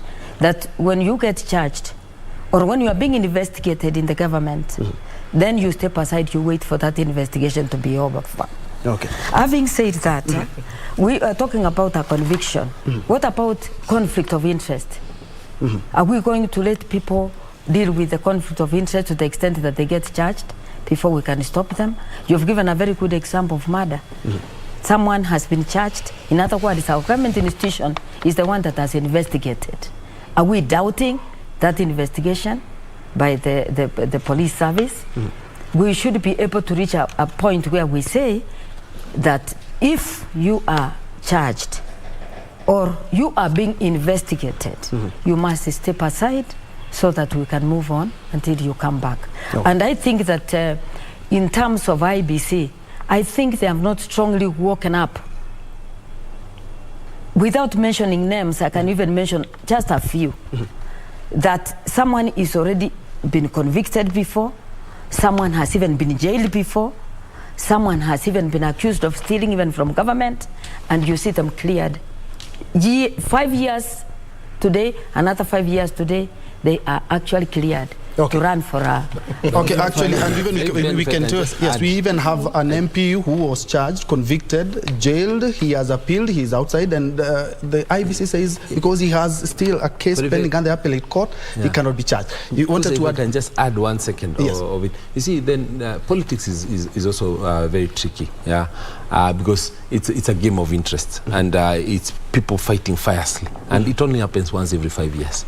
So meaning that there's also a lot of witch hunt, that also plays out, because it can be that only 5 years later that do we find out that someone is corrupt. He has all these other negative side of his. So what should be done is that if we feel that a certain law, certain things need to be put in law, that's what should be done. Because today, if the law does not require me to absorb, to kind of not run, or not participate, I will participate. So you can be the moral police, but the law is there and does not stop me from running. So I think for what should be done is, if it's a civil society, if anyone else, right after these elections, if they think that there are things that should be changed in the law, then they should start immediately to have them done so that they can be implemented in the next election cycle. Indeed, that would be a little bit better than what we have. And still, my next question... Ben, before you even go to the next question, yes. I wanted to just add up to the issue of even when we know that a particular person running for a government, for governor, for example, there are guidelines that say who should run for governor. You've seen people cleared, and you have seen that some of the universities have been questionable. Even some of those certificates have been questionable. So Jepkati may be looking at the fact of conviction of a murder, conviction of stealing. The fact that all these things are actually going on is clearing people even who do not have certificates but for particular positions. That shows that IBC is not serious. All right. Irongo, you are seeking the gubernatorial position in Murang'a County on a farmer's party, and incidentally you've picked a woman running mate. And a lot, actually, in the Mount Kenya region, and especially in Murang'a and also in counties like Embu, they have picked female gubernatorial running mates. And it seemed to be replicating in each and every county. And in a matter of a paradigm shift that we have never experienced in the country before, do you think they are playing the gender card? And especially now, you also have a woman running mate. They are playing. We've seen the politics that have been traded ever since Raila Odinga mentioned Martha Karua be the running mate. I think it's not just a gender card, because for me, I feel strongly about the role that the women play in the society, and as such, I felt that having a woman as a deputy would actually help me a lot in implementing the things that I want to post the win, because the agendas that I'm not able to deal with as much as she would, because the women are strong pillars in the society. So that's why for me I picked a woman, and I was the first one to pick a woman. Let me make it very clear. And when I did, I also called on all the other contestants to consider picking a woman, so that even this thing that we keep talking about, the one that gender and all that, I think we need to speak from to try do something from our own individual capacities before we expect the narrative to flow nationally. So personally, I feel that having a woman there for me, and I believe for the others, is actually strengthens the bid, and also makes women feel that they are now being fully represented within the political circles. And you also find that in a lot of these counties, we have very few women that are running for the gubernatorial positions. So it's so for them to be the closest that then they come is actually in very many of them is a deputy. For many reasons, which they know and we all know, and which we all believe that we are working towards a time when you'll have equal numbers of men and women running for these seats. Wakoli, you can dig in as well, because in the last election, the gender card was not so prominent as it is now. Kenya Kwanza has announced that all the half of the cabinet, all the cabinet slots, 50% will be women. We saw Azimio. I feel the political players are coming to the realization that women are key pillars in our democracy, and Kenyan democracy is coming of age. We have come a long way in terms of gender equality, promoting of women in our leadership spheres. And I feel at this time now, everybody's feeling that for them to get, democracy is all about numbers, but it's also about the allocation of resources, who gets what, when and how. And women have been greatest voters. When I was contesting for a parliamentary seat, you could go somewhere and people tell you, when you talk to women, they will listen and they will vote for you. These young people don't have ideas. They will eat your money, they will not vote for you. That's the narrative. But women have been considered to be one of the key pillars in our democracy, and every player is now looking at women as a people who can sit on the table and be part of decision-making processes. And having said that, I just want to make a comment on what Wakili talked about in terms of integrity and all the things that are going around. What I could ask is just IBC to play its role, because Wakili, unlike maybe me and you, knows very well that there's a presumption of innocence till you are found guilty. Yes. So IBC cannot act on rumors, on innuendos that you have said Wakoli is a criminal, Wakoli is a thief, so IBC should bar me from vying because Irungu has said Wakoli is a thief. There must be a process, and that process should be exploited to the fullest to make sure or to determine whether what Irungu has talked about Wakoli is true, or Irungu is just malicious about Bernard Wakoli as a person. Right. So we leave it at that point. Let IBC do its work, and let other arms of government, judiciary, investigative agencies, and others do their work. And what Kenyans are looking up to is expeditious processes of court processes, because if a matter stays in court, takes like 5 years to be concluded. What do you expect IBC to do? Okay. Why can't these processes be concluded very fast, so that those people who are being assumed to be to be guilty, assumed to be guilty, can go on with their lives? Clear the name and go to the ballot. Yeah. Now, Madam Jem, you've worked with Martha Karua closely over the years in your field as an advocate of the High Court and also as a personal friend. And each and every side of the big coalitions, they are mentioning 50% of all the cabinet slots, and of course we have a running mate. Is it the clearest win for women when it comes to the 2/3 gender rule? Because what we are seeing is something quite different that we've never seen in the country, where women are being at least put on the pedestal in the next coming election. Yeah, first of all, let me congratulate my friend Martha for that big achievement. That achievement is not just for Martha, it is for the women of this country.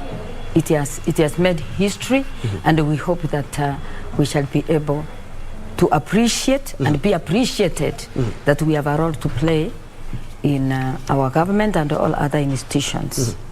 But having said that, yes, I know Martha. I know that she's going to walk she's going to walk the talk. You can see that when she was in the Constitutional Affairs Ministry, she was able to bring in reforms to the extent that before we had prosecutors, not necessarily graduates. So wherever they went to court, it was a bit difficult to deal with a lawyer on the other side who is able to really come in and defend the person who is accused and get them free. So she brought in prosecutors that were, I would say, who had low degrees and who were able to balance that act. Okay. When she was in water, she also put in reforms, and we had devolution of water for the first time. Okay. Is it a clear sign that we are headed towards having the 2/3 gender rule? Yes, yes. Now, that is true. That you see, the gender rule has been there, but it's been ignored. And she's coming in as a lawyer, first and foremost, a person who is interested in safeguarding the Constitution. So being there, she will make sure that not only the gender rule, but we women were quite interested in that gender rule, but she will also make sure that the law is respected, the Constitution is safeguarded. So we look forward to it. In fact, like our coming in governor has just said, already he had made up his mind about getting in a woman. But you can see the feeling is all over. You can see the elation, you can see the dance, and you can see that Martha has been congratulated, not only here, elsewhere. You can see Rwanda is 50, women are 50%. It is not something we are starting for the first time. If you go to Tanzania, you can see Sululu is doing a good job. So we are looking forward to being listened to. After all, if Martha, and I know she will make it, the fact that she will succeed in what she's doing, and I believe that she will, That will also make the other side of gender to feel like, look, the women can make it. Right. I can assure you that in very soon you will see the changes and will be the 2/3. Yeah. The women should be the 2/3. 2/3. Yes. Not the 1/3. Okay, and because of the interest of time, Irongo, we have had even the presidential candidates and aspirants all come with the manifestos, the governors, the MPs, they talk about, even the MCAs talk about we'll do A, B, C, D, but at the end of the day, we use the same to get these guys out of office. He said he's going to do A, B, C, D. He hasn't been able to do that. Should we be able to hold accountable leaders who promise and do not fulfill those promises? You are seeking for a gubernatorial position. You have a manifesto. Would you want the people of Murang'a to hold you accountable? Irongo, you are a governor. You said you're going to do A, B, C, D. You said you're going to do this, and you haven't done that. Actually, for me, I've been telling the people of Murang'a that I'm campaigning for 10 years, not 5. And that in 2027, if they see me coming to campaign, having not fulfilled what I promised them, they should stone me and chase me away. Because I believe that if someone, the reason why we elect people is for them to come and serve us, not for them to go and reach themselves. And that's why I was talking passionately about the need for civic education to the people. Because we tend to vote more with emotions than actually looking at what has this person delivered. Has he taken us from where we were to a new place that is better? Is he just promising, or can we see a track record of him being able to deliver? Then we should be able to use the institutions that have been put in place to oversight properly. Like for now, the senators. The senator's role is actually to oversight the governor, is to oversight the use of funds and the promises that have been made during the budgetary process by the counties on how is that money being used, and then report to the people. So the senator should be the one saying, by the way, this governor promised this, he didn't deliver. This one did this, and then the people should be able to be rational enough to listen to that voice of reason, and then make a determination on based on actually what their interests are. But what you find is that we've been pushing this narrative of suit, vote for party, but not vote for individuals. So if we're in the same party with the Wakili here, and I'm the senator, she's the governor, and she does not deliver, she will come and tell me, here is kitu kidogo for you, nyamazia kanyagia hii story. So I won't talk about it. So it's the leaders also that we have to push to ensure that even they actually play the role, the rightful role as per the constitution, for the people to benefit. Okoli, you are governance experts. How can we ensure that Kenyans get value for their money? Because even if we decide to look at the Jubilee government, the promises that they made in the first term, some were not fulfilled, like the education and stadiums, laptops. So many were not fulfilled in the first term.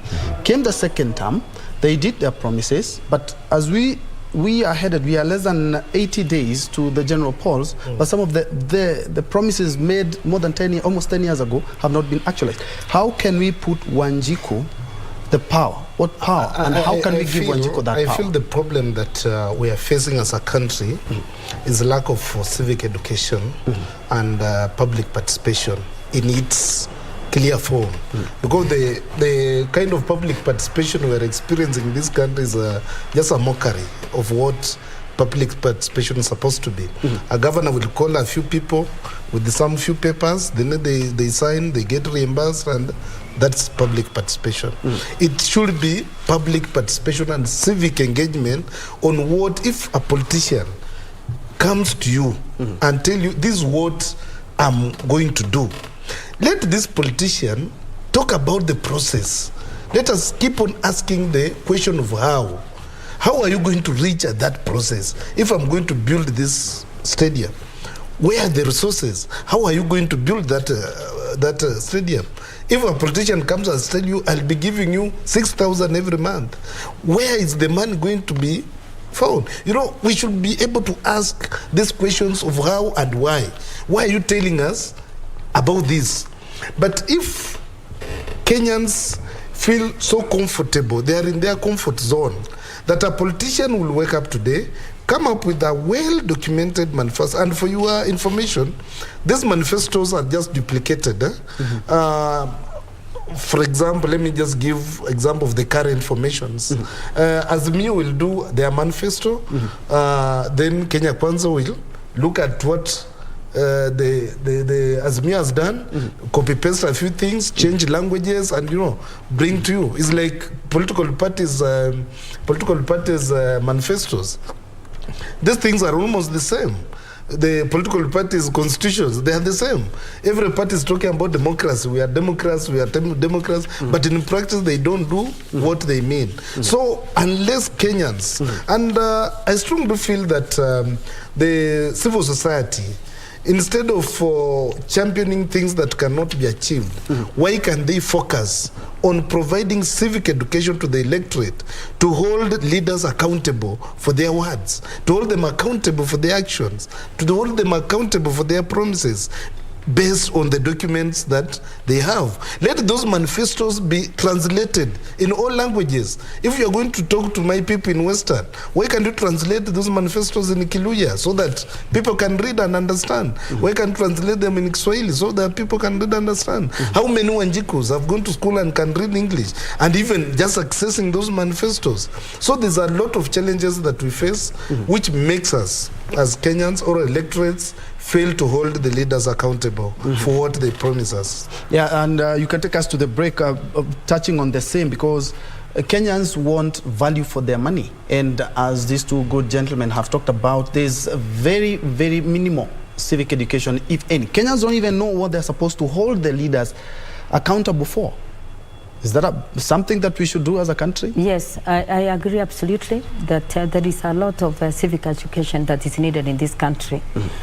You'll find that even the issue of voting, the electorate don't understand how important and how powerful the vote they are holding means to them. That's the only way that we can change Kenya to be a better place.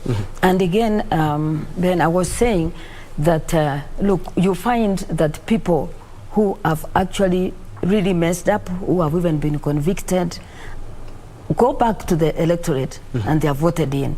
Mine would be to persuade the electorate to know that, look, the fact that you are being given 200 bob, 500 bob for today, it doesn't make a better tomorrow. So that as they are going to do the voting, they should then understand that this person, we don't want them. The power of the vote means that if you don't vote for that person cannot win. But if you vote for them, you have 5 years to wait again for the next time to be able to vote. Okay. So we really, really cry to the electorate to be able to stand up strongly and be counted. And also to ask again the IEBC that even if it means cleaning up those who have been convicted, the Riot Act will be able to spell what happens tomorrow. Let's start by clearing those that we know. Then we can deal with those who are being investigated. Okay. But and actually, people should know that county assembly do hold public participation, but I have been to several, but you see the numbers. That's where you know that a lot of Kenyans do not know what they should hold their leaders accountable for. But let's take that break, but we'll be right back. We wind up on Matters Politics.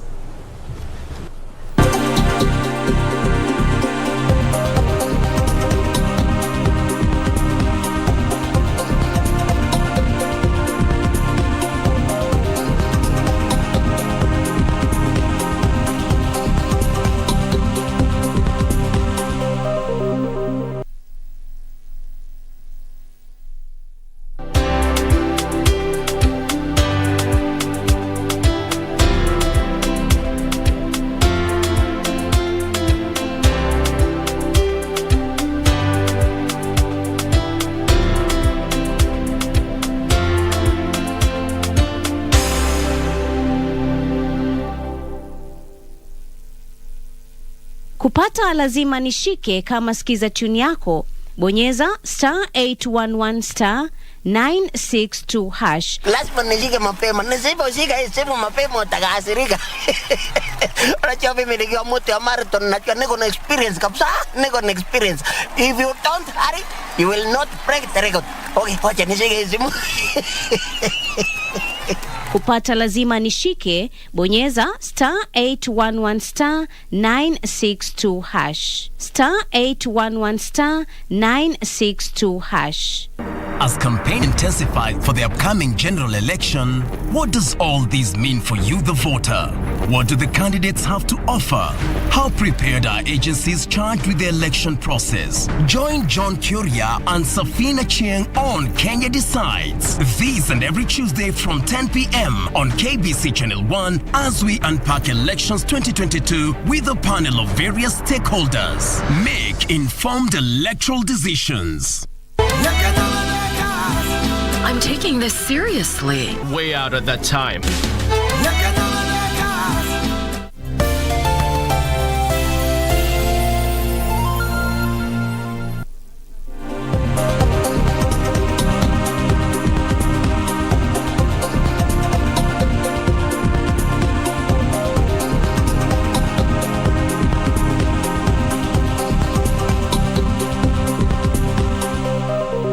Back. This is KBC News Check. We are looking we just the final stretch of this political show, and we have been talking about matters politics and just checking on each of the things that are shaping up the politics or the political sphere in the country. Jane Nyaboke, who is an advocate of the High Court. We have Irongo Nyakera, who is the Farmers Party leader and also a gubernatorial aspirant in Murang'a County. And we have Bernard Wakoli, who is a governance and leadership expert. I will direct this question first to you, Bwana Irongo, talking about the money that is being spent on campaigns. And the Interior CS has raised the red flag twice. Once he had an issue with the people talking about we could get at as much as 40% of people with questionable businesses seizing power in 2022.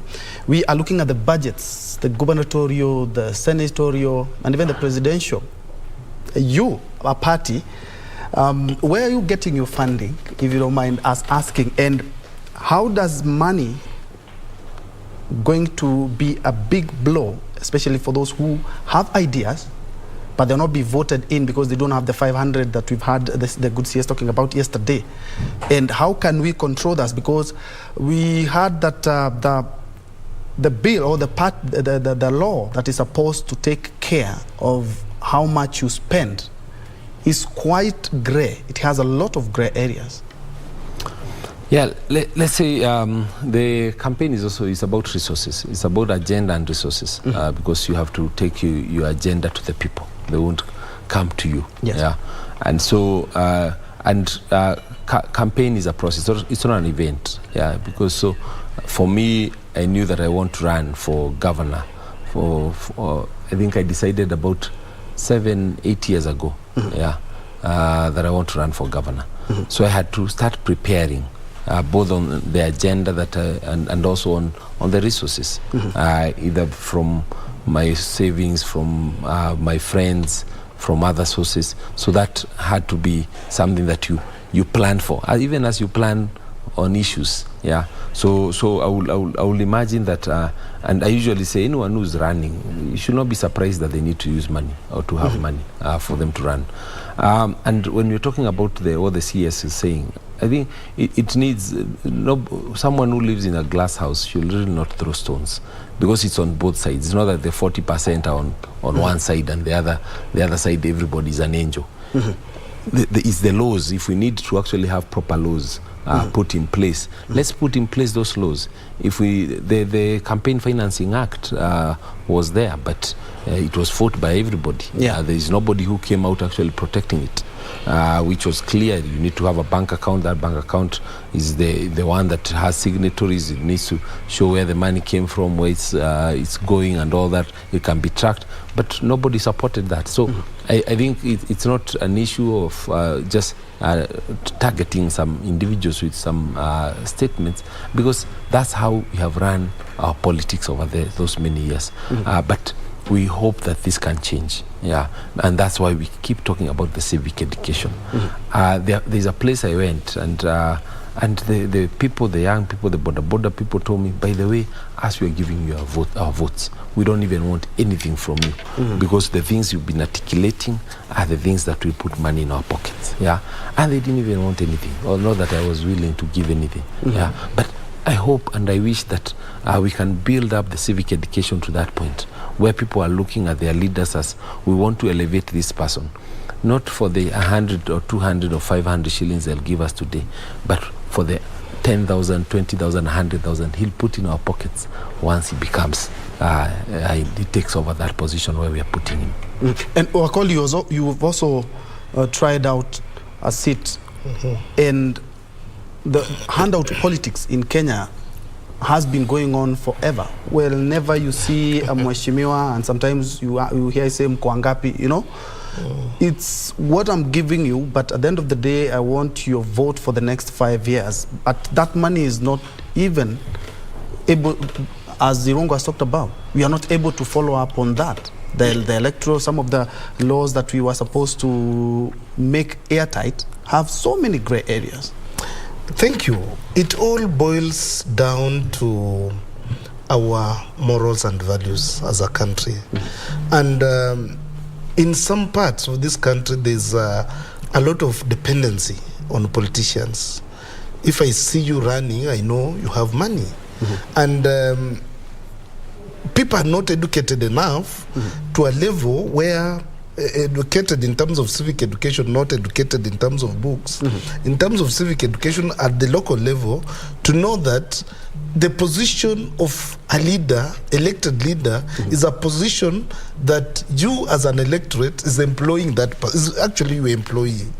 So this person, it's you who is paying him salary and not him giving you handouts. But due to the dependence ratio and poverty, it makes it very difficult. In fact, leave alone even voting. We have cases where even registering for as a voter, you go there, you mobilize people to go and register as a voter. They're asking you, for what reason? There's a lot of voter apathy in this country. For what purpose should I go register? Give me money, I'll go to register. If you don't, I go, I sit. IBIS has been running those registration occasions. You see they turn up. You go to a station, it has registered 3 people, 4 people, 5, 10. Why? And there are so many people who are getting IDs every day because of the vote apathy, because people have not really, electorates, apart from the civic education, are not getting value for their money, as you said. Because we elect you, you go there, you start enriching yourself, you start stealing from us, you start doing whatever you want, because you are at that position. But that person who is elected does not know that he has a mandate and responsibility to ensure that he improves the lives of the people who have elected him to those leadership positions. Because this is a person who has capacity to bring water, who has capacity to influence electricity to come, has the capacity to at least come up with the modalities on how to bring poverty down. Areas in this country, industries have collapsed. People are sleeping hungry. So you go there, you want their vote on hungry stomach? Hey, no. Give me something, I'll vote for you. And they don't even vote for that person who has given them money. At the end of the day, they'll go there, and some of them will not even go to vote. Others will go, they will just vote, depending on who will treat them at that particular moment. So, as much as we might blame the electorate, but it's a matter of ego and chicks. Who is to blame? Is it a chick or an ego that picks the chick? All right, Nyoboke, the Campaign Financing Act is not quite airtight, and the government has raised the red flag twice in a matter of a month. We could have wash candidates. The CS talked about some individuals blackmailing companies to give them money or fund their campaigns, which is totally against the law. Yeah, there has been a red flag. But what I say is that it's not enough to just raise the red flag. You must put in the ceiling. What is the amount that needs to be the ceiling for the campaigns? I have not really gotten to to touch that bit. But what I say always is that it's not enough just to talk. It is also good to act. So that to that extent, someone can know that we are now serious. Ben, I have stood for elections. 2013, I stood for women rep in Kisii. 2017, I stood for women rep in Nairobi. I do agree with Mheshimiwa Wakwoli that the issue of handout is a really big problem. To the extent that the electorate, the aspirants are enslaved to it. That to the extent that before you even budget for your fuel, going around your county, you must of all budget for those handouts. And seriously speaking, what I saw on the ground and is going on today, you won't be voted if you are not giving out handouts. If you don't have money. I went around with Karua on homecoming. We went to all over Kirinyaga. It's my feeling, I'm not talking for anyone, that all those people stood along the highways was about handouts. Was about the merchandise, the kofias, the t-shirts. There's some money. As we were going for homecoming. Did you give out any money? No, we did not. Okay. So what I could see is disappointment that there wasn't anything. You have come, but you have given us nothing. So even when you have, you can tell the electorate what you want to tell them. But at the end of the day, so what we should be now thinking about the Kenyans is that we should be very sad about that kind of situation, because we want to look forward to a Kenya that put someone in office because of who they are, what they have come, where they come from, and what they are going to offer. If we continue in this kind of spirit, I feel like a failure, that you are leaving this country not a better place than you found it, or even worse place where you came from. I'm hoping that with our Azimio candidates, with Karua, who is an anti-corruption crusader, and Baba, so that if they get into office, that these are some of the things that we must emphasize. Again, civic education. Again, nationalism. I heard Matiang'i said about wake up and do something for your country. So that if we can deal with nationalism, be able to be each other's keeper. For me to know I may be eating tonight, but my neighbor is sleeping hungry, and that it should touch and move my spirit, then we'll be moving into a better place. Yes, as you add on the same, Irongo, we will look at the national sphere in terms of politics. First things first, are you aligned to any of the political formations? Yes. Farmers Party is in the Kenya Kwanza coalition. And I would say the issue of the corruption, I think both sides actually have work to do. There's no side that is clean. You cannot say that the last 5 years of the Jubilee administration have been corruption-free, and yet Jubilee forms 50% of Azimio. There have been a lot of issues. KEMSA, just the other day, COVID money, the COVID billionaires. But with all fairness, part of a large number of legislators and even politicians in Kenya Kwanza were in Jubilee Party? No, but I'm saying both sides. That's what I'm saying. Both sides. There is none that can come and say we are angels. Both sides are dirty. Both sides need to actually work on the corruption issues. We cannot say that if this one comes in, they will be now clean, that we are done. No, there isn't. You can talk about Mother herself as an individual, but the rest of the lineup is corrupt. People. Let me disagree. I'm sorry to disagree. Let's make this more lively. You cannot, but you cannot tell me I've not been in government. I'm waiting to take over government. And you tell me that I've been corrupt when you do not have that evidence to say so. Two, we are talking about KEPSA. We know who was in government when KEPSA was going on. A lot of people who we could and seriously, Ben, those people have they are running for offices. They kept millionaires. That is the question. And that's where we are saying. That's where we are saying that some of these people, obviously, if you have been called upon, you have eaten COVID money. People have even been dying. Your name is known. You have been questioned in our presence, the glare of Kenyans. And then you say, let's wait for your conviction, when obviously your name is already tainted. All right. If you look at the Azimio neck, yes. A lot of them are there, the COVID. It's a good thing that you started from Azimio has its own fare of people with questionable morals and quality. So what we are doing is that we are discussing the two sides. Okay, let's first of all take a break. Let's first of all take a break, but we'll be right back after these messages.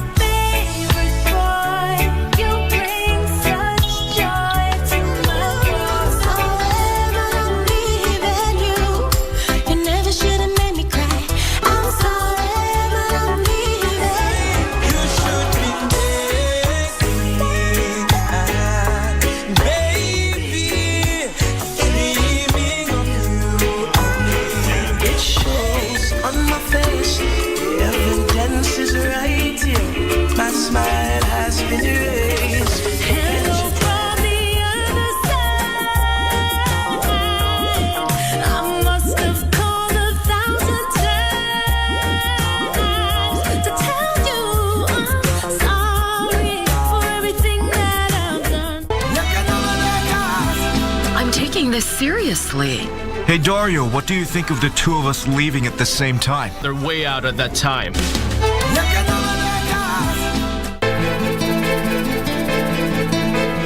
Huu upuuzi unaoendelea nao na mke wangu ukome. Tena ukome kabisa au utakuja kuzama. Mimi ni mvuvi bwana. Zari, haya ndo mambo mimi nilikuwa sitaki. Wakati wote nitakuja kumwona mwanangu, nitakuja bila pingamizi. Pili, mimi hapa sitoki. Wewe na yule mzee Kongo mlijuana wapi? Zari, unafaa uelewe kuwa huyu mtoto ni wa Kate. Hata ukienda wapi bado atakufuata. Alikuja hapa yeye mwenyewe, sio nyinyi mliomleta.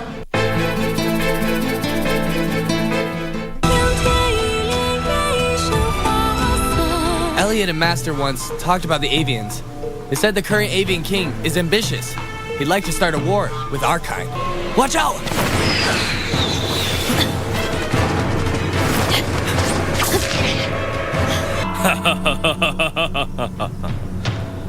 Good job. We tracked them all the way here, expecting to catch a few for questions. Someday he's going to rebel and cause trouble. We've got Mars. No need to worry. Prince, my apologies. Get lost. But Prince, do you know who he is?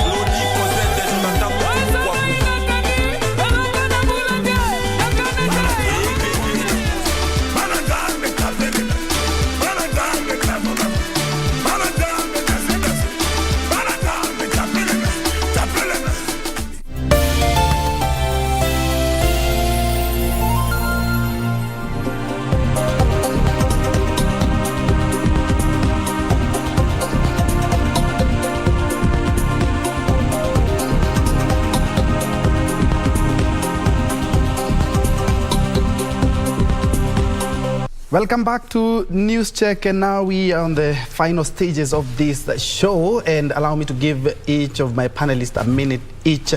Irongo, perhaps to start with you on the coalition politics in the country. Some small parties in Kenya Kwanza have raised There are concerns that they have not been given the preference that and recognition that they should. We've seen the same thing in Azimio, where we saw Alfred Mutua and Kingi also leave because they said we are not being given the share that we should and the recognition that we should. As we wind up.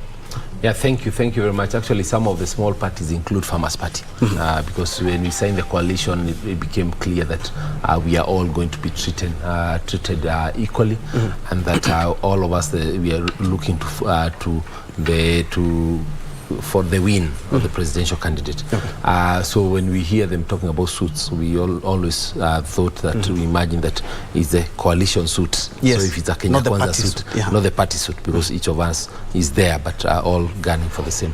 So in fact, yesterday I raised a complaint because we were at a rally in Muranga where the deputy, our deputy, who is Gashagwa, was rallying the people there to vote for Wood, and we are there. So when I got to speak, I was called on to speak, and I said, I'm with Farmers Party, but we're all in Kenya Kwanza.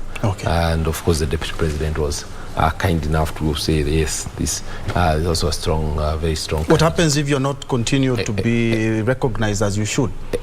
You see, I do hope that that will change. We also don't expect to have too many rallies coming to Muranga. So, but I think for us is the people have actually been very clear that they are looking for the leader. So there is a word that we were told not to use, which is madoadoa. But the madoadoa that you are talking about is picking people from different parties. They're not looking at one party. They're looking at Jubilee here, UDA here, Farmers Party here, so that they're all what they get is actually the right leadership for themselves and not the individuals. Wakili. Yes. In a minute, kindly. Yes, when you look at the coalition that have taken place, we appreciate them because at the end of the day, we are going to have lesser parties within those unions. But having said that, I think it is also a good thing in the sense that it has given birth to a female DP. Because Martha Karua is in we are saying all the best for that. She's in NAC and Baba is in ODM. And because of that union, we have gotten something that the women always look forward to. But also at the same time, you can see that people who entered those coalitions, some entered because they wanted positions. Those who just wanted positions have walked out. Those who meant to stay so that we can liberate this country from corruption and all those ills are still with us. So we look forward to an election that is free of violence. Finally. Thank you. Incidentally, you're neutral. Yeah. I tend to be non-aligned. But I'll say that from where I come from, my background, I think there's no smaller or bigger party. All parties have qualified to be registered by IBC. So whichever you call a party small, it has qualified. It has offices all over the country. Coalition formations in this country have been based on ethnic balkanization and ethnic formations, whereby a party is seen to be regional. So if I bring this region and this party to my wing, I get those votes. It's all about interests. And from experience within coalitions, we have had challenges in terms of ensuring that the agreements are honored.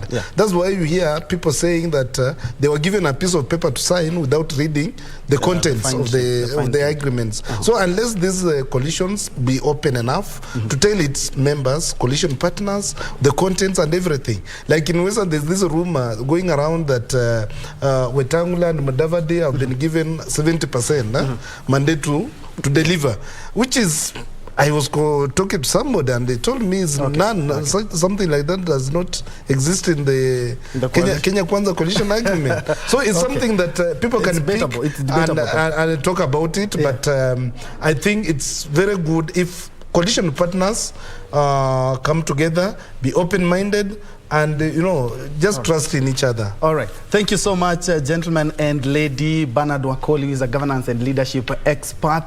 And we also had the Farmers Party leader, Irungo Nyakera, who is also seeking the gubernatorial position in the county of Muranga. And we also had Jane Nyamboke, apologies for that, who is an advocate of the High Court. Thank you so much for joining us. Let's now focus on the caves of Gatundu, quite a magical scene if you ask me. We'll be right back.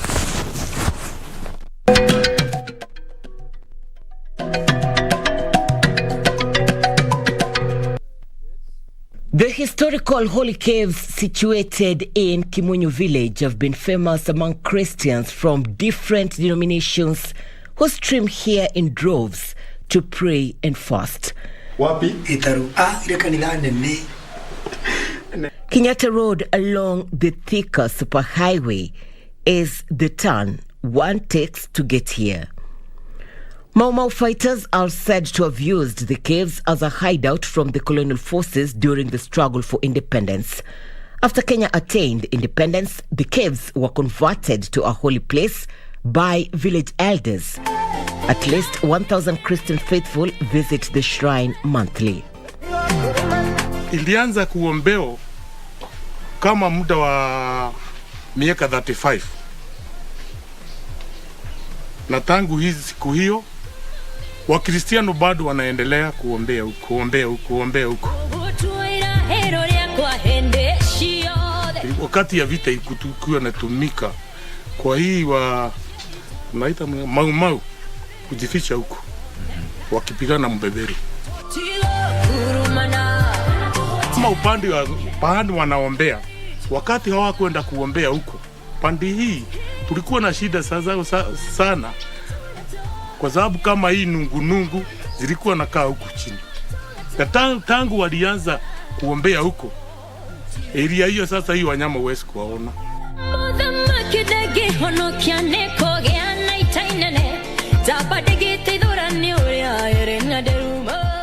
While on a visit, you enjoy the picturesque view of indigenous plantation, waterfall, and coffee plantation beneath the Tiririka River.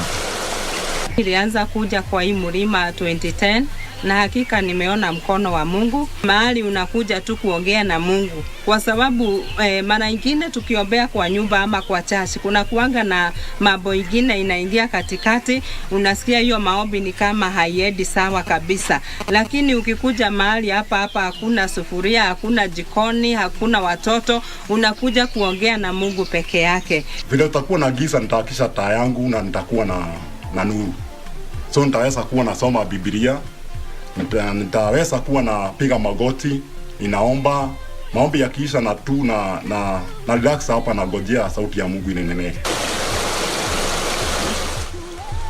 The Tiririka River flows freely, cascading to Tumabi waterfalls. The locals describe the Tumabi as one of the magical waterfalls in the region.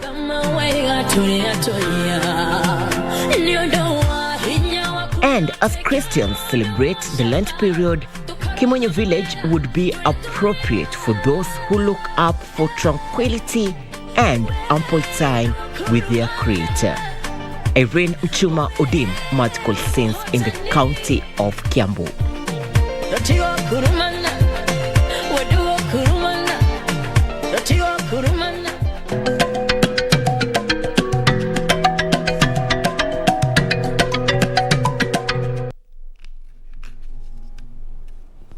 Welcome back. This is a News Check and we are looking at matters obstetric fistula. Over 3,000, and just an estimate, 3,000 women are affected by this condition, but only 7.5% get the treatment and the therapy that they should. Well, yesterday we were commemorating World International Obstetric Day, Obstetric Fistula Day, and a clarion call was to end it. But where are we as a country? I'm now joined by Sharon Korir, who is the founder of Fistula Foundation. Karibu sana. Asante. In a nutshell, what exactly do you do at Fistula Foundation? Thank you so much for the invite. Karibu. And yes, I have a foundation, Save a Woman, Fistula Foundation. And our foundation is basically a beacon of hope for women and girls who are leaking urine and feces as a result of childbirth, as a result of early marriages, as a result of FGM, and even defilement or rape. Yeah, but we really emphasize on obstetric fistula because it's more prone. Most women who give birth are the ones who are prone to fistula. And yeah, so what we do, give psychosocial support from our survivor's point of view, because I had fistula, I understand what these women are going through. And yeah, we try and, work with them and just share, because the whole experience is very traumatic. Yeah, and then there's a lot of stigma associated with the condition as well. Then apart from that, also from a lawyer's point of view, because I am a lawyer, we're also looking at legislation, because you don't have a Fistula Act or any legislative policies pertaining fistula. So we are here to see whether if we can partner with the correct stakeholders, we can be able to move and do a Fistula Act. And then again, the Reproductive Health Bill, the Honorable Susan Kika's champion, that is the Senate level, has no provision for fistula. So again, we need to look into that and see that, we have a provision for fistula even within the Reproductive Health Bill, moving on to an Act of Parliament. Yes. And it's a good thing that you are speaking from somebody who had the same experience. There's a lot of stigma and lack of information. How did you deal with that?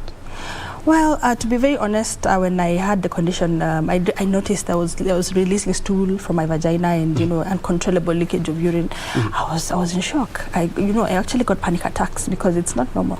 At some point, I thought I had gone crazy, like postnatal depression, like anxiety, lots of pressure, because initially I was in hospital for about 21 days. My son was admitted for 21 days. So there's so much when you have a small baby and when a baby is battling his life and all that. Then, of course, going back home and trying to develop his, breastfeed his immunity back is when I realized, I actually do have fistula. And I remember about 6 weeks after, I called my sister-in-law and I told her, this is it. And she's a nurse in Kenyatta. So she told me, check out, one of the media stations have advertisements going on camps that are ongoing. So I actually did check out, and I went and I was diagnosed with rectovaginal fistula, 4th degree tear. That's actually the worst form of fistula. Wow. Yeah. At least you live to tell this tale. Yes. Now, there's a lot of poverty in Kenya, and our health system is not the best, so to speak. But there is hope and treatment for these people. Where do they get help? And maybe can you give a quantifiable amount on how much one can spend? Just like we have kidneys, now we are doing transplants here in Kenya. Do we have enough or sufficient facilities to cater for these women? Wow, the reality on the ground is that yes, indeed, fistula is really rampant in the poor areas, the marginalized areas where women cannot properly access proper healthcare services. But again, yes, on that. But again, fistula happens to any woman of childbearing age. You can imagine I'm an elite, I'm a lawyer, gave birth in the city, one of the leading hospitals in this country, and yet I have fistula. So it clearly shows that it cuts across the social status. However, yes, the indigent women are more prone to fistula, and the reality is that so many women, and that roughly 13,000 women are reported to have had fistula and gotten surgeries. 13,000. The number is quite high. Oh yes, and so you can imagine the number who don't even have radio, TV, who probably can't access social media and YouTube and all that to find out where they can reach out for help. So there are many women who have fistula. Roughly 1 woman in 100 births have fistula. Yeah, and you can imagine now if we go to an area where 1 woman is in 100 have fistula, their numbers are quite high, and they're still suffering in silence.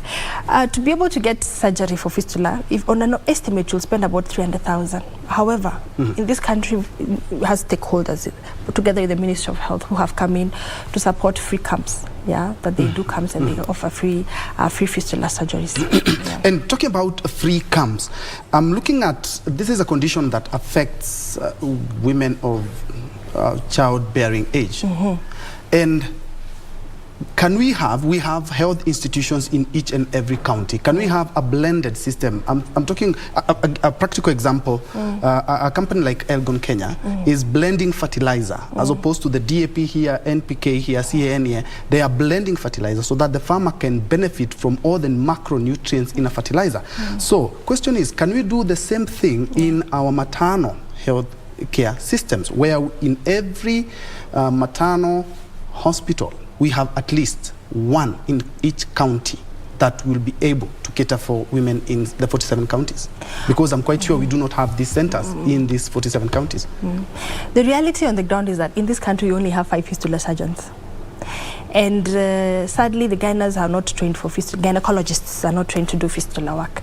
So you'll find that most of these gynaes who are in the county hospitals are not good at it. They cannot even be able to detect a fistula after birth. So that's when you'll find that a woman living with fistula for 7 years, for 14, for 36, for 40, and the like. However, the government should come in to train. Provide training for the probably sponsor the training for the gynaes from the fistula surgeons themselves, and ensure that they are disseminated in the county level. In every county hospital, we have a fistula surgeon. Immediately a woman delivers in the county hospital, they detect fistula, they do repair, so that in a way of curbing fistula, putting an end to fistula.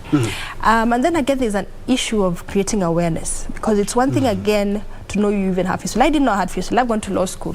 You can imagine, and I'm working right now, and here I am, I'm leaking urine and feces, no clue about fistula. How about the woman in the interior who has no clue, not going to school, who has no clue what they're going through? It's a bit tricky. So there's need to have fistula conversations like we are doing right now in the media from time to time, so that we normalize the condition, that we normalize cancer, and also have women come out boldly and say that they have the problem and be willing to get assistance. And the only assistance is corrective surgery. There's a perception that anyone leaking urine and feces uncontrollably has been bewitched. There's some issue of there's a problem. There's a lot of stigma around it. Yeah, what is it? Because anything affiliated to urine and feces is very sensitive. You're dirty, you're unkempt, you're poor in hygiene. I mean, so many things in the workplace. When anybody smelling you, would wonder, don't you clean well? Don't you take a bath? But in the real sense, a person could be having fistula. And because of the interest of time, how can one reach out, and especially now that you are one of the advocates, and not only law, but you're advocating to ensure that women get help? How can a woman get help? And what is your foundation doing in particular to ensure that we change this narrative? As a foundation, we are there to create awareness fistula, and we are also there very, very, very hand in hand and very, very, very in touch with women who are living and affected by fistula. There are women, yes, who are living with the fistula right now and they need corrective surgery. However, there are those who've gotten corrective surgery but still may not be in a position to go back to their normalcy, because one, the surgery was not successful, so they keep having leaking urine and feces at the same time. Again, others even feel like there's failed surgeries because they're not able to get intimate with their spouses. The surgery was done that it was too intense as per the norm of the vagina. So there's need to keep talking about this issue and being able to encourage us as women to come out boldly and say that you have a problem. And even as you heal as well after surgery, there's also a need for psychosocial support. And then again, anybody in your space who's leaking urine and feces is not dirty or unkempt. Reach out to them and tell them they could be having a condition that can be treated through corrective surgery. You are a lawyer. As we wind up, what are you doing to ensure that we have policies or laws that will help all those women who are suffering each and every year? And again, how can a woman reach out to you in particular? Okay. So reaching out to me, please reach out to my social media pages, Sharon Korir on Facebook, Sharon Korir Fistula Champion on Twitter, Sharon Korir Fistula Champion on Instagram, and just DM me, do me a text on my social media pages, and as well they can reach out to KBC and you guys can give us feedback. And then also, as a lawyer, we are really in the process of seeking partnerships even with organizations that we can do a public interest litigation case, and we can see right on the ground which woman who's leaking urine and feces that need to be helped, because Article 43 of the Constitution is very clear on proper attainable standards of healthcare, and the reality is women are not getting that on the ground. So we need to really look at how we can be able to do this so that we can support our women. And then also, because I think because we're still in an election phase, when this is all done and we're back to this norm, we can still go back and readdress the bill that Honorable Susan Keika is championing on fistula, and see how we can be able to do a memo or amend on the same to ensure that we have our women represented, because we matter. Yes. All women living and affected by fistula matter. In 30 seconds, final words. Yes. Well, thank you. Thank you so much. In 30 seconds, I would like to appreciate all KBC for having me. It's a privilege. Secondly, we are having a first anniversary of Save a Woman Fistula Foundation at the Hill Park Hotel on Friday, the 27th, from 6 to 9 p.m. You're all welcome. For the online viewers, who watch our pages. We'll be having the links that are passed on virtual in our YouTube channel and also on Facebook and Instagram. Yeah, and any woman leaking urine and feces, there's hope. So share, tell somebody, reach out to us, get help, and life will go back to normalcy. Thank you. Thank you so much, Sharon Corilla. Unfortunately, we are out of time, but sure we can get some more time. This is something that we need to discuss and ensure that women around Kenya and the region are able to be helped. Sharon Corilla, thank you so much. She is championing the cause, and she actually has her own foundation, and kindly follow her up. And if you have somebody who has this issue, you know there is hope. Thank you so much. My name is Bentro Njue. Unfortunately, we are out of time now, giving rise to Kurunzi Mashinani and Tamrini. Thank you so much for watching. Let's continue this conversation on social media. And Carol Njoroge has been our sign language interpreter for this live show. Have a blessed afternoon. Yeah, thank you.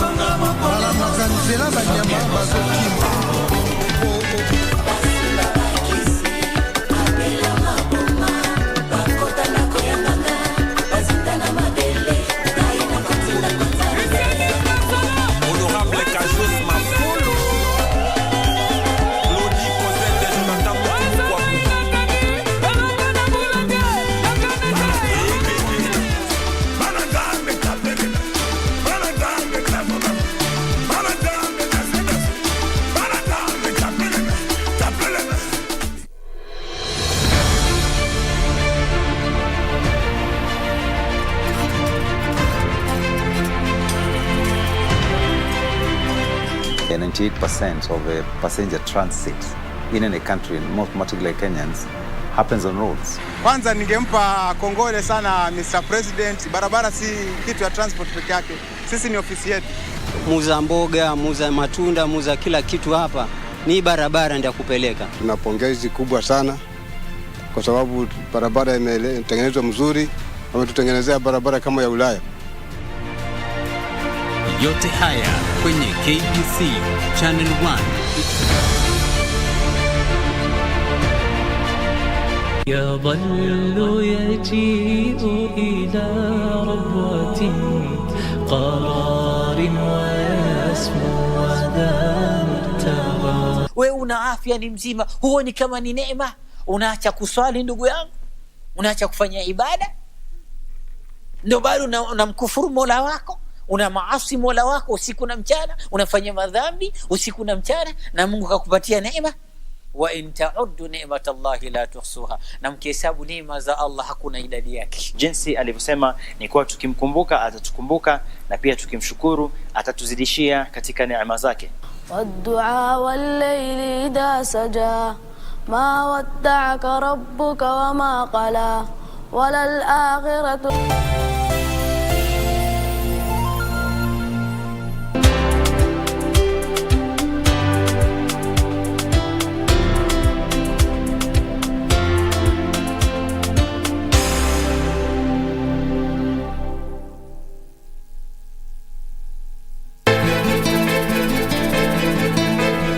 Huu upuuzi unaoendelea nao na mke wangu ukome.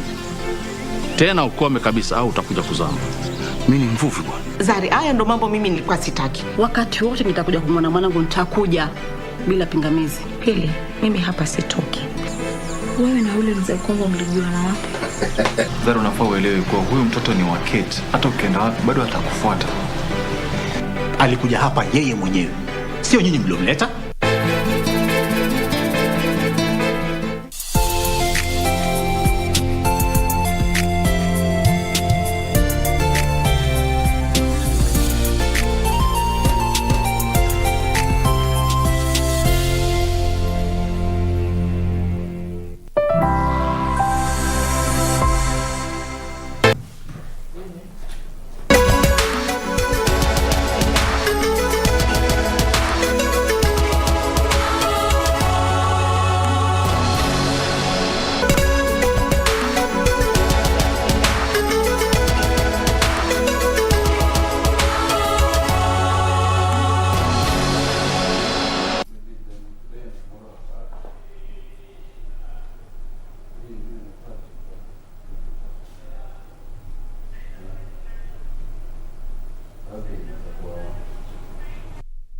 Matumaini yangu hujambo popote unapotazama KBC. Shukrani sana kwa kuungana nasi katika awamu hii ambapo tunaangazia taarifa kutoka kaunti mbalimbali kwenye kurunzi mashinani.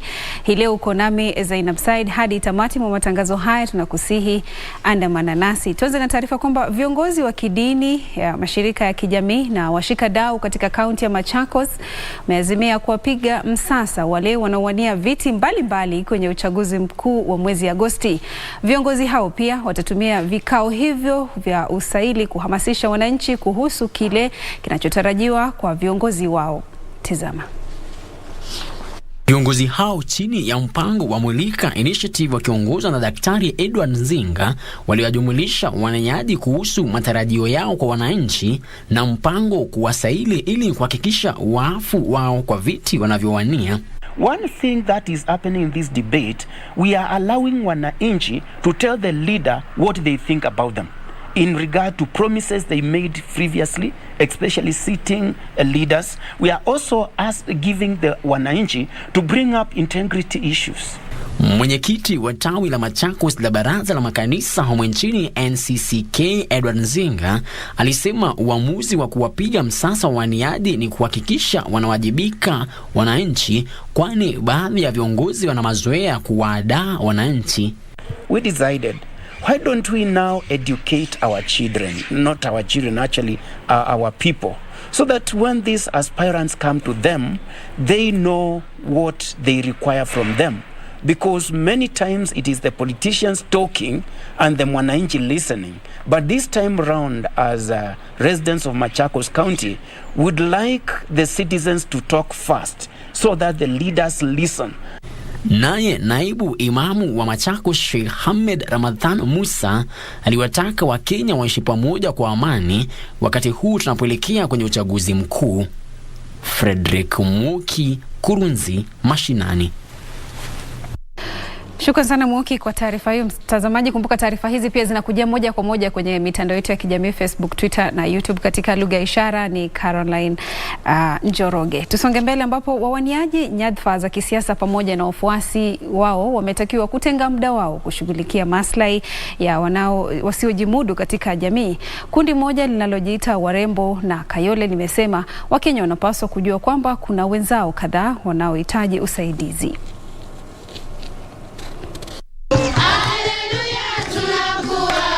Akiongea walipotembelea watoto mayatima na wasiojiweza katika makao ya watoto ya Victors kwenye wadi ya Burat, kaunti ya Isiolo, mwenyekiti wa kundi hilo Susan Kathure alisema Wakenya wafai kushawishiwa siasa. We have vulnerable and destitute children who are dropping out of school because of school fees. You've been seeing them all around the news, but those are the only visible. But we have so many that they have not been seen in the news. Kathure na mwenyekiti mwenza Frida Makena walisema kundi hilo linataka viongozi wa kisiasa na wafuasi wao kuwashughulikia wasiojiweza katika jamii, hususan watoto na wakongwe. Sana naweza ongelea kuhusu education because as I can see wote ni wale wanafaa kuwa shule, most of them, na tunaomba kwa kunyenyekea sana, kama mheshimiwa wetu tunatujua anaweza atasikia mahali hako haingililia intervene, because he is a man of his promise. Alitundia ndiye amechipa mpaka tukaweza kufika hapa, na sisi tumekuja kuomba kura sababu watoto hawana kura. Martin Miriti ambaye ni muasisi wa kituo cha watoto mayatima alisema kituo hicho kinastahili kuwasaidia watoto hao kwa muda, ambapo baadaye watoto hao wataungana na jamaa wao au kupelekwa katika vituo vilivyostawi kuwahudumia watoto. We were told we should work on reintegration. We tried to work on this, but it was a kind of a premature exit because the children were not transformed fully. This is leading to further child labor, early marriages, untimely pregnancies and all this.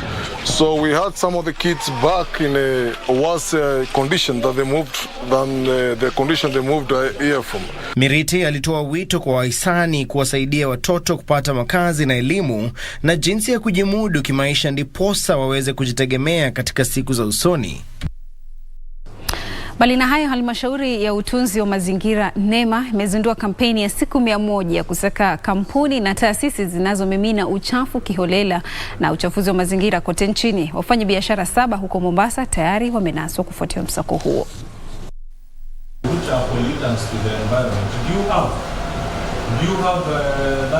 We are focusing on wastewater discharges that are being discharged into the environment, and this operation is going on nationwide. The aim of this operation is to enlighten the public on the dangers of discharging wastewater into the environment, including into the ocean.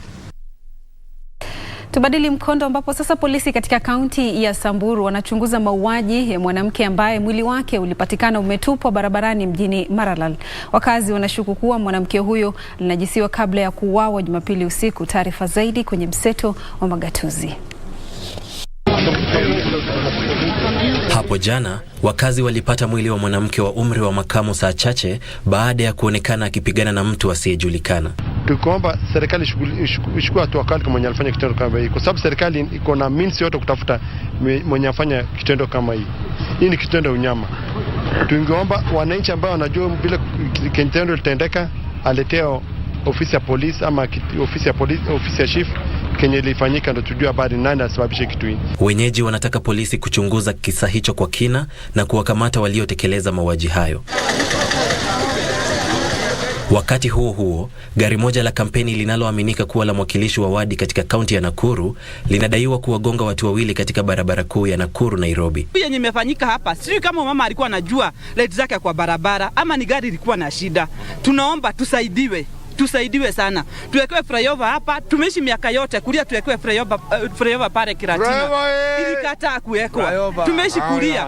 Gekali anajitolea sana kutuvukishia watoto hapa. Watoto wanatoka Kiratina, wanatoka Kiamunyeki, wanakuja shule hapa. 89,000. Makofi kwake. Kwingineko, hazina ya ustawi ya eneo bunge la Kirinyaga ya Kati imesambaza zaidi ya shilingi milioni 19.8 kwa wanafunzi kutoka familia maskini na wale wasiojiweza. Today nimewapatia check worth 19,900,000. Na in total tangu chaguliwe nimewapatia bursaries worth 178,300,000. Na niliwaambia hata kama kuna siasa, kazi lazima iendelee. Katika kaunti ya Nyeri, zaidi ya wanafunzi 200 katika kituo cha kiufundi cha Karundas cha kanisa ya Katoliki wamenufaika na mafunzo bila malipo kuhusu mbinu za kutumia teknolojia kujitegemea. It is not just blue collar jobs that are earning money. White collar jobs that are earning money. There's a lot of blue collar jobs which you can do through the internet. And basically we are telling them that you can advertise your services. You can scroll and browse through various sites that give opportunities of various kinds. Afisa mkuu mtendaji wa shirika la mipango ya kushughulikia masuala ya mataifa ya kusini ya bara Afrika, Stephen Ndegwa Mwangi, ametoa changamoto kwa vijana kujitahidi kujipatia tija kwa njia ya uadilifu. Edwin Austin, Kurunzi Mashinani. Baadhi ya wanasiasa wanaoegemea mrengo wa Kenya Kwanza katika kaunti ya Kiambu wamesifia maazimio ya kikao cha kuangazia makuzi ya uchumi kilichoandaliwa na naibu wa rais William Ruto katika eneo hilo hapo jana. Viongozi hao waliokuwa kwenye eneo la Limuru walisema mbinu za ufufuzi wa uchumi zilizopendekezwa na mrengo wa Kenya Kwanza zitasaidia kuinua maisha ya wakazi wa Kiambu pamoja na kuimarisha biashara baina ya kaunti za eneo la Mlima Kenya. Hapo jana naibu wa rais aliongoza kikao cha kiuchumi katika eneo la Kiambu ambapo aliahidi kupunguza gharama ya kuzalisha maziwa, kahawa na majani chai pamoja na kufufua viwanda vilivyokwama katika eneo hilo. Tazama.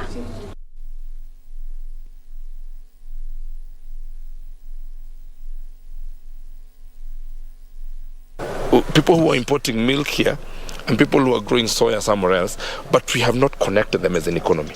You find people who find it easier to trade with Uganda because they're nearer to them, as opposed to trading with someone in Nyeri because there's no, the economy is disjointed. That is a synergy we want to create, and that is the synergy we are talking about, and that is a synergy that is created by that economic forum. That economic forum has people sitting, it has a secretariat that is now listening, has gone to Embu, listen to the people of Embu, listen to the people of Nyeri, listen to the people of Moranga, Kiambu, like that, and then come together and put all these things together and see where we converge and where our economies and where our interests and our strengths converge as counties, so that now there's interdependence between. It's not magic, by the way. There's no magic that we're promising to do. No, it's just bringing people together and telling them, you can do this, you can grow feeds, you can help grow feeds, you can help produce milk. Na tukamilishe taarifa hizi na taarifa ama makala yetu ya kila siku ya Ifahamu China. Katika makala ya hivi karibuni, China imeendelea kuwekeza kwenye vyombo angani. Harakati hizi zimeiweka taifa hili ambalo ni la pili kwa utajiri duniani katika msimamo sawia na mataifa yaliyopiga hatua kimaendeleo, iliyowekeza zaidi kwenye shughuli za angani za juu kwa ajili ya kufanya utafiti mbalimbali. Leo tunatupia jicho hatua ya China ya kufungua vituo maalum vya usafiri za angani. Tizama.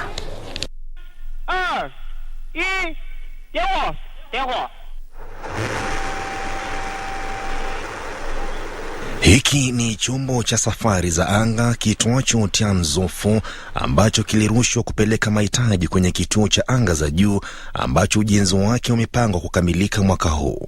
Mataifa yaliyopiga hatua za kimaendeleo yanawekeza zaidi kwenye shughuli za anga za juu kwa ajili ya kufanya tafiti mbalimbali, ambapo nchi hizo zimefungua vituo maalum kwa ajili ya safari za anga. Katika miaka ya hivi karibuni, China nayo imezidisha kasi maradufu kwenye safari za anga, huku taifa hilo likijiimarisha zaidi kiuwekezaji katika shughuli za anga. Baadaye Tianzhou kilitia nanga kwenye kituo cha Tianhe na meli ya mizigo ya Tianzhou 3 kwenye anga za juu. Kwa mjibu wa shirika la anga ya juu la China CMSA, chombo cha Tianzhou 4 kilirushwa kwa kutumia roketi ya Long March 7 Y5 kutoka kwenye kituo cha kurushia vyombo vya anga ya juu cha Wenchang mkoani Hainan. Naibu kamanda wa mfumo wa vyombo vya anga za juu vya taasisi ya 5 ya utafiti chini ya shirika la sayansi na teknolojia la anga la China, Liu Zihui, anaeleza jinsi Tianzhou itakavyofanya kazi. Mwongozo huru wa masafa marefu utapatikana kupitia badiliko la obiti linaloendeshwa na injini ya ndege, ambayo itawezesha chombo cha anga cha mizigo cha Tianzhou kusonga kutoka kwenye mzunguko wa kilomita 200 kutoka ardhini hadi kwenye obiti ya kituo cha anga kilichoko kilomita 393. Zihui alisema chombo cha kubeba mizigo kitaingia kwenye awamu ya kujidhibiti chenyewe, ambapo itatia nanga kwenye moduli ya msingi. Hii ni baada ya kupita kwenye sehemu 4 za kutia nanga, zikiwemo kilomita 5, mita 400, mita 200 na mita 19 kutoka kituo cha anga za juu, ambapo mchakato wote unachukua saa 6:30. Chombo hicho kimebeba mahitaji yanayowatosheleza wanaanga kuishi angani kwa miezi 6, vipuri vya kituo cha anga na vifaa vya utafiti. Kuna zaidi ya sehemu 40 za uhifadhi kwenye chombo hicho kilichopakiwa na sampuli mbalimbali za majaribio, kama anavyoelezea Bwana Lee. Kando na hilo, chombo hicho kinabeba baadhi ya vitu vya majaribio vilivyokusanywa kutoka kwa jamii na vyuo vikuu. Tangu mwaka wa 1992 China ilianza mpango wake wa anga ya juu kwa mkakati wa hatua tatu. Hatua ya kwanza ilikuwa kutuma wanaanga angani na kurudi salama. Uzinduzi wa Shenzhou 5 mnamo mwaka wa 2003 na Shenzhou 6 mnamo mwaka wa 2005 ulitimiza lengo hilo. Hatua ya pili ilikuwa kujaribu teknolojia muhimu zinazohitajika kwa kituo cha anga cha kudumu, ikijumuisha shughuli za ziada za gari, kutua kwenye obiti na kuongeza mafuta kwenye mitambo ndani ya obiti. Awamu hii ilijumuisha kuzinduliwa kwa Tiangong 1, jukwaa la mpito la kujaribu teknolojia ya utoaji, na maabara ya anga ya Tiangong 2. Hatua ya tatu ni kuunda na kuendesha kituo cha anga cha juu chenye wafanyakazi wa kudumu ambacho kitaashiria kiwango kipya cha teknolojia ya anga ya juu ya China. Mwaka huu China itakamilisha ujenzi kwenye obiti wa kituo chake cha anga. Imepanga hafla 6 ya uzinduzi, ikijumuisha uzinduzi wa moduli 2 za maabara Mengtian na Wentian, vyombo viwili vya angani vya mizigo Tianzhou 4 na Tianzhou 5, na safari 2 za wafanyikazi Shenzhou 14 na Shenzhou 15.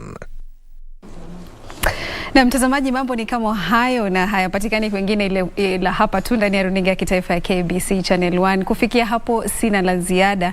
Niruhusu nikuage. Katika lugha ishara amekuwa ni Caroline Joroge. Namuona Gladys Mungai anajiandaa kwenye mjadala wa Tamrini. Kisha baadaye utakuwa unapata taarifa zetu za saa 7. Kwa hivyo usiende mbali, zidi kutazama KBC Channel 1. Hadi wakati mwingine, maasalam.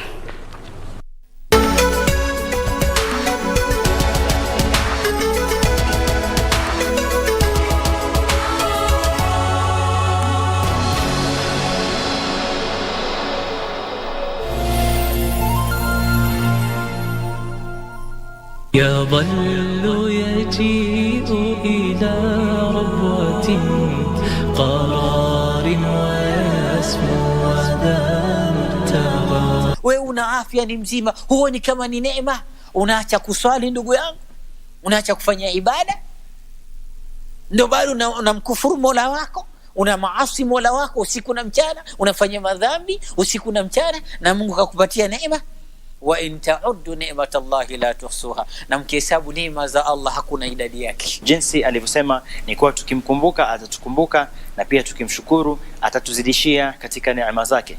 Waddu'a wal-layli idha saja ma wadda'aka rabbuka wa ma qala. Baby, dreaming of you. It shows on my face, evidence is right here. My smile has been erased. Hello from the other side. I must have called 1,000 times to tell you I'm sorry for everything that I've done.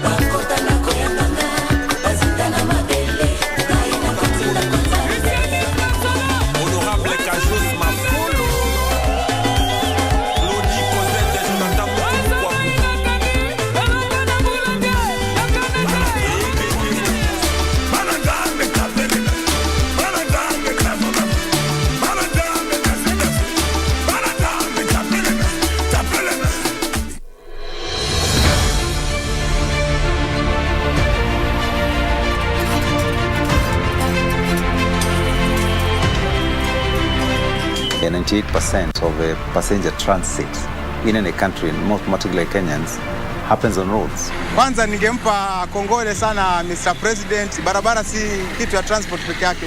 Sisi ni ofisi yetu. Muza mboga, muza matunda, muza kila kitu hapa. Ni barabara ndio kupeleka. Tuna pongezi kubwa sana kwa sababu barabara imetengenezwa mzuri. Wametutengenezea barabara kama ya Ulaya. Yote haya kwenye KBC Channel 1.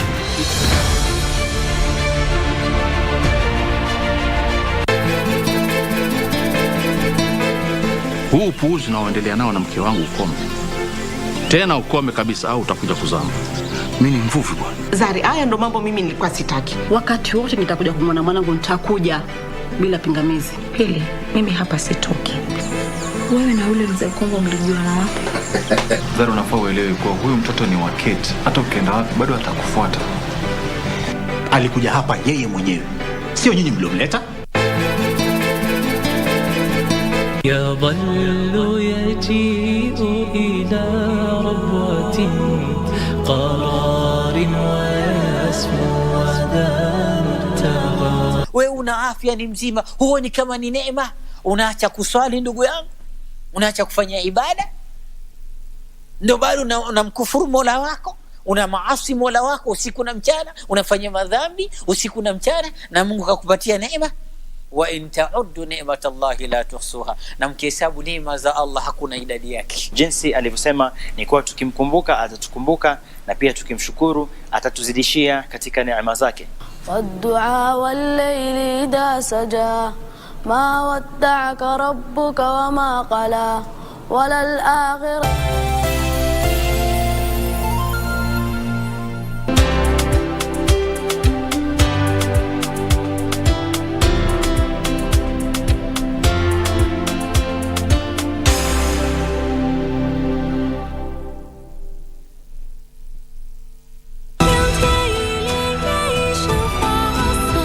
Elliot and Master once talked about the avians. They said the current avian king is ambitious. He'd like to start a war with our kind. Watch out!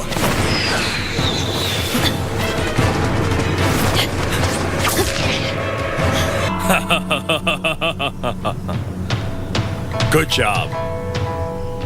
We tracked them all the way here, expecting to catch a few for questions. Someday he's going to rebel and cause trouble. We've got Mars. No need to worry. Prince, my apologies. Get lost. But Prince, do you know who he is?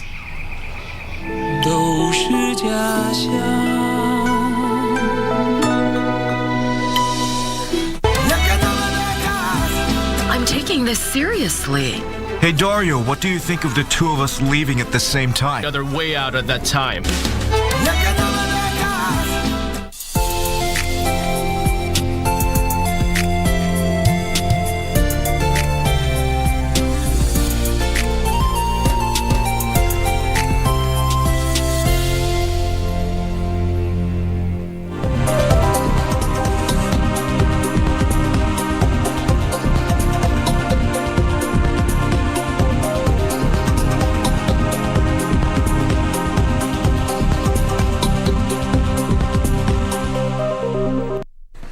Sadakta, mpenzi mtazamaji, zimekatika dakika za kuhesabu baada ya mida ya saa 6 dhuhuri, tarehe ikiwa ni tarehe 24 mtazamaji, mwezi wa Mei mwaka 2022, ikiwa ni fahari yangu tena kubwa sana kujumuika nayo kwenye kipindi chetu cha Tamrini baada ya kuwajibika kwa mwenzangu Zainab Said kwenye taarifa za kurunzi mashinani. Sasa ni awamu ya pili ya taarifa na mahojiano kwenye kitengo cha Tamrini. Hii leo mtazamaji, tutakuwa tunazungumzia masuala ya uongozi na maadili, tukiwashirikisha studioni Kawive Wambua kutoka shirika la Inuka Trust na wakili Steve Gombo watueleze zaidi kuhusiana na swala hili. Unaweza kusema nasi kupitia mitandao yetu ya kijamii at KBC Channel 1 na at Gladys Mungai. Tupe jumbe zako kuhusiana na mahojiano haya. Karibuni sana kwenye studio za KBC. Asante, na moja kwa moja nitakuwa naanza na wewe Kawive. Hivi majuzi siku ya Jumapili mumetoa taarifa yenu kuhusiana na watu ambao mnahisi kwamba shirika lenu na mashirika tanzu kwamba wanafaa kwamba wasiruhusiwi kugombea viti vya kisiasa hapa nchini. Pengine ukimweleza mtazamaji, tukianza, msukumo huu umetokana na nini na kwa nini wakati huu? Msukumo huu, asante sana kwanza, na msukumo huu umetokana na hali ilivyo katika nchi yetu, kwamba watu wote hata wakiwa na kesi ama wakiwa na maadili ambayo sio sawa, wakiwa wamefanya mambo ambayo kwa uongozi hayatakiwi kuwa, bado wanagombea viti, bado wanapigiwa kura, bado wanaendelea kuwa viongozi. Na kukawa na shida kwa sababu zile institutions ama ambazo zinatakiwa kufanya kazi hiyo ya kukagua na kuelekeza nchi watu wagani hawafai, kwa sababu kila jamii kuna watu ambao hawafai, hawawezi kupewa uongozi. Mtu ambaye kwa kijiji anajulikana yeye ni mwizi, mtu ambaye anajulikana yeye ni mtu wa vurugu, apewi nafasi ya uongozi. Mbona katika siasa yetu inaendelea kuwa hivyo? Na kwa mashirika ambayo yanafaa kufanya hiyo kazi, ile ni EACC, DCI, ODPP na IBC, hawatoi mwongozo mwafaka wa kusema sasa hii ndio njia ama hii ndio mwelekeo ambao tutafuata. Kwa hivyo sisi kama mashirika tukaona na hii ilianza 2017, si mara ya kwanza. Hii ni kutoka 2017 tukaanza kusema, kwa sababu katiba imezungumzia kuhusu maadili. Ni vipi tunaweza kufanya maadili haya ya kuwe ndio yanafuatwa katika kuhakikisha nani anaingia kwenye ndebe. Kuna lile swali la kwamba Wambua imekuwepo miaka kadhaa kabla ya uchaguzi mkuu wa mwaka 2022. Tangia mwaka wa 2017 uchaguzi huo ulipokamilika, imekuwepo miaka kadhaa kabla ya uchaguzi mkuu. Lakini mtu anaweza akauliza, kwa nini sasa miezi kadhaa kabla ya uchaguzi? Kwa nini hamkwenda mwaka uliopita ama mwaka juzi? Kwa nini miezi miwili tu kabla ya uchaguzi? Kwa sababu miaka hiyo yote na mpaka sasa hatukujua ni nani rudisha makaratasi yaweze kuwa kwenye debe. Kwa hivyo huwezi kuanza kupigana ama kuongea juu ya watu na ujui kama watasimama kama viongozi. Ni juzi tu ndio wamepeleka makaratasi yao kwa IBC na IBC nayo ikapeana kwa EACC. Kwanza sasa hivi wanaendelea na kuchunguzwa. Kwa hivyo huu ndio wakati mwafaka. Kwa sababu hapo mbeleni hata kama mwezi mmoja uliopita ungefanya hivi. Kwa sababu mtu yule anaweza kuwa labda ana shughuli na uongozi. Yeah.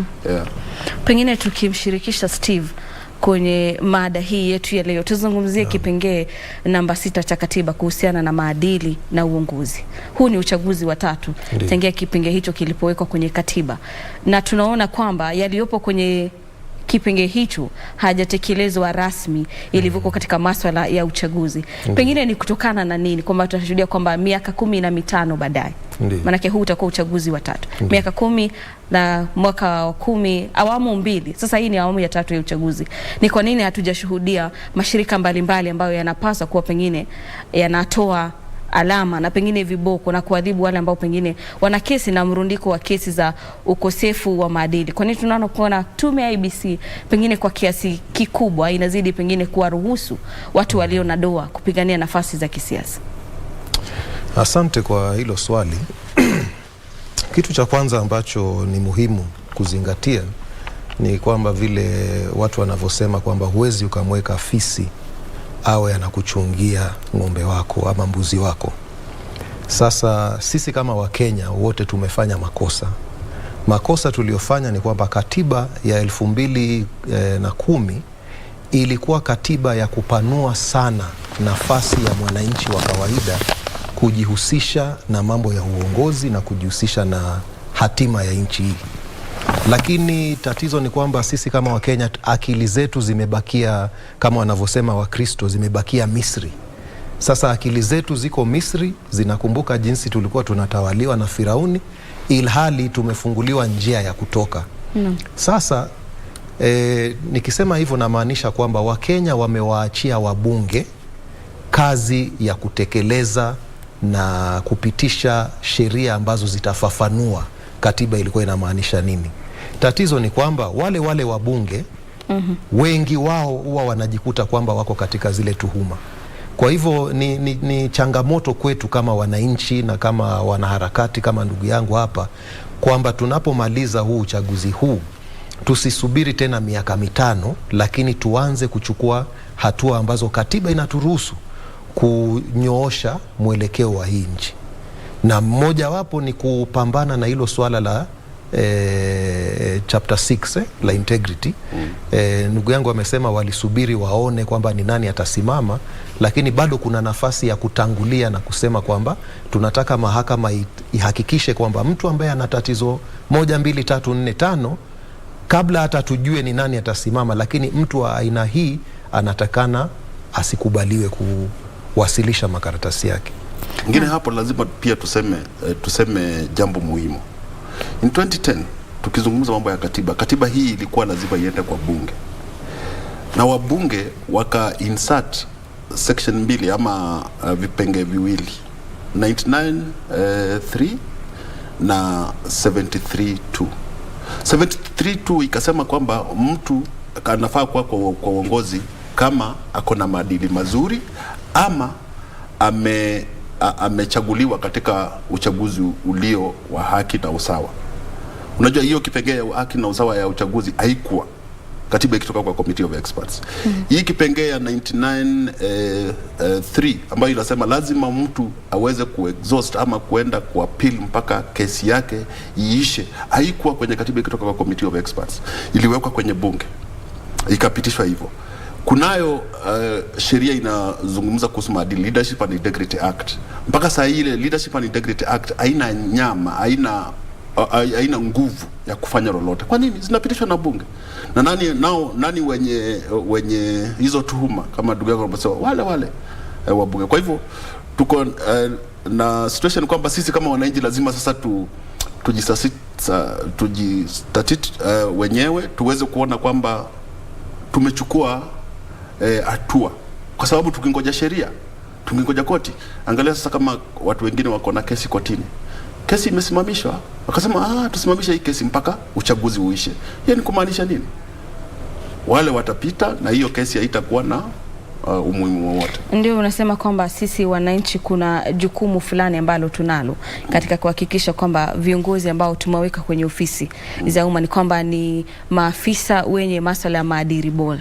Lakini unahakikisha kwamba kila baada ya uchaguzi unashuhudia kwamba Wakenya ambao tunazungumzia kwa sasa ndio watakao hakikisha kwamba wale viongozi wenye doa, ndio uchaguzi ni huru na wasawa, lakini sisi wananchi tunapata kwamba tunawashabikia na kuwachagua wale viongozi ima kwa kuwa wamekupa mapeni mawili matatu, ama pengine hata kupata kwamba wamenunua cheti chako cha kupigia kura.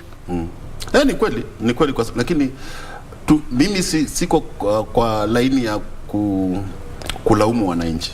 Lakini kama vuguvugu ama civil society organizations mna majukumu ya kuelimisha umma kwamba haki zako ni zipi, haki zako ni hizi, na kama wewe mpiga kura kama mwananchi, hatuwezi tukawa kila baada ya uchaguzi tunatoa lawama kwamba viongozi wetu hawafai. Kazi hizo zinafanywa na mashirika yasiyo ya kiserikali kama vile Uraia, Inuka na mengine, lakini tunasema kwamba hata wananchi wakiwa na huo ujuzi, lakini mtu akiletwa ama akipitishwa kuje kukampeni, kwanza kuna mambo matatu kwamba wananchi hawajawahi toka kwa ile kasumba ya kwamba kiongozi anafaa kunisaidia mimi. Hawajitoka kwa hiyo kasumba. Kwa hivyo akija kukupa mapeni mawili, akikulipia mtoto wako fees na analipa na pesa ya CDF, unasema hala, huyu ndio mwenyewe. Kama hujui kwamba pesa hizi ni zako. Ukiwa na uvujaji wa pesa katika kupitia mambo ya rushwa na mengine, pesa hizo ndio hao watu wanatumia kuja kukampeni. Kwa hivyo tunaendelea kuhamasisha wananchi, lakini lazima pia kukuwe na hatua nyingine. Wananchi wao waking'ang'ana na kutafuta viongozi walio na maadili mema, pia lazima kukuwe na hatua nyingine ya mashirika ambayo yamepewa nguvu, kwa sababu katiba imepea mashirika nguvu. Ile tunaona ni kwamba hayafanyi kazi hiyo. Kwa hivyo lazima tushinikize mashirika hayo yaweze kufanya kazi yake, kwa sababu kama mtu wako na kesi, ingawaje huko mbeleni akienda kotini itakuwa alikuwa innocent, lakini wakati ambao wanaendelea na kesi hafai kuwa katika uongozi. Hiyo itabidi pengine baadhi ya sheria kufanyiwa marekebisho, na pengine nikimshirikisha Steve kwenye swala hilo wakili, tuzungumzie swala la mrundiko wa kesi mahakamani, haswa kuhusiana na masuala ya ufisadi. Kama anavyosema Wambua ni kwamba ilivyoko katika sheria kwa sasa ni lazima mtu akaenda hadi katika mahakama ya upeo na kuhakikisha kwamba pengine mahakama ya upeo imekubaliana na mahakama zilizo chini yake kwamba haufai kuwa katika ofisi za umma. Pengine kutokana na kwamba kuna muda mwingi unaopotezwa katika mahakama katika kuamua kesi hizi, pengine ni jinsi gani ambavyo swala hili linaweza kutatuliwa ili pengine likajadiliwa na kutatuliwa kwa wakati ufao, isipatikane kwamba katika uchaguzi mkuu wa mwaka 2027 pengine kuna mtu ambaye pengine alikuwa ametolewa mamlakani, lakini kwa sababu hajakwenda katika mahakama ya upeo, bado kuna mwanya na tume ya IEBC inabidika kumpatia cheti cha kupigania uchaguzi. Kitu ambacho ningependekeza ama ningetoa kama maoni ni kwamba siku zote sheria ni kifaa ambacho kinatumikia wananchi, sio kwamba wananchi wanatumikia sheria. Na ukiangalia kwa mfano, kuna katiba bado ya 2010 ilileta mahakama za ardhi. Mahakama za ardhi zilipobuniwa na majaji wa kwanza walipoteuliwa, watu katika sekta ya judiciary walikuwa na mawazo kwamba zile mahakama zingekuwa na kazi kidogo, kwa hivyo wakateua majaji kidogo. Lakini kesi zilipoanza kuwasilishwa ikajulikana kwamba kumbe kesi nyingi zaidi ziko kwenye mahakama ya ardhi, ikabidi hiyo mahakama ipanuliwe. Kwa hivyo hapo tunaona kwamba sheria inafanya nini? Inageuzwa ili itumikie wananchi. Vile vile tulipopitisha sheria mpya ya uchaguzi, kulikuwa na kipengele kiliwekwa kwamba kesi za uchaguzi lazima zimalizwe ndani ya miezi 6. Hicho ni kitu ambacho hakijawahi kutokea katika historia ya Kenya. Lakini tangu sheria hiyo ipitishwe, tumeona kwamba kesi zile kweli zimekuwa zinakimbizwa haraka, na Wakenya pia wameona, kwa mfano presidential petition, kesi ya uchaguzi wa rais pia inamalizwa katika kipindi cha ndani ya mwezi mmoja, kati ya siku 14 na siku 28. Kwa hivyo hakuna sababu kwa nini hizi kesi za ufisadi hatuwezi tukazifungia vibwebwe na tukapitisha sheria ya kusema kesi ya ufisadi lazima imalizwe ndani ya muda fulani, muda ambao utaruhusu yale matokeo ambayo sheria inajaribu kulinda, presumption of innocence, kwamba watu wote wako hawana hatia mpaka wapatikane na mahakama, isitumike vibaya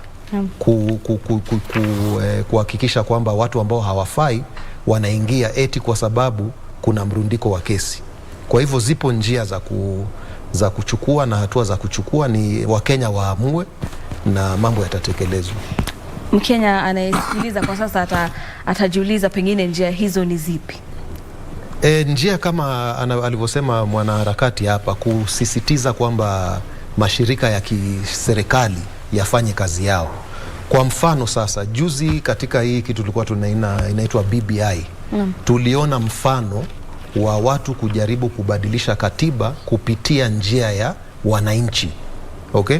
Ingawa mahakama baadaye ilikuja ikasema kwamba kwa sababu watu ambao ni watu wa serikali walihusika ilikuwa makosa, lakini wananchi wana ruhusa ya kupeleka stakabadhi za kutaka kubadilisha katiba.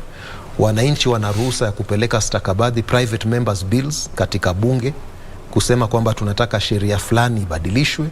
Kwa hivyo kwa mfano hii sheria ya anti-corruption, hakuna sababu kwa nini wananchi hawawezi wakapendekeza kwa wabunge na pia kwa judiciary kwamba kuwe na hizo time limits, kwamba kesi yoyote ya corruption ama ya ufisadi ikianza lazima iishe ndani ya muda fulani.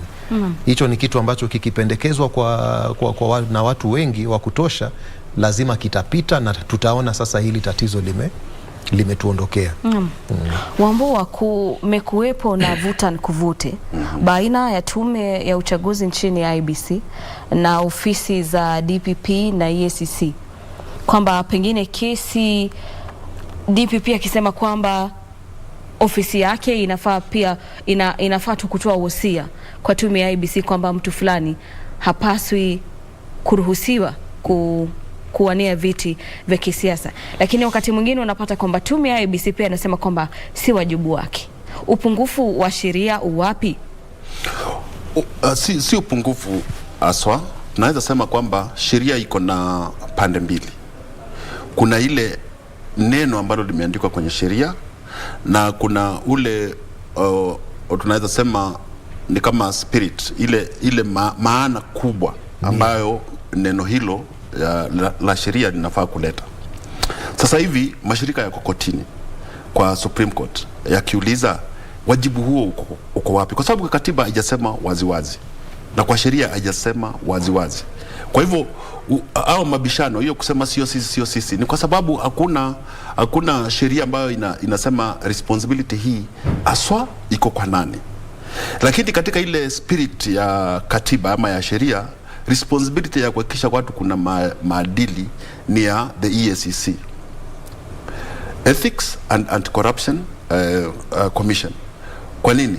Kwa sababu wao ndio wanafaa kusema huyu anafaa ama huyu afai. Hapo awali kwa experience yangu ni kwamba EACC unaenda unajaza fomu, wanasema uko sawa, unaenda.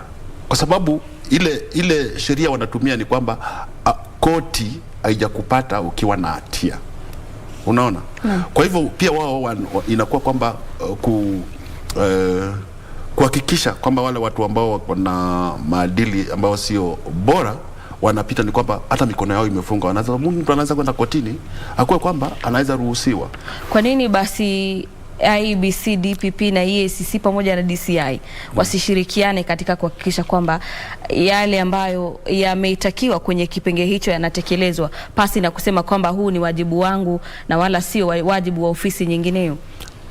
Aswa hiyo ndio ombi letu. Tungeomba mashirika hao yafanye kazi yao, kwa sababu lazima hiyo kazi ifanywe. Lakini kwa maoni yetu ni kwamba hiyo kazi wanarushania hivi inakosa kufanya. Kwa hivyo maombi yetu ile kubwa sana ni kwamba mashirika hao yasaidie nchi, kwa sababu yameundwa ili yasaidie nchi. Wewe huwezi kufanya investigation, mimi siwezi kwenda kufanya uchunguzi ati huyu alifanya nini ama nini. Siwezi fungulia mtu kesi kotini, kwa sababu mimi sina hiyo nguvu na sijapewa hiyo nguvu kikatiba. Lakini wale wako na nguvu na tunasema wafanye kazi pamoja, na wajue kwamba tutawaunga mkono, kwa sababu tukingoja ama tukitupa kesi hizi kwenye mahakama, masuala ya siasa ukipeleka kwenye mahakama, hiyo ni kufanyisha mahakama kazi nyingi, kwa sababu mahakama inafaa kuamua mali kuna utata. Lakini hapa hakuna utata. Kama una maadili ufai kuwa kiongozi. Hata wananchi wenyewe wanajua kwamba wewe ukitaka mfanyikazi wa kwako ama mtu ambaye anaendesha kampuni yako na ambaye anahusika na mambo ya kununua na kuhifadhi pesa, huwezi kuchukua mtu ambaye hana maadili. Unafanya interviews zinafanywa mpaka 5 ili muhakikishe kwamba huyu mtu ni sawa. Lakini hii yakuwa kwamba mtu yeyote tu anaweza kuingia kwenye siasa, na hapo wakiingia kwenye siasa ndio unaona sasa kama hospitali nyingi hazina dawa. Pesa ya dawa iko wapi? Ukikuta barabara nyingi si nzuri maeneo mengi, unakuta kwamba kuna shida ya elimu, watu kupata fees, hakuna kazi, hakuna nini. Hela hizo ziko wapi? Mbona tukienda kwenye uchaguzi unakuta watu wanakuja na mabilioni ya pesa? Sasa hivi tunasikia tumenunua ndege si haba, ndege nyingi tu na magari ya kifahari kwenda kufanya kampeni. Hizo pesa watu wametoa. Hiyo ni biashara ya haki. Na rais alituambia kwamba tunapoteza bilioni 2 kila siku kwa sababu ya uvujaji wa pesa, mambo ya ufisadi. Kwa hivyo lazima kukuwe na shirika ambalo linasaidia Kenya, kwa sababu Kenya inahitaji usaidizi na iko na mashirika ambayo ama institutions zimepewa hiyo kazi. Tunaomba wao wafanye kazi kwa pamoja, waweze kutuletea hawa watu, na kama hawawezi kufanya hivyo basi hawana haja ya kuendelea kukaa kwenye ofisi. Kwa sababu pia wanalipa mshahara pasipo na kazi ambayo wanafanya.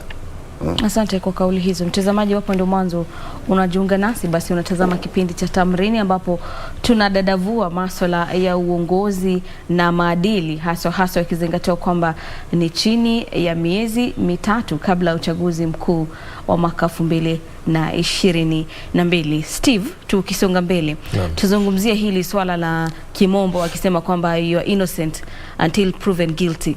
Na kufikia sasa kuna mswada mpya ambao unakuja kwenye bunge la kitaifa, na mswada huo unapendekeza kutoa kipengee cha masuala ya ufisadi na uhalifu wa masuala ya kiuchumi, na kutoa kipengee cha 62 sehemu ya 6 ambacho kinasema kwamba lazima ukae kidogo, kinatoa afueni kwa mshukiwa kukaa kwenye ofisi hadi pale pengine kesi itakapoamuliwa kwamba pengine una makosa ama huna makosa.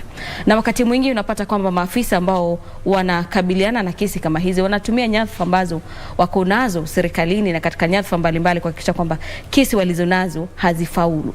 Kwa mtazamo wako, pengine pendekezo la kutolewa kwa kipengele hili pengine unalichukulia vipi kama pengine Mkenya na wakili? Kuna mambo kadhaa ambayo nayaona hapo. Jambo la kwanza ni kwamba ni kweli kwamba mtu ambaye anashikilia nyadhifa ya juu akiachwa pale ndani ya ofisi wakati uchunguzi unaendelea, anakuwa na nafasi ya kuharibu ushahidi, kuficha ushahidi, labda na kutumia ule uwezo wake kuharibu uchunguzi. Kwa hivyo hilo ni jambo ambalo kwa kweli kama linataka kuthibitiwa ni vizuri.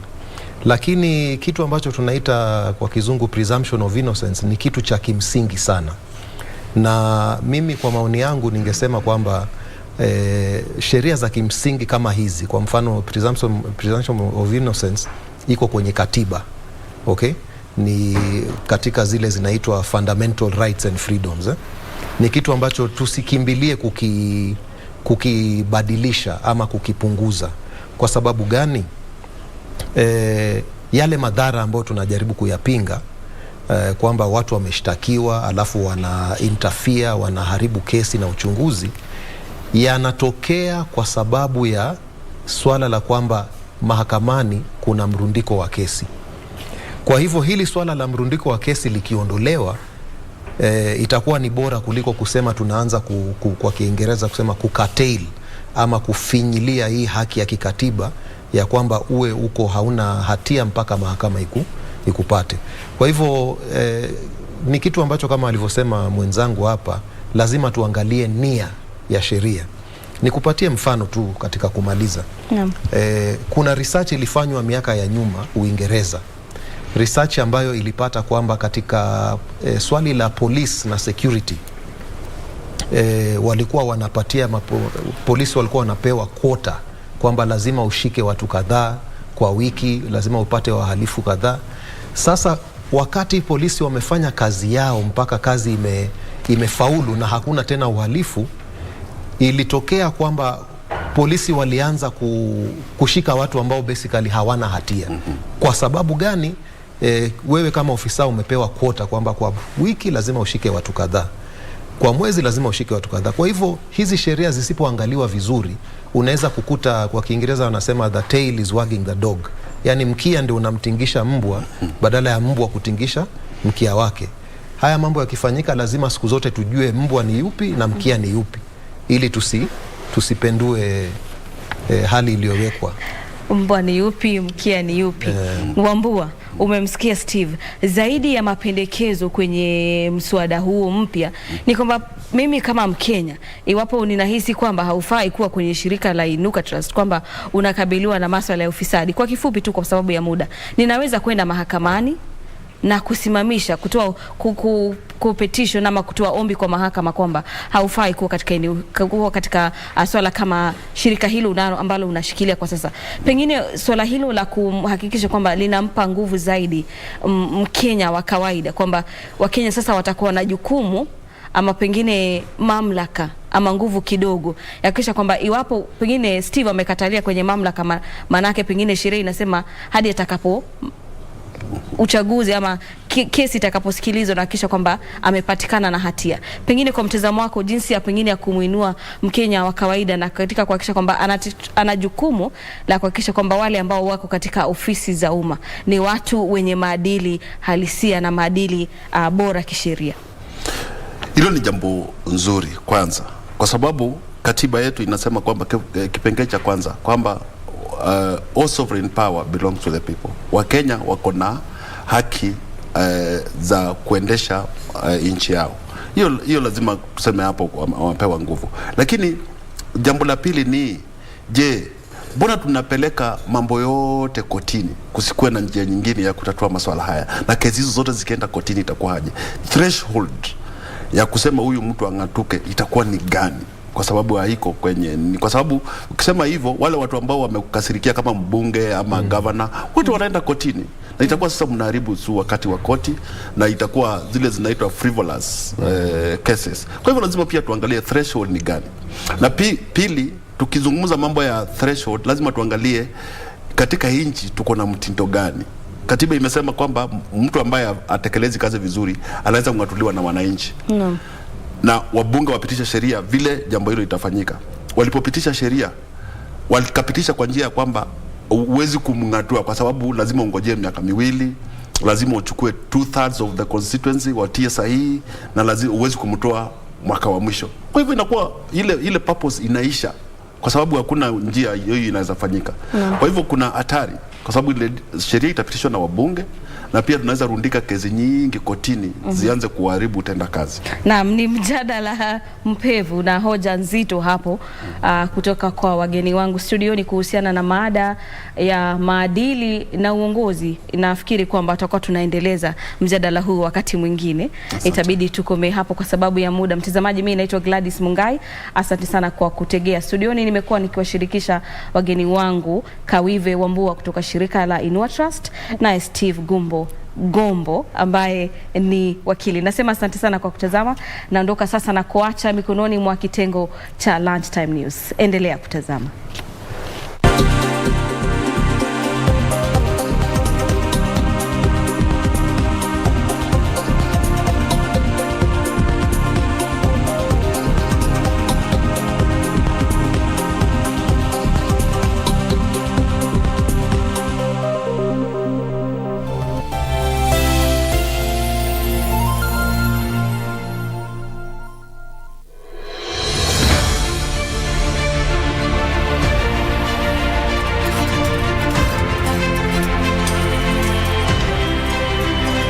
And 98% of the passenger transit in any country, most particularly Kenyans, happens on roads. Kwanza ningempa kongole sana Mr. President. Barabara si kitu ya transport peke yake.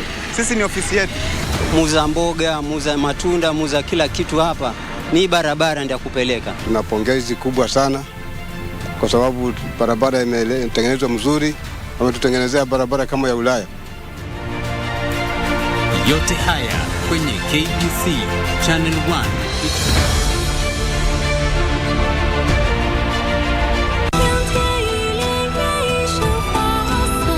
Elliot and Master once talked about the avians. They said the current avian king is ambitious. He'd like to start a war with our kind. Watch out!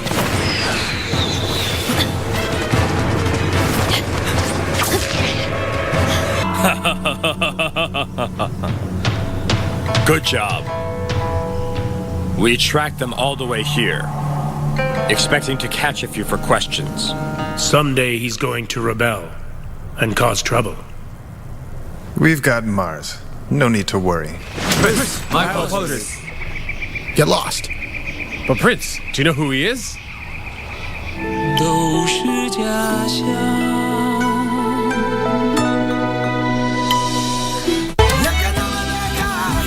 I'm taking this seriously. Hey Dario, what do you think of the two of us leaving at the same time? Way out at that time. يظل يجيء إلى ربوة قرار ويسمو ذا مرتضى. Wewe una afya, ni mzima, huo ni kama ni neema.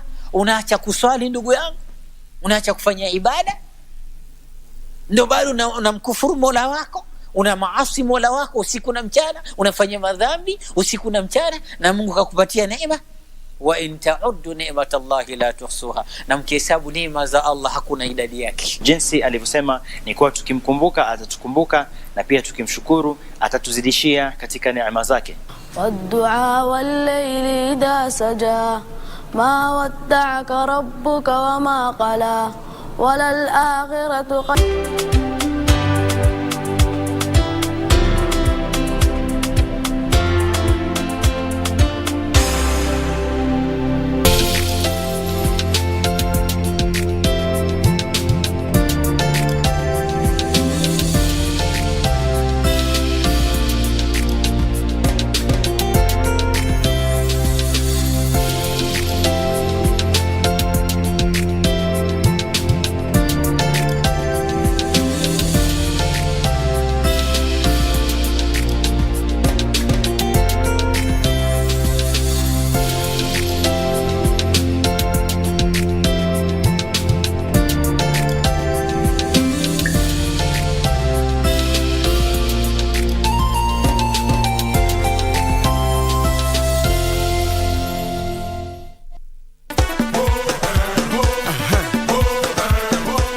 Tarehe 28 Mei barabara zote zinaelekea Harris Tavern, Nairobi. Manake kutakuwa na kongamano kubwa sana la rumba siku hiyo. Kikosi kizima cha Bridge Over Congo kimeandaa tamasha kali sana kwa nyinyi wapenzi wa muziki wa rumba. Oh yes, there will be lots of fun. Talk of nyama choma, lots of drinks, lots of giveaways from KBC, and not forgetting to mention rumba music with DJ Walter. Oh, and did I mention that there'll be free t-shirts for the first 100 people. Hey, you are going to me, hey, you are going to me.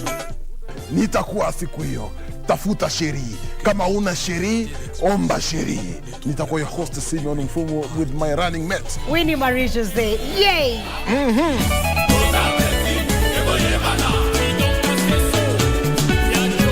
Kupata Yes My Love kama skiza tune yako, dial *811 *816#. Mutiso, wewe nafanya nini hiyo? Wacha nieleza, panataka hiyo kitu. Panataka Mutiso. Mbo sasa hiyo unakuja unaanza kunizuzia kwa nini hata sijafanya kitu? Wewe nieleza Mutiso, hapana leta hiyo kitu. Taka ngoja nachukua simu. Hello? Yes my lovely. Yes, I did the dishes. Kupata Yes My Love, bonyeza *811 *816#. *811 *816#. As campaign intensifies for the upcoming general election, what does all this mean for you, the voter? What do the candidates have to offer? How prepared are agencies charged with the election process? Join John Kuria and Safina Chieng on Kenya Decides. This and every Tuesday from 10 p.m. on KBC Channel 1 as we unpack elections 2022 with a panel of various stakeholders. Make informed electoral decisions. Huu upuuzi unaoendelea nao na mke wangu ukome. Tena ukome kabisa au utakuja kuzama. Mimi ni mvuvi bwana. Zari, haya ndo mambo mimi nilikuwa sitaki. Wakati wote nitakuja kumwona mwanangu, nitakuja bila pingamizi. Pili, mimi hapa sitoki. Wewe na ule mzee Kongo mlijuana wapi? Zari, unafaa uelewe kwa huyu mtoto ni wa Kate. Hata ukienda wapi bado atakufuata. Alikuja hapa yeye mwenyewe. Sio nyinyi mliomleta.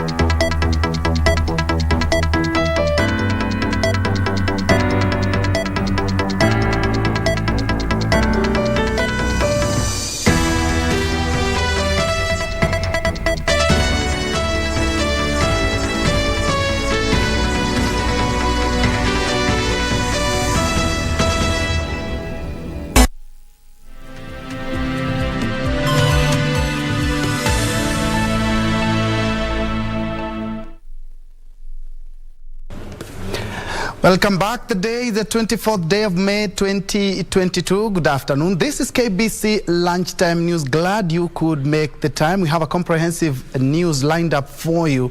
Thank you so much for joining. My name is Njue, and Ann Wangeshi will be our sign language interpreter for this live newscast. Remember, we can keep this conversation interactive via all our social media platforms as we are live. Now, straight to the news. The Jubilee Party has dismissed the issue of zoning within the larger Azimio la Umoja One Kenya coalition and urged its aspirants to continue with their campaigns. The national chairperson, Nelson Njue, says the party's focus is on getting numbers in parliament in the upcoming polls to enhance legislation. Jubilee Party's national chairperson Nelson Njue has urged all aspirants under the party to focus on their campaigns, assuring them that no party zoning will take place. Sisi tumeambia wagombea wetu wote waendelee na kampeni zao, hakuna mambo ya zoning.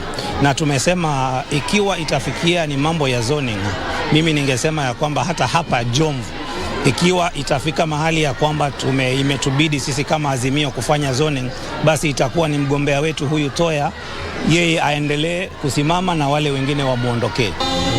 Njue, who was speaking during a youth meeting in Jomvu, Mombasa County, also reiterated the party's support to the aspirants, saying that plans to assist the aspirants with campaign materials and other resources were being finalized. Mikakati ambayo tumeweka ni mikakati ambayo ni ya kawaida. Kitu ambacho kinahitajika ni kuhakikisha kwamba tumewasaidia wagombea wetu wote kuwapatia enough campaign materials na resources za kutosha, kwa sababu campaign sio rahisi. Jubilee Party is set to field 19 member of county assembly aspirants, 5 aspirants for parliamentary seats, a women representative aspirant and a senatorial aspirant in Mombasa County. For Lunchtime News, I'm Njue Kiprano. And still on politics, politicians seeking elective positions and their followers have been called on to take some time off the campaign trail and assist the needy. A group dubbed Warembo Nakayole says it shouldn't be lost to Kenyans that there is a huge percentage of the population that is constantly in need of support.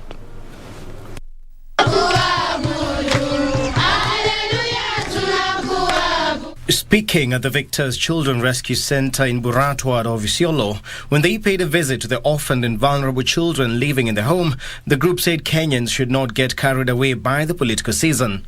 We have vulnerable and destitute children who are dropping out of school because of school fees.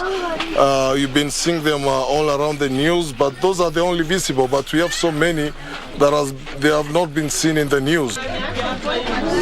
The group, led by the chairperson Susan Kathure and co-chair Frida McKenna, called upon other political leaders and their supporters to look out for vulnerable members of the society, especially children and the old. Sana naweza ongelea kuhusu education, because as I can see, wote ni wale wanafaa kuwa shule, most of them.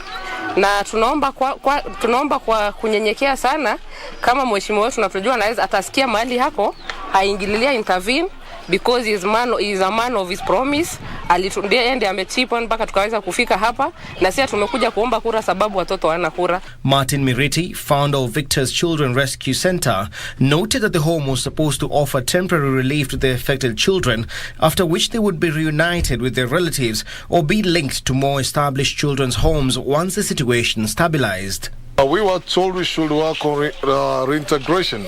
We tried to work on this, but it was a kind of a premature exit because the children were not transformed fully. This leading to further child labor, early marriages, untimely pregnancies and all this. So we had some of the kids back in a worse condition than the condition they moved here from. Martin called upon well-wishers to help the children get a decent place to live and also get access to education and other basic life skills so they can become self-reliant in the future. Moving on, the National Environment Management Authority, NEMA, has embarked on a countrywide 100 days rapid response initiative targeting farms and institutions discharging hazardous effluent from their premises into the environment, causing pollution. 7 traders in Mombasa have so far been arrested during the week-long crackdown in the county. In a move that was geared towards curbing pollution of the environment, National Environment Management Authority NEMA unveiled a rapid response initiative across all counties, beginning with Mombasa County.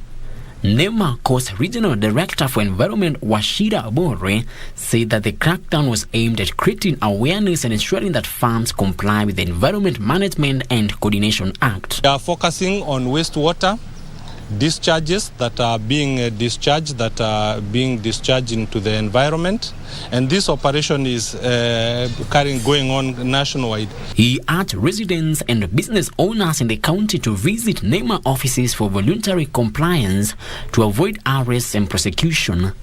The crackdown targets fuel stations, hotels, depots, clubs and apartments, and any other facility discharging wastewater. The aim of this operation is to enlighten the public on the dangers of discharging wastewater into the environment, including into the ocean. 7 individuals were arrested following the long week crackdown.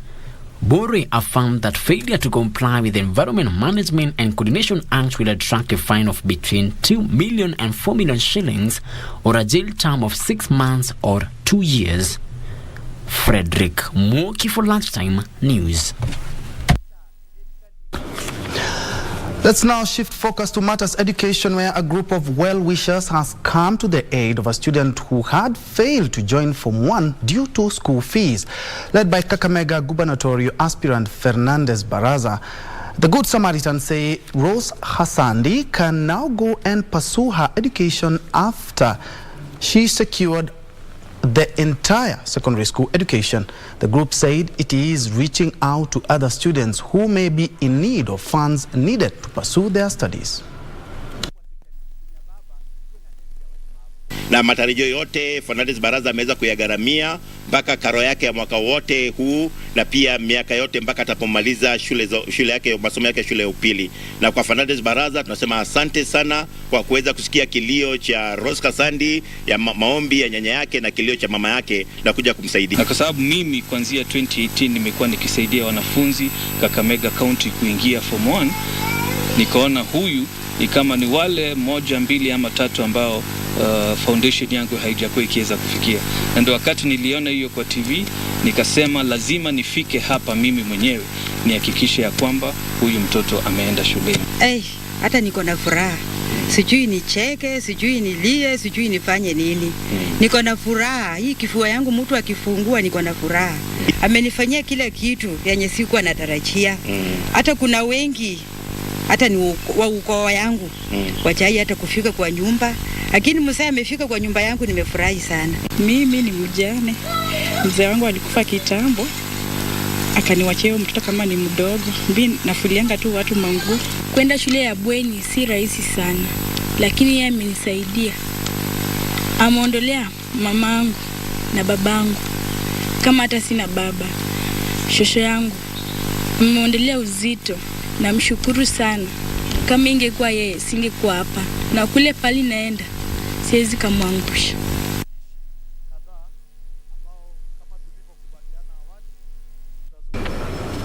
Indeed, Kenyans for Kenyans, let's keep up that spirit. And still in Kakamega, transport activities on Joyland Road towards Rosterman in Urambi constituency, Kakamega County, were disrupted after locals temporarily closed the road.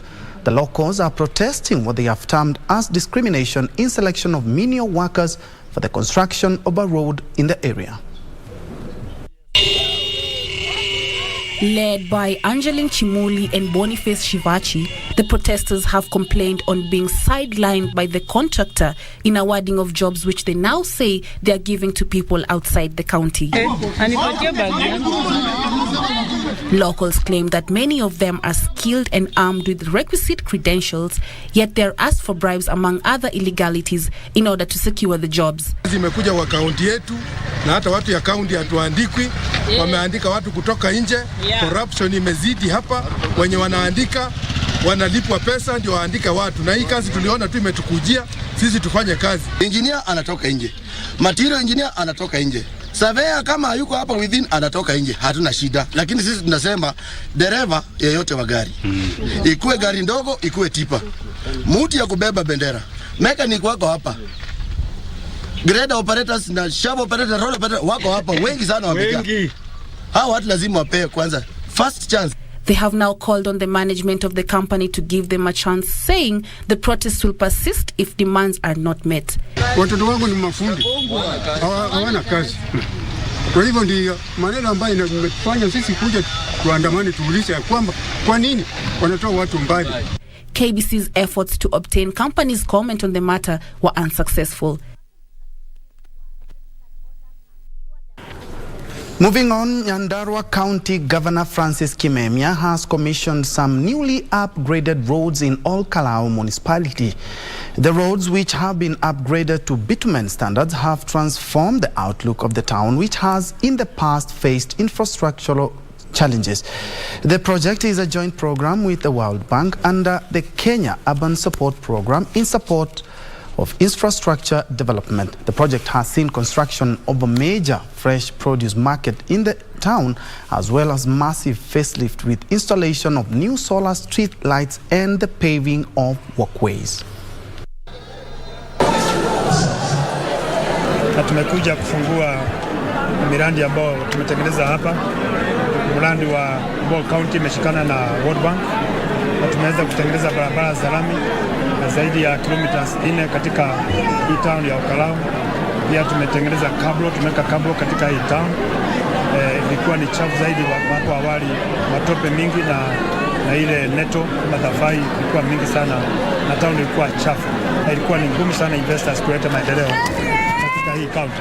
Lakini hivi sasa tumeweka kablo, tumeweka lami, tumetengeneza soko ya kisasa ambayo tunaiona hapa ya zaidi ya milioni 66 ambayo imetengenezwa hapa. Tuko na stadium ambayo inakuja hapa katika Okalau.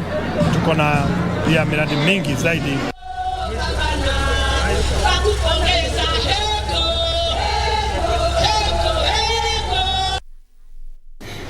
Elsewhere, police in Samburu County are investigating the death of a woman whose body was found dumped on the streets of Maralal town. Locals suspect the woman may have been raped and killed before her body was dumped on Sunday night. Edwin Austin with the details of this and other stories in the County News Roundup. Residents woke up on Monday morning to find the body of the middle-aged woman hours after she was spotted fighting with an unknown person. Tukiomba serikali ichukue hatua kali kama mwenye alifanya kitendo kama hiki, kwa sababu serikali iko na means yote kutafuta mwenye afanya kitendo kama hii. Hii ni kitendo unyama. Tungeomba wananchi ambao wanajua bila kitendo litendeka aleteo ofisi ya polisi ama ofisi ya chief kenye ilifanyika ndo tujue habari nani asababisha kitu hiki. Locals want police to get to the bottom of the matter and bring the killers to book. Meanwhile, a campaign vehicle believed to belong to a Nakuru member of County Assembly has allegedly hit and killed 2 people along the Nakuru-Nairobi highway. Yenye imefanyika hapa, sijui kama mama alikuwa anajua light zake kwa barabara ama ni gari ilikuwa na shida. Tunaomba tusaidiwe sana. Tuwekewe flyover hapa, tumeishi miaka yote kulia tuwekewe flyover pale Kiratina. Ilikataa kuwekwa. Tumeishi kulia. Gekari anajitolea sana kutuvukishia watoto hapa. Watoto wanatoka Kiratina, wanatoka Kiamunyeki, wanakuja shule hapa. 489,000. Makofi kwake. Elsewhere, Kirinyaga Central Constituency Development Fund has disbursed over 19.8 million to needy and vulnerable students in the constituency. Today nimewapatia check worth 19,900,000. Na in total tangu chaguliwe nimewapatia bursaries worth 178,300,000. Na niliwaambia hata kama kuna siasa kazi lazima iendelee. In Nyeri County, over 200 students from Karunda's Catholic Vocational Training Center have benefited from a free training on how they can tap into the digital technology for self-reliance. It is not just blue-collar jobs that are earning money. White-collar jobs that are earning money. There's a lot of blue-collar jobs which you can do through the internet. And basically we are telling them that you can advertise your services. You can scroll and browse through various sites that give opportunities of various kinds. Chief Executive Director of South-South Dialogue, Stephen Ndegwa Mwangi, has challenged the youth to work harder and smarter in order to earn honest living. Edwin Austin for Lunchtime News. Very well, we are due for a fast break at about 17 minutes past the hour, but when we come back, 25 countries will be gathered right here in Nairobi for a coffee summit. That is a discussion that you do not want to miss. Keep it KBC.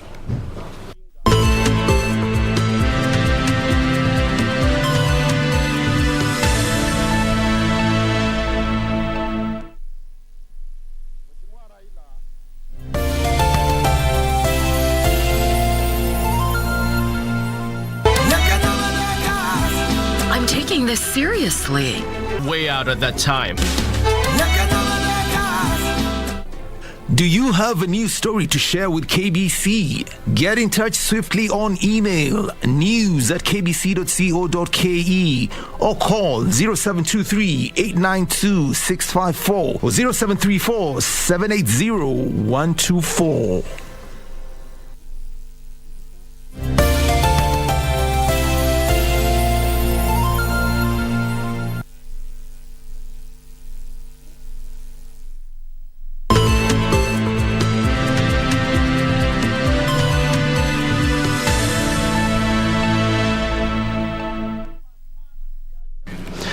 Welcome back and thanks for keeping it KBC. Now, this week, that is on the 25th to the 27th, 25 coffee-producing countries in Africa will be meeting here for a coffee summit under the umbrella of Inter-Africa Coffee Organization, EACO. They will discuss a number of issues.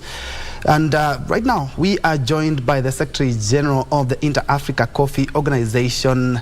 Karibu sana Bwana Solomon Rutega. Thank you. Shukran for coming. Thank you very much. Now, 25 African countries. What is the G5 summit all about? What are you seeking to achieve?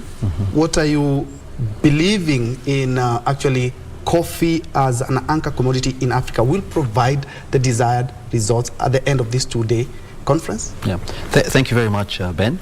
The group of 25 Africa coffee producing countries is converging here in Nairobi to share ideas and come up with solutions to some of the myriad challenges that is facing the coffee industry. We're very, very grateful to the host country.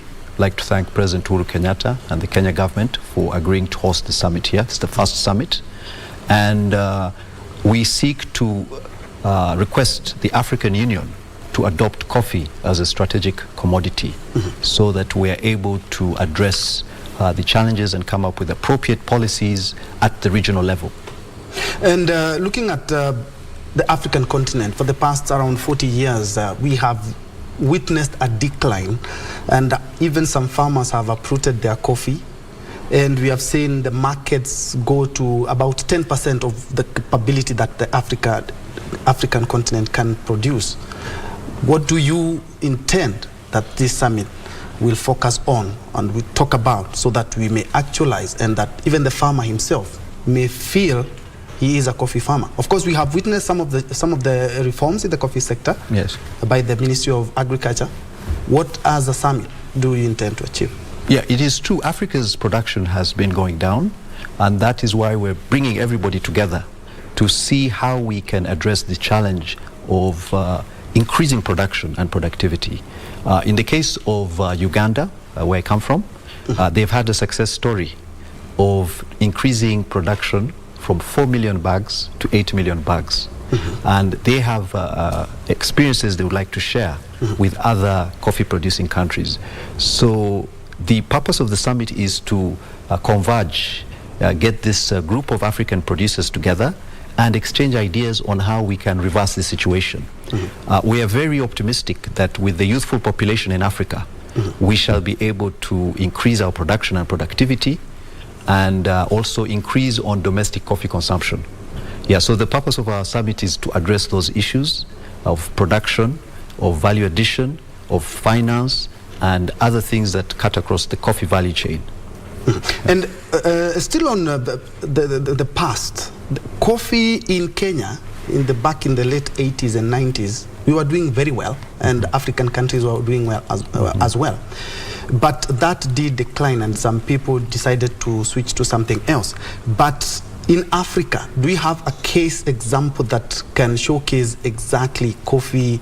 We need to focus all our energies so that we may go back to the heydays. Yes, the issue of price volatility has been one of the key factors that have created a decline in production, and farmers have cut their trees because these prices are very volatile. So what we're trying to do now is to increase on domestic consumption so that we don't have to depend so much on exporting our coffee outside. You see, if we start drinking it and we have the potential of consuming about 13 million bags a year, we'll be able to at least have some stability in the pricing so that people don't cut their trees. Of course, there are other challenges of infrastructure in terms of the storage, in terms of the logistic infrastructure. These are also challenges that we are addressing as a regional body. And if we get adopted under the African Union, those are some of the things that we shall be discussing at that level. So it is true, we are trying to reverse this situation of a decline in productivity and production by encouraging domestic consumption, investment in the infrastructure, so that people, young people are able to start drinking coffee, and that coffee can be competed for both at the national and at the international level. We have countries like Ethiopia. Ethiopia consumes 50% of their coffee production. Wow. Yes.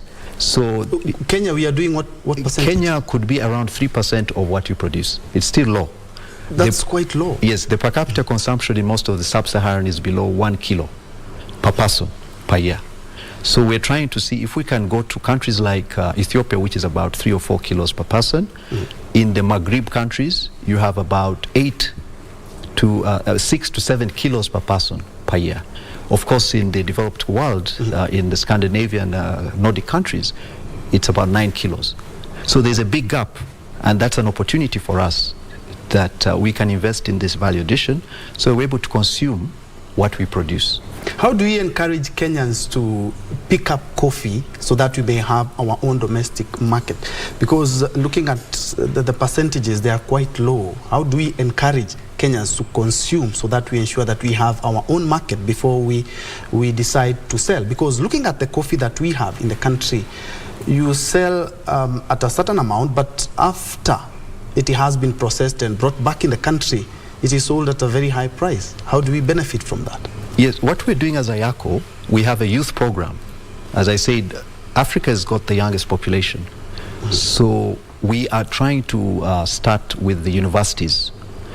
We have opened up several coffee houses at the University of Kenyatta University, Egerton University, and in other coffee producing countries. We believe if we start inculcating this culture at a young age, these are the future coffee drinkers of the continent. So we are coming up with barista championships, and these championships we train people to learn how to roast coffee, how to brew coffee, and how to taste coffee.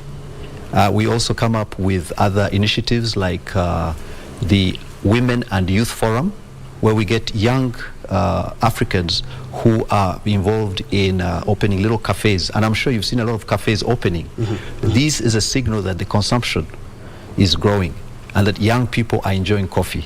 So if we start at the primary, secondary, university level by introducing a curriculum of training people on how to grow coffee, how to drink coffee, we believe that the opportunities for consumption definitely will go up. Now, Solomon, we are trying to galvanize coffee consumption and so that we may boost the trade outside and locally. But it's still facing a lot of challenges from other brews. I can tell you for free, today I've taken tea, I've not taken coffee. And other than that, there are people who drink soya, others chocolate, others tea, others soft drinks, others don't even take tea or coffee. Yes. Well, is there a future for coffee? There is a huge future for coffee. Just to give you some background, coffee is the second largest traded commodity after oil. It's valued at about 466 billion. Coffee is a very strategic commodity in terms of the livelihoods that depend on it. 53% of our rural communities depend on coffee to generate a livelihood. So it is a product, I believe, that has a lot of positive attributes, not only as a drink, but also medicinal. Yes, there are some medicinal attributes to coffee that we could use as a promotional strategy to tell you that you're better off drinking coffee than soda. It's more healthy for you to drink coffee than soda. So we believe that the space is enough.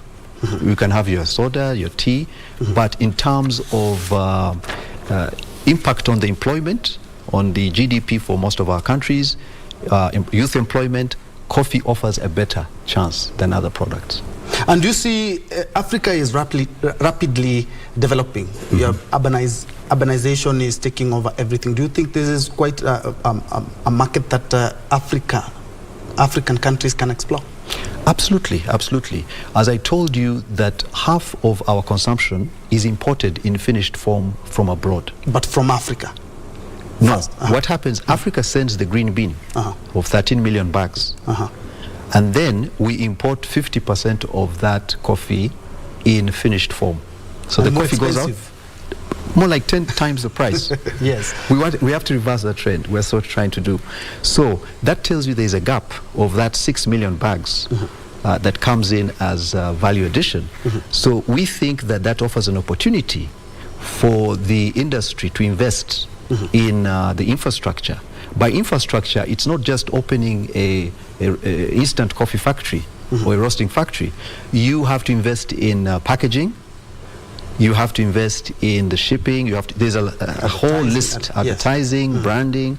So those are the things we need to help our people in terms of focusing on. So it's not just the factory.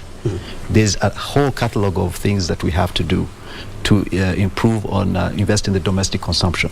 But the future is bright. As I mentioned, a young population with consumption rate growing about 2%, offers a very big opportunity for the continent. Yeah.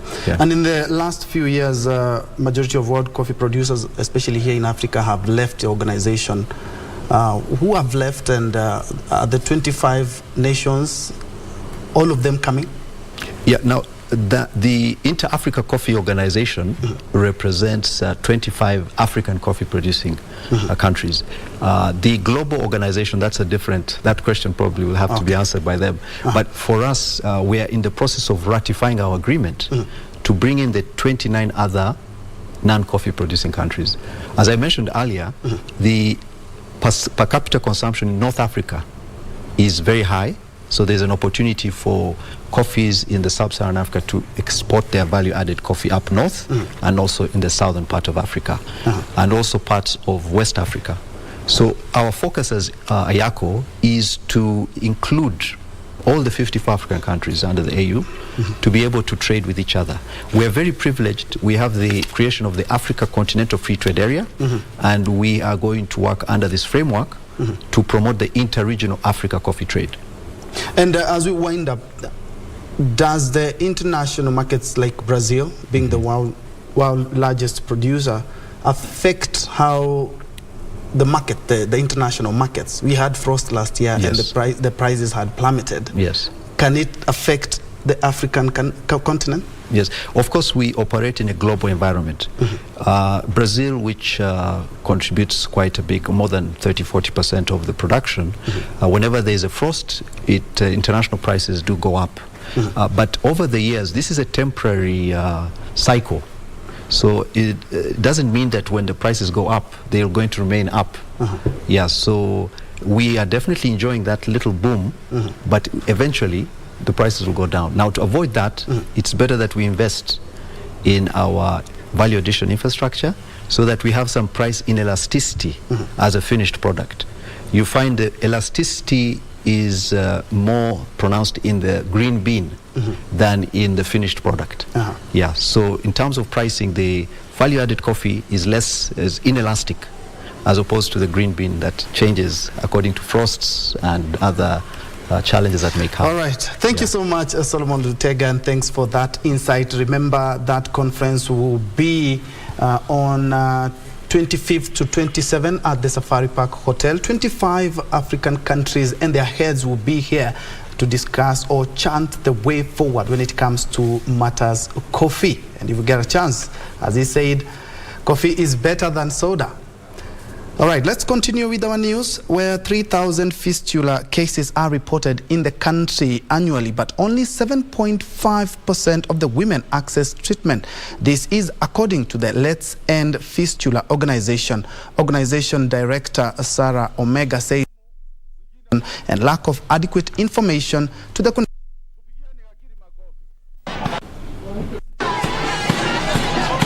Lack of awareness and stigma associated with fistula is still a hindrance to many women coming out to seek medication for fistula. Sikuwa naweza kulima, sikuwa naweza hata kuinama. Kufanya biashara ilikuwa ni ngumu kwa sababu hakuna mtu mwenye ataweza kuja kununua kitu chako.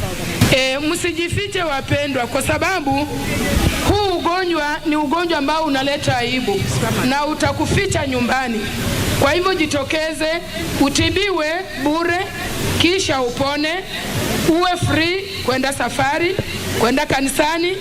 According to Let's End Fistula Organization Director Sarah Omega, the most affected women are young girls between 15 and 19 years. Girls between the age of 15 and 19, wanasema they've already had their first baby or they're expecting their first baby. Omega, however, noted that the misconception on the ground about the condition has led to a backlog of fistula cases.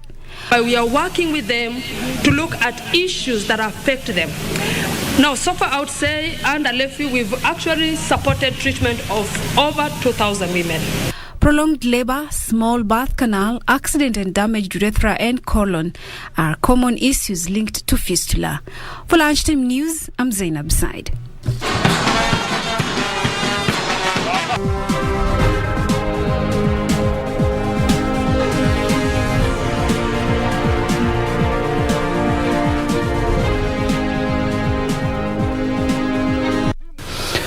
Let's now make sense of shillings and cents in business. A National Treasury is proposing the creation of a minerals royalties collection account for receiving all mineral royalties. The account will help facilitate the transfer of mineral royalties to the national government, county governments and communities. Treasury Cabinet Secretary Ukuri Atani is further proposing that 70% of all mineral royalties be collected, transferred to the consolidated fund. I beg your pardon. The public has until 30th of June this year to submit their recommendations to the Treasury. The proposed draft framework seeks to provide the budgeting of mineral royalties at the national government, county government and communities. The proposed formula will provide a clear flow of minerals royalties from the national government to the communities. The revenue sharing agreement, as per Section 183 of the Mining Act 2016, allocates 70% to the national government, 20% to the county government and 10% to the community. In order to facilitate the transfer of mineral royalties to the national government, county governments and the communities, in accordance with the provisions of the Mining Act 2016, National Treasury proposes the opening of a county mineral royalties account into which 30% of all mineral royalties collected shall be deposited for ease of sharing with respective beneficiaries. The account will also be in charge of receiving all mineral royalties, into which 70% of all mineral royalties collected shall be transferred to the consolidated fund. Under the proposed framework, the Ministry of Mining shall ensure the royalties are remitted to the National Treasury coffers by the end of every month. The ministry shall also prepare and submit to the National Treasury by the 15th day of every quarter a schedule indicating amounts due to the county governments and communities from which the royalties were collected and minerals against which the payments were made. The National Treasury shall then transfer the 30% from the county mineral royalty account within 14 days upon receipt of the schedule to the respective county revenue fund. The 10% entitled to the communities shall be transferred through the respective county governments for purposes of financing projects, interventions as identified by communities. Each county government shall open a special purpose account for depositing the 10% mineral royalties share with communities. Kenya plans to exploit its natural resources like gold, oil and coal, among others, to steer socio-economic development in the country. The public has until the 30th of June this year to submit their recommendations to the National Treasury. Carol Enjenga for Lunchtime News. Moving on, real estate developers are calling for tax rebates for materials used in the construction of green certified buildings. The developers are saying that this will help the country make strides in combating climate change and reduce carbon emissions in urban centers. Purple Dot General Manager Said Jiten Kerai says tax incentives coupled with a conducive building environment will propel Kenya's status as a green building hub. According to the United Nations Environmental Programme UNEP, real estate contributes up to 30% of global annual greenhouse gas emissions. In Kenya, as of 2021, there were 43 certified green buildings in the country, a 100% rise from 2020. This indicates that Kenyan developers are increasingly adopting sustainable building practices. Now we're seeing a lot more of this green building being filtered down to everyone. And the idea is that green should be for everyone, right? Green is not an expensive technology. Yeah, I think it's growing. A lot of our work with Kenya Green Building Society, we run a lot of education programs trying to train professionals students, government on green buildings and green building practices, technologies.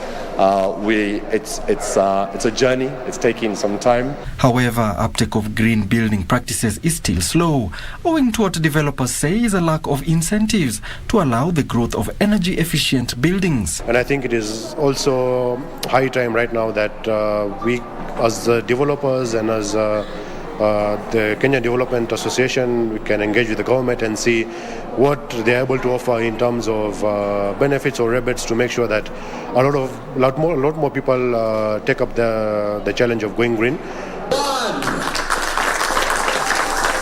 Speaking at the launch of Purple Dot International's EDGE-certified 2.5 billion shillings 15-story Purple Tower building, stakeholders say such buildings still compete well in the scramble for Nairobi's Grade A office space. And I think it's very important that we kind of differentiate the issue of oversupply based on zoning, especially with regards to the places we work with. If you look at Westlands, for example, I think that still has an incredible demand for office supply space, and it has been for the past decade or two, mainly. EDGE certification is a benchmark initiated by the International Finance Corporation, IFC, to encourage the design and construction of sustainable, resource-efficient buildings in emerging markets. Alanoko, Lunchtime News. Now, Kenya is grappling with a shortage of plumbers and masons as students avoid technical courses in favor of glamorous courses, leaving property developers with the challenge of securing the services of artisans. Rift Valley Institute of Business Studies Director John Gitau cites Nakuru, where there are 500 architects and engineers against about 200 trained artisans specializing in masonry, plumbing and painting, a situation that should ordinarily be the other way around.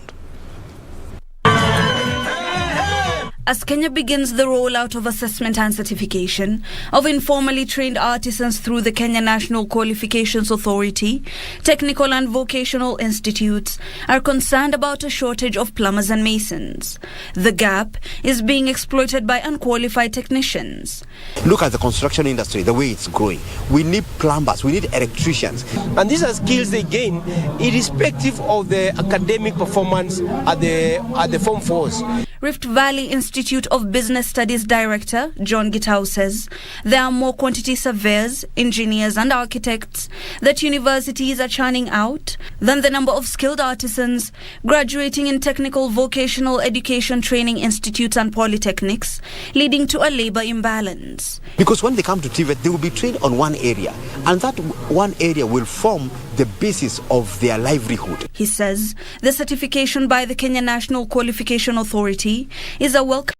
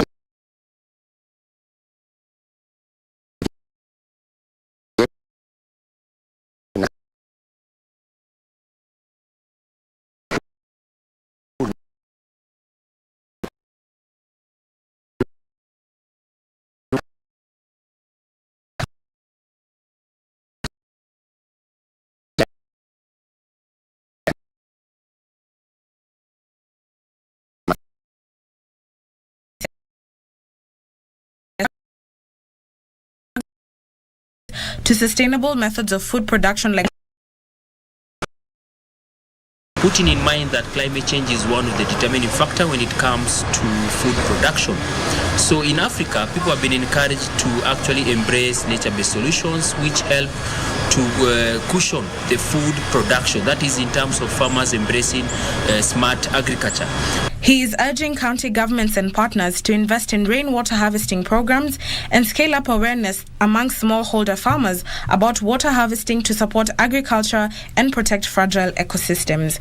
Rainfall harvesting has been one of the mechanisms that farmers have been advised to engage in.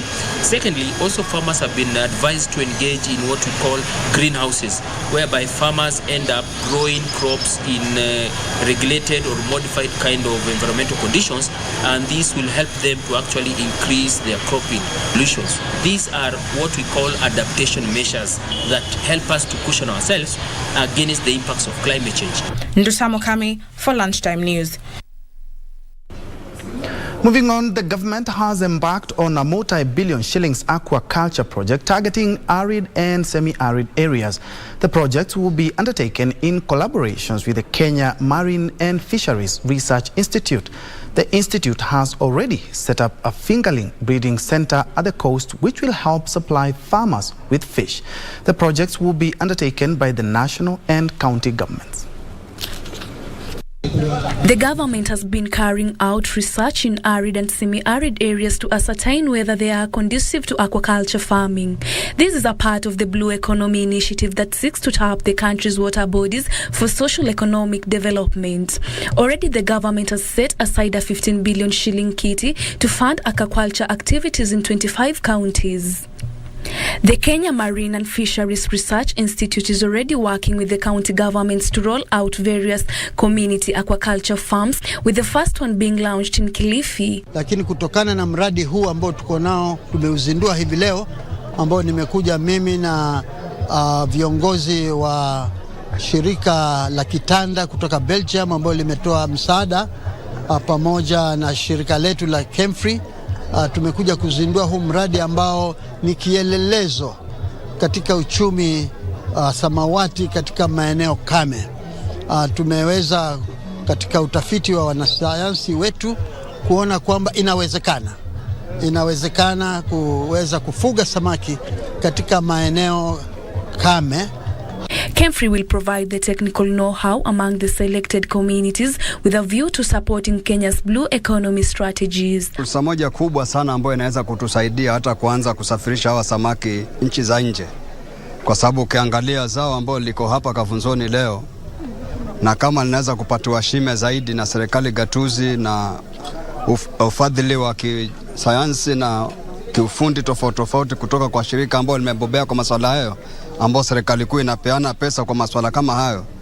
Nina imani kuu sana ile njia ya zamani ambao watu walikuwa wakisema kwamba sehemu kame zinastahili kupelekewa chakula, zinaweza kuwa za kwanza kutoa chakula katika sehemu kame kupeleka zile sehemu ambazo zilikuwa na zinasema ziko na chakula. So far, Kemfree has built a major research station in Shimoni area of Kale County to produce fish fingerlings and stop the reliance on wild catch found in the sea that has been used by many fish farmers in the region. That this was only possible through these partnerships. We had contact with Kemfree, and Kemfree did just a wonderful job. They came here on the site. They even build up awareness for fish farming because we have a borehole here that gives salty water, and so we can use the salt water for the people use it for washing, they use it for their cattle that drink it, but we had another opportunity that's to use it for fish farming. The government has earmarked the aquaculture farming as part of poverty alleviation strategy under the 2009 economic stimulus project launched by the government. Many farms failed due to a lack of adequate research and use of outdated farming practices.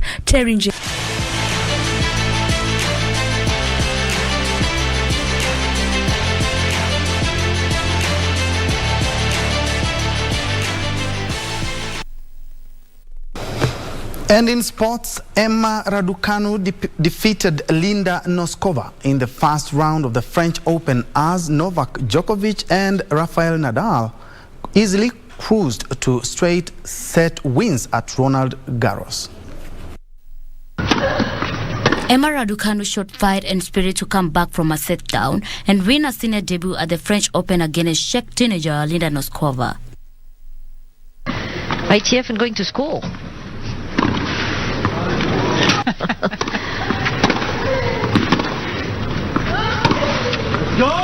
Could be a little bit lighter.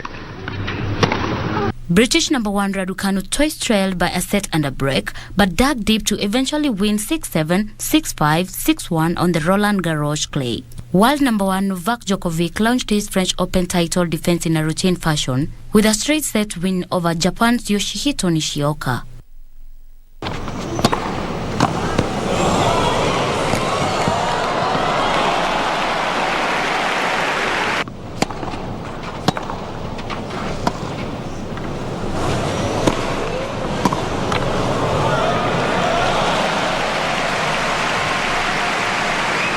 Rafael Nadal began his quest for a record-extending 14th men's title with a commanding straight-set victory over Australia's Thompson. For Sports News, I'm Dion Mogire.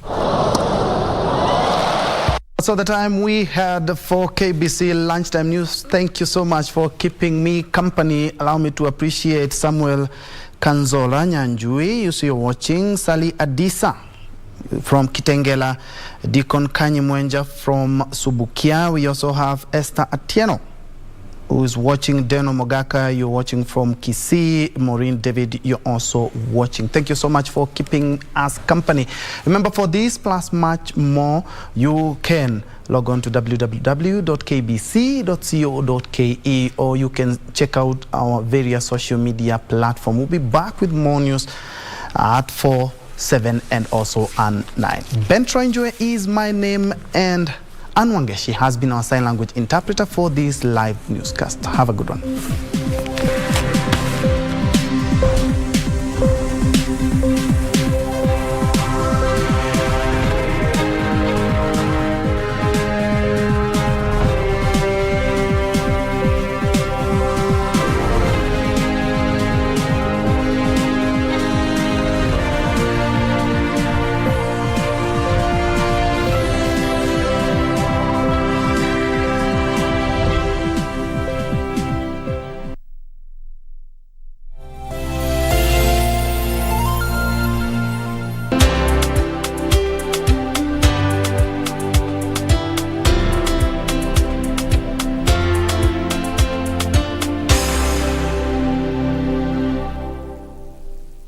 As campaign intensified for the upcoming general election, what does all this mean for you, the voter?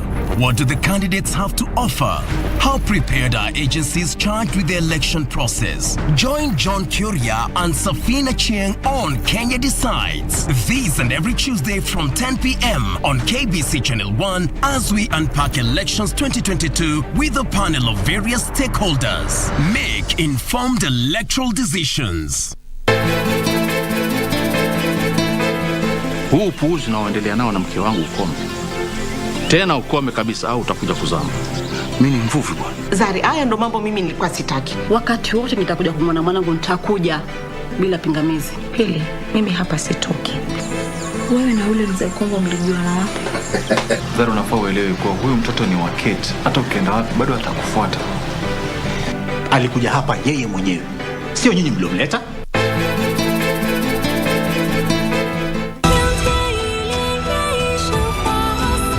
Elliot and Master once talked about the avians.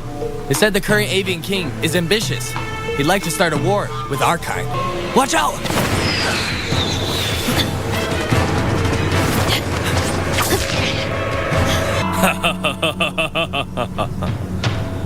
Good job. We tracked them all the way here, expecting to catch a few for questions. Someday he's going to rebel and cause trouble. We've got Mars. No need to worry. Prince, my apologies. Get lost.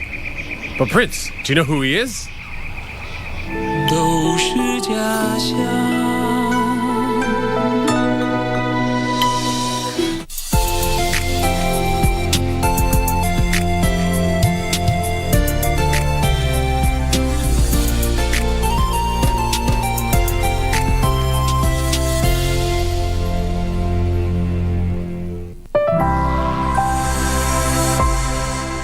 The first act on stage, Aslay.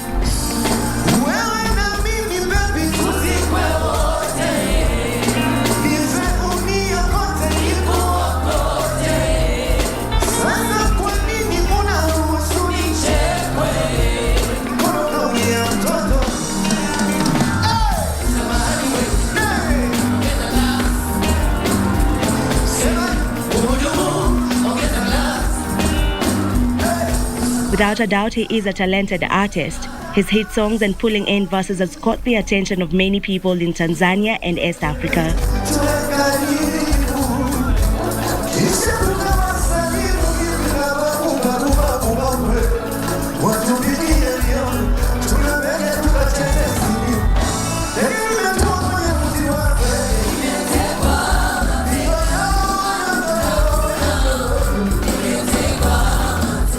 Singer-songwriter Priscilla Zawed, also known as Azawi from Uganda, was next.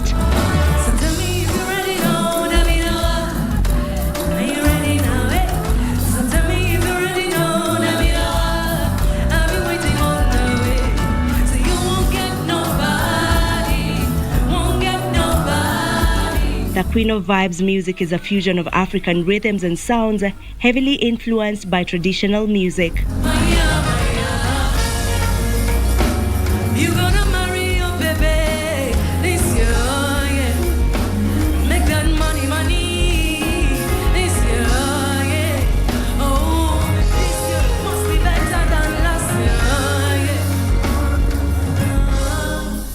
Chris Kaiga is a Kenyan Afropop artist widely recognized for his distinctive creative approach when it comes to his music. He became a household name in the music industry after his solo release Zimenice in 2019, which quickly became a fan's favorite.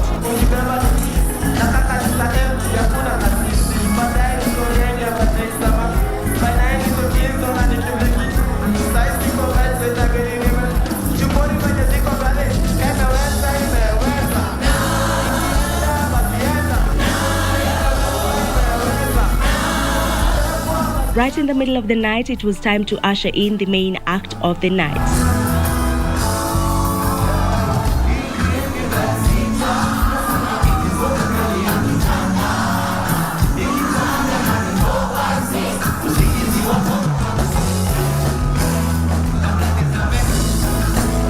Whether they're singing an a cappella or accompanied by soulful guitar and rhythmic drums, Sauti Sol creates music that connects with their fans worldwide.